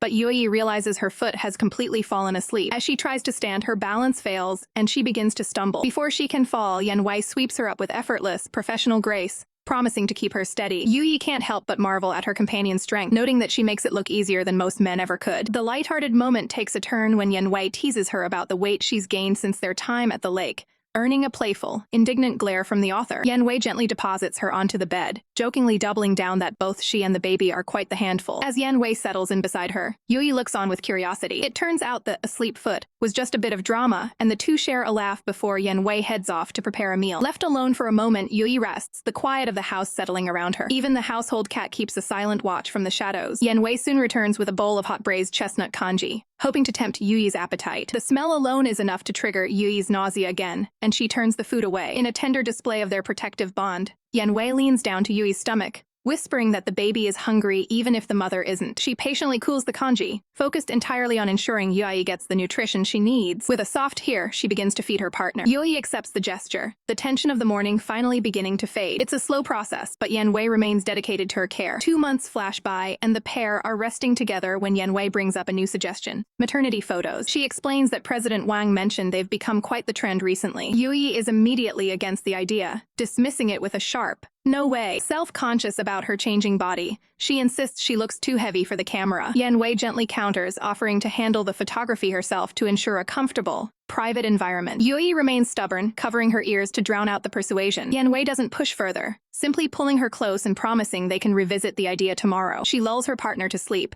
the focus shifting to the rest they both desperately need. The next day, they arrive at a professional studio to capture the moment. Yan Wei takes her place behind the lens, adjusting the settings with technical precision. She directs Yuyi's movements, guiding her to find the perfect angle for the shots. The camera clicks, capturing Youyi looking elegant and serene amidst floral arrangements. Every frame highlights the author's radiant glow as she embraces this stage of her life. She stands poised, a picture of maternal strength. The session is interrupted by the arrival of President Wang. He greets them warmly, pleased to see them documenting the occasion. He hasn't come empty-handed, presenting a major surprise: the Japanese edition of Yuyi's work. Youyi is thrilled to see her writing reaching international markets so quickly. They discuss the technical assistance provided by Mr. Oda in getting the edition finalized. Seizing the moment, Youyi asks President Wang for a special favor. She reaches out and grabs Yan Wei's hand, catching her off guard. Youyi insists that they take a photo together, but Yan Wei is visibly hesitant to step in front of the lens. With President Wang's enthusiastic help, they practically drag a reluctant Yan Wei into the frame. Youyi takes charge, adjusting Yan Wei's collar and teasing her for her overly formal, old lady style of dress. She pulls her partner close, forcing a pose for the camera. President Wang steps behind the equipment, ready to capture the duo. He checks the framing, ensuring everything is technically sound. Youyi hands Yan Wei her book to hold, framing the shot as a celebration of both her family and her career. She continues to fuss over Yan Wei's posture, making sure she's facing the right way. The view through the lens shows two partners standing side by side, a testament to their shared journey. They lock hands, a silent signal of mutual support. Youyi looks up at her companion, softly asking for just one smile. Finally, Yan Wei relents, offering a rare, gentle expression as the countdown begins. The shutter clicks, immortalizing the two of them together in a perfect, professional portrait. But the piece is shattered instantly as Youyi gasps in sudden, sharp pain. Yan Wei's protective instincts kick into overdrive as she rushes to her side. The realization hits them both with staggering force: the baby is coming right now. The moment of joy instantly turns into a race against time as Yuyi's strength fails her. Yan Wei catches her before she hits the ground, her voice steady despite the panic rising in the room. Lifting Youyi with the precision of someone used to high-pressure situations, Yan Wei promises her that she's right there, and there's nothing to fear. President Wang is a nervous wreck,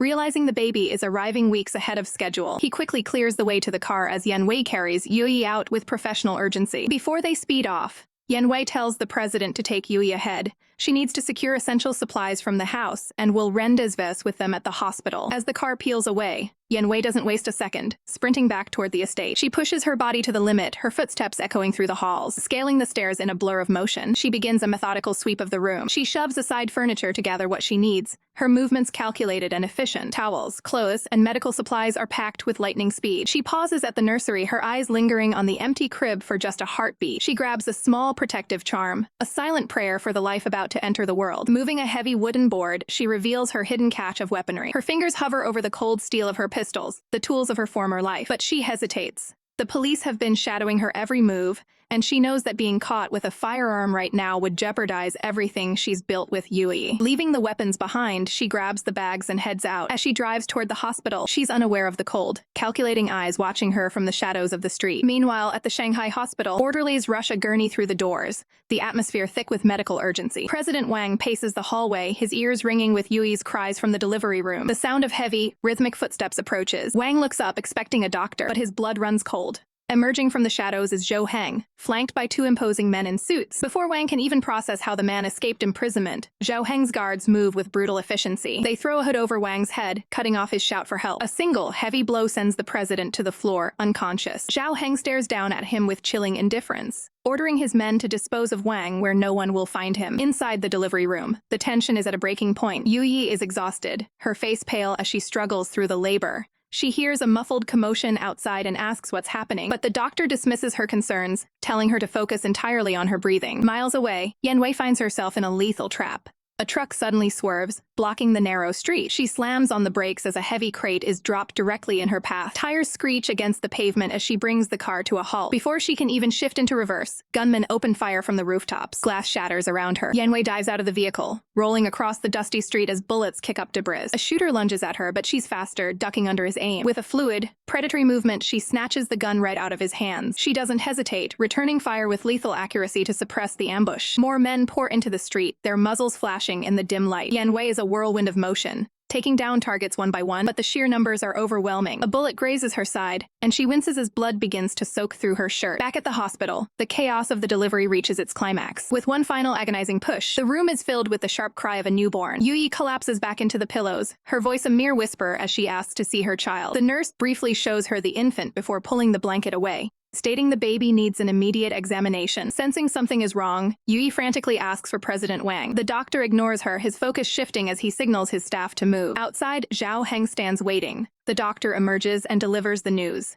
It's a boy. Zhou Heng takes the child, a terrifying, hollow smile crossing his face, but the warmth vanishes instantly, replaced by a gaze of pure steel. Inside, the medical treatment takes a dark turn. The doctor prepares a suspicious IV drip. He begins pouring an unidentified substance into the line. Youyi watches with growing dread, questioning why he's tampering with the medication. The doctor's voice is cold, telling her to simply lie down and rest. Panic sets in as Youyi realizes neither Yan Wei nor President Wang have come for her. As the sedative begins to take hold, her last conscious thought is a chilling realization. They are gone, and she is completely alone with the monster she thought was behind bars. The situation has spiraled into a waking nightmare for Xu Youyi.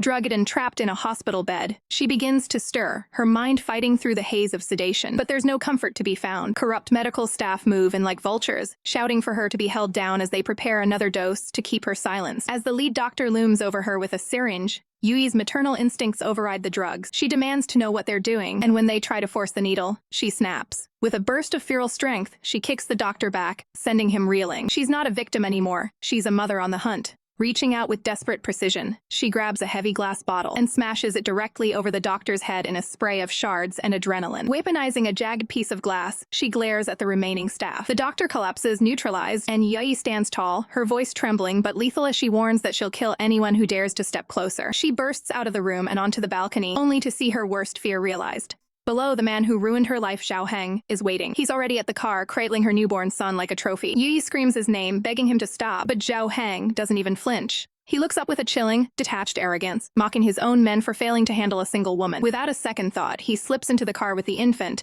heartlessly deciding to let Youyi live just to witness her own despair. Youyi sprints down the stairs, her heart hammering against her ribs as she cries out for her baby. Just then, a gunshot rings out. Yan Wei appears, smoke rising from her barrel after taking down a perimeter guard. The timing is perfect as Inspector Jiang and his unit arrive on the scene. In a display of cold professionalism, Yan Wei hands over the weapon, explaining she acted in self-defense against the kidnappers.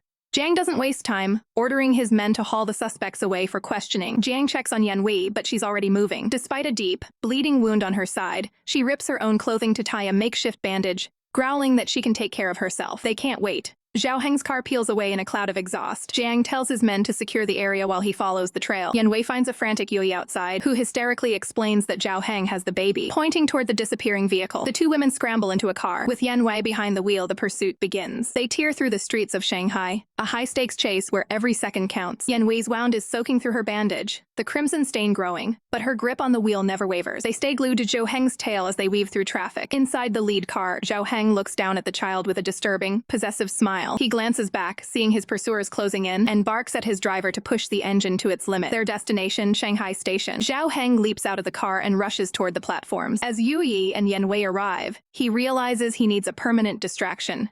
He turns to his armed lackeys and gives a cold-blooded order. Kill them. A hired thug lunges at the women with a blade, but Yan Wei steps into the fray, blocking the strike. She shouts for Youyi to keep going, promising to handle the backup. A massive steam engine hisses on the tracks, ready for departure. Youyi reaches the platform, screaming Zhao Heng's name. She's immediately intercepted by a guard, but she doesn't care about the danger, pleading for her child. Zhao Heng stops and turns, his expression a mask of aristocratic cruelty. He claims the boy isn't hers, he's a member of the Zhao family. Youyi tries to appeal to whatever humanity he has left, mentioning the love they once shared. Zhao Heng laughs in her face, asking if she truly thinks there's any love left in his heart. For a moment, Youyi falters, whispering his name one last time. He looks down at the quiet bundle in his arms, then slowly draws a pistol and levels it directly at Youyi's head. His eyes are void of mercy as he snarls that she doesn't even deserve to speak his name. With a sadistic grin, he prepares to pull the trigger, telling Youyi he'll see her in the next life as the world goes cold. Yan Wei is in the middle of a frantic struggle, realizing she's running out of time. If she doesn't break free now, Youyi is as good as dead. With a metallic click, she deploys a concealed blade, her eyes narrowing with lethal intent. She warns her attackers that they've left her no choice,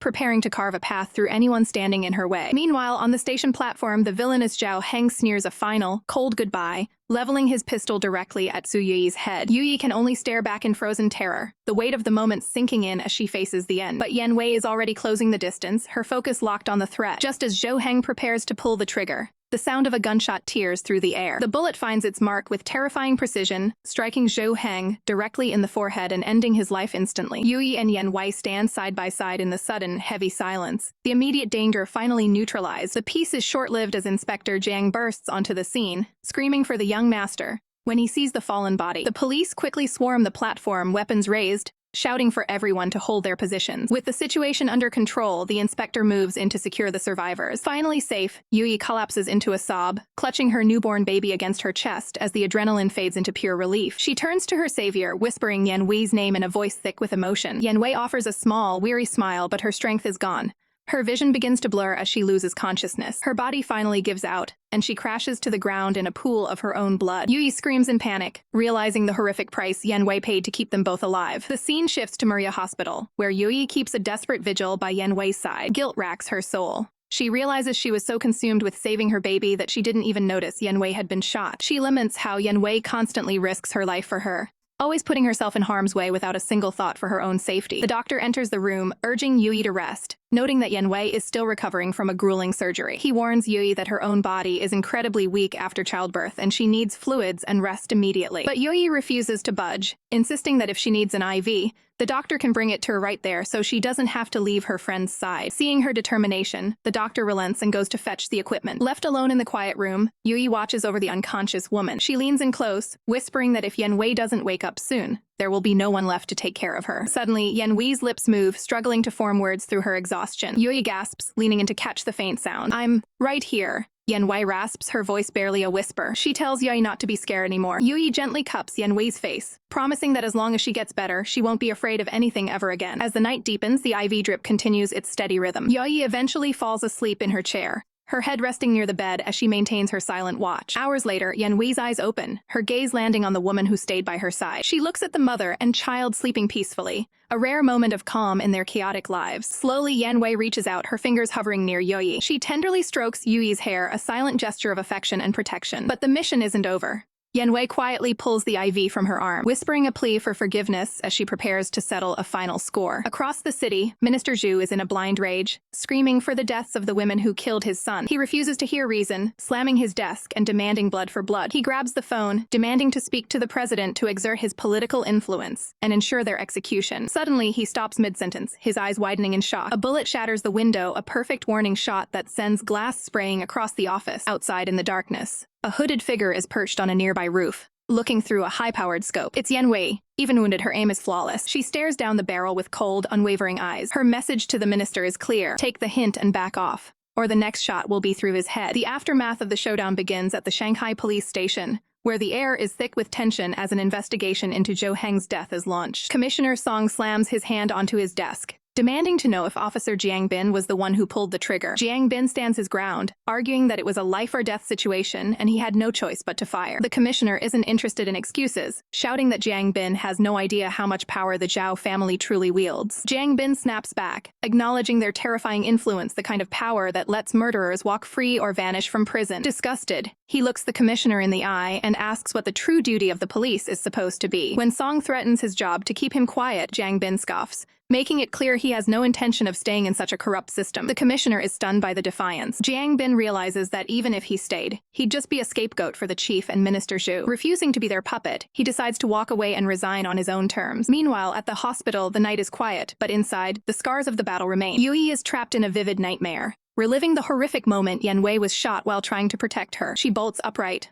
eyes wide with terror as the memory of the blood and violence haunts her. Finding the bed beside her empty, she frantically calls out for Wei Wei. Her panic rises as she searches the room, desperate to know if her protector is still alive. Suddenly, Yan Wei appears like a ghost in the doorway, calmly assuring Youyi that she's right there. Youyi rushes to her, demanding to know where she went and why she left her side. Yan Wei offers a quick lie, claiming she just went to the restroom, hiding the fact that she was actually out settling scores. Youyi gently checks on her, worried the movement has reopened Yan Wei's wounds, and insists she gets back to bed. Yan Wei brushes it off as a simple flesh wound, reminding Youyi that as a new mother, she's the one who needs to rest. Still worried, Youyi urgently calls for a doctor to check on her friend. The sudden outburst startles both of them. When the doctor arrives, Youyi demands he fix Yan Wei's IV immediately, while the doctor tries to maintain professional calm during the chaotic recovery. A few weeks pass, and the chaos of the city feels like a distant memory. Youyi is back home, doting on her newborn in a beautiful carriage. She calls out to see if the formula is ready, but a sudden smash from the kitchen interrupts the peace. Startled, Youyi looks toward the sound. She asks Wei Wei if she just broke another baby bottle. Yan Wei strolls out, claiming it was only a teacup, though she looks a bit guilty. Youyi isn't buying it, especially since she knows about Yan Wei's secret stash. Inside a wicker basket, Yan Wei has hidden a massive supply of backup bottles. She plays it cool, handing over a fresh bottle and insisting the original is still intact. Youyi laughs, revealing she saw Yan Wei sneak in 10 extra bottles the other day. Caught in the act, Yan Wei can only offer a sheepish, silent expression. Youyi then questions why she's making so much formula at once. Yan Wei admits she's just worried the little one isn't getting enough to eat. Amused by her friend's overprotectiveness, Youyi reaches out. She teases Yan Wei, asking if the baby inherited his stubbornness from her. The baby lets out a bright laugh, seemingly joining in on the joke. Yan Wei leans over the carriage, mock-offended, asking the infant if he's really laughing at her. She grumbles that he's not even a month old and he's already mastered the art of teasing. The baby just makes a cute face in response. Youyi giggles, asking who the real child in the house is. Their domestic moment is interrupted by a shout from outside. The milk delivery has arrived. Youyi heads to the door to collect it. When she opens the door, the delivery boy is already gone. She looks down and finds a basket waiting for her. Inside, tucked among the milk bottles, is a single, pristine white rose. Touched by the unexpected gift, Youyi smiles and shows it to Wei Wei, praising the thoughtful gesture. However, Yan Wei's expression immediately shifts to one of cold intensity. Youyi notices the change and asks if something is wrong. Yan Wei quickly masks her suspicion, claiming everything is fine. Her mind is already racing, but she maintains a professional focus, mentioning she has to head out soon to a client's house for a photography session. The sun rises over the Shanghai Police Department, signaling a new chapter for a man who thought his career was over. Inside, the air is thick with tension as Jiang Bin faces his superior, who delivers shocking news. Minister Xu has fled to Beijing, and the investigation into Jiang Bin has been dropped. Despite his previous resignation, the department is desperate to have their best detective back. His superior makes a final offer, extending a hand for him to return to the force. Without a second thought, Jiang Bin accepts, his eyes burning with a renewed sense of purpose. He wastes no time getting back to work, greeted by his loyal subordinate who has been busy on a secret assignment. Jiang Bin demands an update on a specific piece of evidence, a mysterious photo he's been obsessed with. They head to his office to discuss the findings in private. His subordinate presents a perfectly restored copy of the image, revealing that a source from National Geographic has traced the location to the remote ZD region. Jiang Bin stares at the photo, the pieces of a dangerous puzzle finally clicking into place. The image shows a younger Yan Wei dressed in full military camouflage,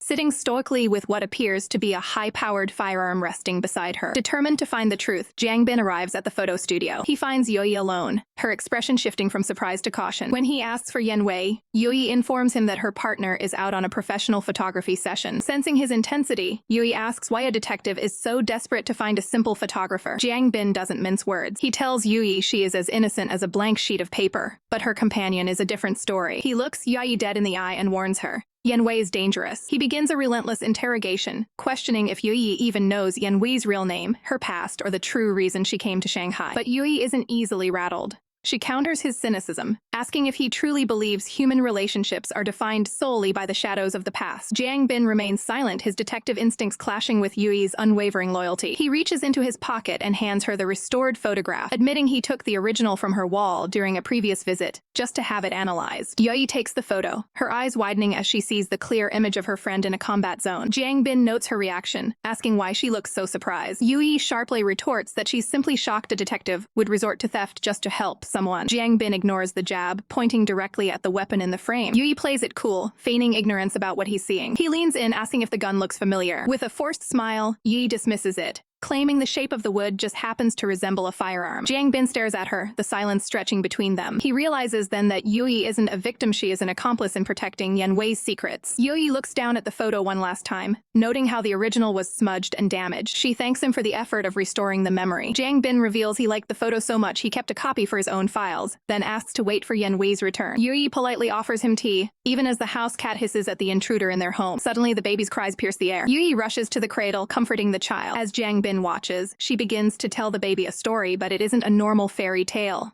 She tells a dark version of Little Red Riding Hood, where the girl is a hardworking milkmaid. Jiang Bin listens, confused by the strange deviations from the classic story. In Yuyi's version, Little Red saves a starving wolf by feeding it milk, and the two become inseparable friends. But the story takes a gruesome turn. Little Red is killed by a wealthy driver, and the wolf, consumed by rage, hunts down the driver's entire family to devour them. As the story ends with a hunter closing in on the wolf, Youyi turns her gaze toward Jiang Bin. Her voice is cold and challenging as she asks, "So tell me, Detective Jiang, do you think the big bad wolf deserves to die?" Jiang Bin stands frozen, the weight of the metaphor hitting him like a physical blow as he realizes Youyi is no longer hiding the truth. Youyi looks Jiang Bin dead in the eye, posing a chilling question. Does the big bad wolf in her story truly deserve to die? Detective Jiang is left stunned, the weight of her words sinking in. He realizes her allegory isn't just a tale. It's a direct reference to the injustices surrounding Hong Mei and the brutal end of Zhang Wan. It's a confession hidden in plain sight, yet Jiang Bin knows that even if every word is true, this poetic justice would never hold up in a court of law. Breaking the silence, Youyi calls out to him, pulling him back to the present. Jiang Bin avoids a direct answer,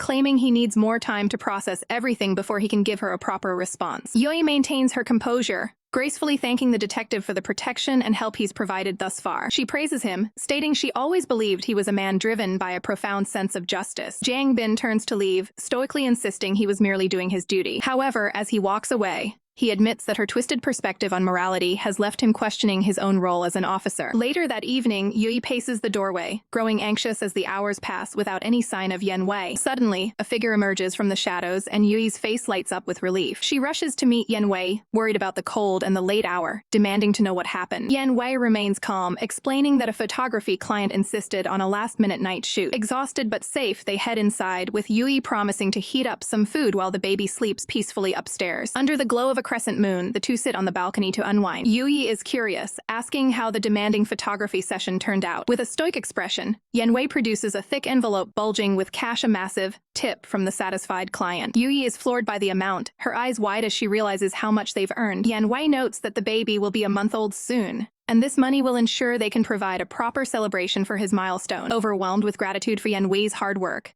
Youyi leans in for a brief, appreciative peck on the cheek, celebrating their partnership. She beams, marveling at how incredible Yan Wei is when she truly sets her mind to a task. Yan Wei is momentarily caught off guard, staring back in silent surprise. Youyi then shares her own plans. Once the baby's celebration is over, she intends to return to her writing. Yan Wei doesn't have to carry the financial burden alone. Yan Wei softly disagrees, insisting that providing for their home is no burden at all. As they share a bottle of wine, the atmosphere turns reflective. Youyi takes a slow sip, her gaze fixed on the night sky. She tells Yan Wei that regardless of whatever darkness lies in her past, she sees her as nothing more than an ordinary, courageous girl. Youyi expresses that Yan Wei doesn't always have to be the shield. She wants Yan Wei to feel safe enough to show her softer side and finally experience the peace she was denied as a child. She vows to walk beside Yan Wei as a true equal, supporting her just as much as she is supported. Youyi catches herself rambling and tries to apologize, but Yan Wei cuts her off with a simple, firm acknowledgement of their bond. They sit in a comfortable, shared silence, two souls finding solace under the moonlight. Suddenly, Youyi remembers a pressing matter. They still haven't named the baby. She realizes the 1-month mark is fast approaching, and they need a formal identity for the child. It turns out, both of them already have a name in mind. In a comedic clash of ideas, Youyi suggests Xu Yan, while Yan Wei simultaneously suggests Yan Xu. They stare at each other, realizing they both had the exact same inspiration. The tension breaks into laughter, though Yan Wei quickly shushes Youyi so they don't wake the sleeping infant. Youyi jokingly pulls rank, claiming that as the biological mother, her choice of Yan Xu should be the final word. Yan Wei watches her with a look of quiet, intense devotion. The playfulness fades into a moment of deep, unspoken resolve. They lean toward each other, the world around them disappearing. Eyes flutter shut as they find strength in their shared connection. It is a silent pact to protect the life they've built together, no matter the cost. The scene shifts to a rainy street where a local thug is terrorizing a flatbread vendor. The bully sneers at the old man's poor sales, showing zero mercy. He callously tosses a flatbread into the dirt, asserting his dominance. The vendor begs for a civil conversation, but the thug only cares about the protection money he's shaking down. Just then, Yan Wei walks by, shielding herself from the rain with an umbrella. The moment the thug spots her, his bravado vanishes instantly. He pivots into a groveling mess, greeting Miss Yan with terrifying politeness. Yan Wei doesn't say a word, her cold gaze enough to paralyze him. Desperate to stay on her good side, the thug suddenly claims the vendor is his real uncle, and he was just helping out. He forces a gift of money back onto the confused old man, pretending it's a sign of respect. Yan Wei continues walking, her mere presence having restored order to the street without a single blow being struck. Watching from a distance, Jiang Bin witnesses the entire exchange, seeing firsthand the wolf that keeps the predators at bay. Suddenly, a thief sprints through the rain, clutching a stolen bag. Jiang Bin immediately springs into action, shouting for the criminal to stop. Yan Wei stops in her tracks, observing the pursuit with a calculating eye. As the thief thinks he's making a clean getaway, something streaks through the air. A glass baby bottle, thrown with lethal precision, smashes against the back of the thief's head. The impact is devastating, sending the criminal crashing to the pavement. Jiang Bin catches up, finding the thief unconscious on the ground. He looks up, his eyes meeting Yan Wei's as she stands stoically in the rain. Looking down at the shattered glass of the baby bottle, Jiang Bin realizes that even in her domestic life, Yan Wei remains a force of nature that cannot be ignored. Yan Wei stands in the park, her camera a silent observer to a world she doesn't quite belong to. Amidst the casual strolls of the city folk, a sudden crisis erupts. A young cyclist loses control, her face twisted in a silent scream as she veers toward a crash. But before impact, a hand shoots out with surgical precision, halting the bicycle's momentum in an instant. The girl is breathless, stammering out her thanks, but Yan Wei remains a stoic statue, her expression unreadable. The piece is short-lived as Detective Jiang Bin looms over her. He's no longer just a curious bystander. He's a man obsessed with the enigma of Yan Wei. He acknowledges her athletic intervention with a thief earlier, his voice dripping with suspicion. Yan Wei doesn't flinch, demanding to know his real motive for cornering her. When he tries to push, she shuts him down, claiming she's too busy for his games. Jiang Bin plays his final card, a deal. He promises to find justice for Hong Mei's death, but only if Yan Wei turns herself in. He spent the night grappling with his conscience, concluding that for a police officer, justice is nothing without the law. Yan Wei's response is a cold wall of denial. I have no idea what you're talking about. She lies, her gaze steady. She walks away from the ultimatum, leaving the detective standing alone by the fountain. Her silhouette retreats, carrying the weight of a secret she refuses to share. Back at the studio, the atmosphere shifts to one of forced normalcy. Youyi is a vision of joy, presenting a cake to celebrate baby Yang Xu's 1-month milestone. Yan Wei holds the child, a rare moment of domestic tranquility in her chaotic life. They fuss over the baby's crooked hat, a scene of perfect, fragile happiness. Youyi suggests a family portrait, handing the baby over so they can capture this fleeting peace. Youyi tries to coax a smile out of the little one with a toy bunny. Yan Wei takes her place behind the camera, the professional lens framing the two people she loves most. As she adjusts the equipment, the gravity of the moment settles in. Through the viewfinder, she sees the innocent child and the hopeful mother. Suddenly, her eyes widen. A crushing realization hits her, a vision of the danger she brings to this doorstep. Youyi notices the hesitation, asking if something is wrong. Yan Wei forces her features into a mask of calm. It's nothing, she mutters. She begins the countdown. 3, 2, 1. The shutter clicks, capturing a masterpiece of a lie. Later, in the crimson glow of the darkroom, the truth develops before her eyes. Looking at the photo of Youyi and the baby, Yan Wei sees the target she's painted on their backs. She knows that if she stays, her enemies won't just find her, they'll destroy everything she's built. To protect them, she must vanish. That night, the three share a bed, a final dream of a life that can never be. Yui sleeps soundly, her breath steady and peaceful. Yan Wei remains wide awake, memorizing the scene. She whispers a heartbreaking goodbye to the woman snoring beside her, knowing she won't be there to wake her ever again. She leans in for one last, lingering touch. A soft caress against Yui's cheek, a final look at the warmth she's about to abandon. She kisses baby Yangsu's forehead, entrusting him with the task of looking after his mother in her absence. The baby sleeps on, unaware that his world is about to fracture. With a heavy heart, Yan Wei opens the door and steps out into the cold, silent night. Morning arrives with a harsh cry. Yui stirs, half awake and calling for Wei Wei to help with the hungry baby. She reaches out, but the other side of the bed is cold and empty. Panic begins to flare as she sits up, searching the room. She tries to soothe the child, her voice trembling. She calls out again, asking for formula, her heart racing as the silence stretches on. No one answers. Yui wanders into the hallway, her frantic calls for Wei Wei echoing through a house that has suddenly become a tomb of memories. The morning sun breaks over the estate, but the silence inside is deafening as Yui calls out for her partner, only to find an empty room. She hurries into the kitchen, her heart racing, desperately hoping this is just an early morning errand. Her breath hitches when she sees a lone baby bottle sitting on the counter, untouched. That's when her eyes catch a jarring detail. Tucked away near the morning supplies is a single envelope, a final message left in the dead of night. With trembling hands, Yui opens the letter, her world standing still as the weight of the realization hits her. In a somber flashback, we see Yan Wei sitting under a dim lamp the night before, pouring her soul into the words that would change everything. As Yui reads, the truth is laid bare. Yan Wei could no longer allow her dark past to endanger their family, and has chosen to turn herself into the authorities. The scene shifts to a cold courtroom where the gavel finally falls. The judge acknowledges Yan Wei's remorse and surrender, sentencing her to 5 years in prison for past crimes. Desperate for comfort, Yui's mind drifts to the life they shared, a memory of a perfect day. She pictures them laughing under the cherry blossoms, playing with the baby, and there caught a glimpse of the peace they were fighting to protect. Back in the present, Yui grips the letter tight, tears blurring her vision as she reads Yan Wei's final confession. That meeting Yui was the only good thing to ever happen to her. Years pass in a quiet blur. Yui remains a pillar of strength, watching over the crib in the soft glow of their home. Little Yansu sleeps soundly, guarded by their loyal black cat, as the household waits for a return that feels like a lifetime away. Suddenly, a shadow falls across the threshold. A figure dressed in a long coat and hat enters the room. Steady, purposeful footsteps echo against the floor, marking the end of a long journey. It's Yan Wei, standing tall and finally unburdened by the shadows of her past. The cat is the first to notice, its eyes wide with instant recognition. Yan Wei gently scoops up her old friend, a soft, tired smile playing on her lips. She places a finger to her lips, gesturing for silence so as not to wake the sleeping child. She steps closer to Yui, who is still seated by the crib, unaware that her vigil has finally ended. Yan Wei pauses to look at the baby, seeing how much has changed during her absence. Her gaze then settles on Yui, filled with a deep, unwavering affection. Yui feels a gentle hand brush against her face, a touch she has dreamed of for 5 long years. The two are finally locked in a powerful, emotional embrace as Yan Wei whispers the words that heal every wound. Sorry I kept you waiting.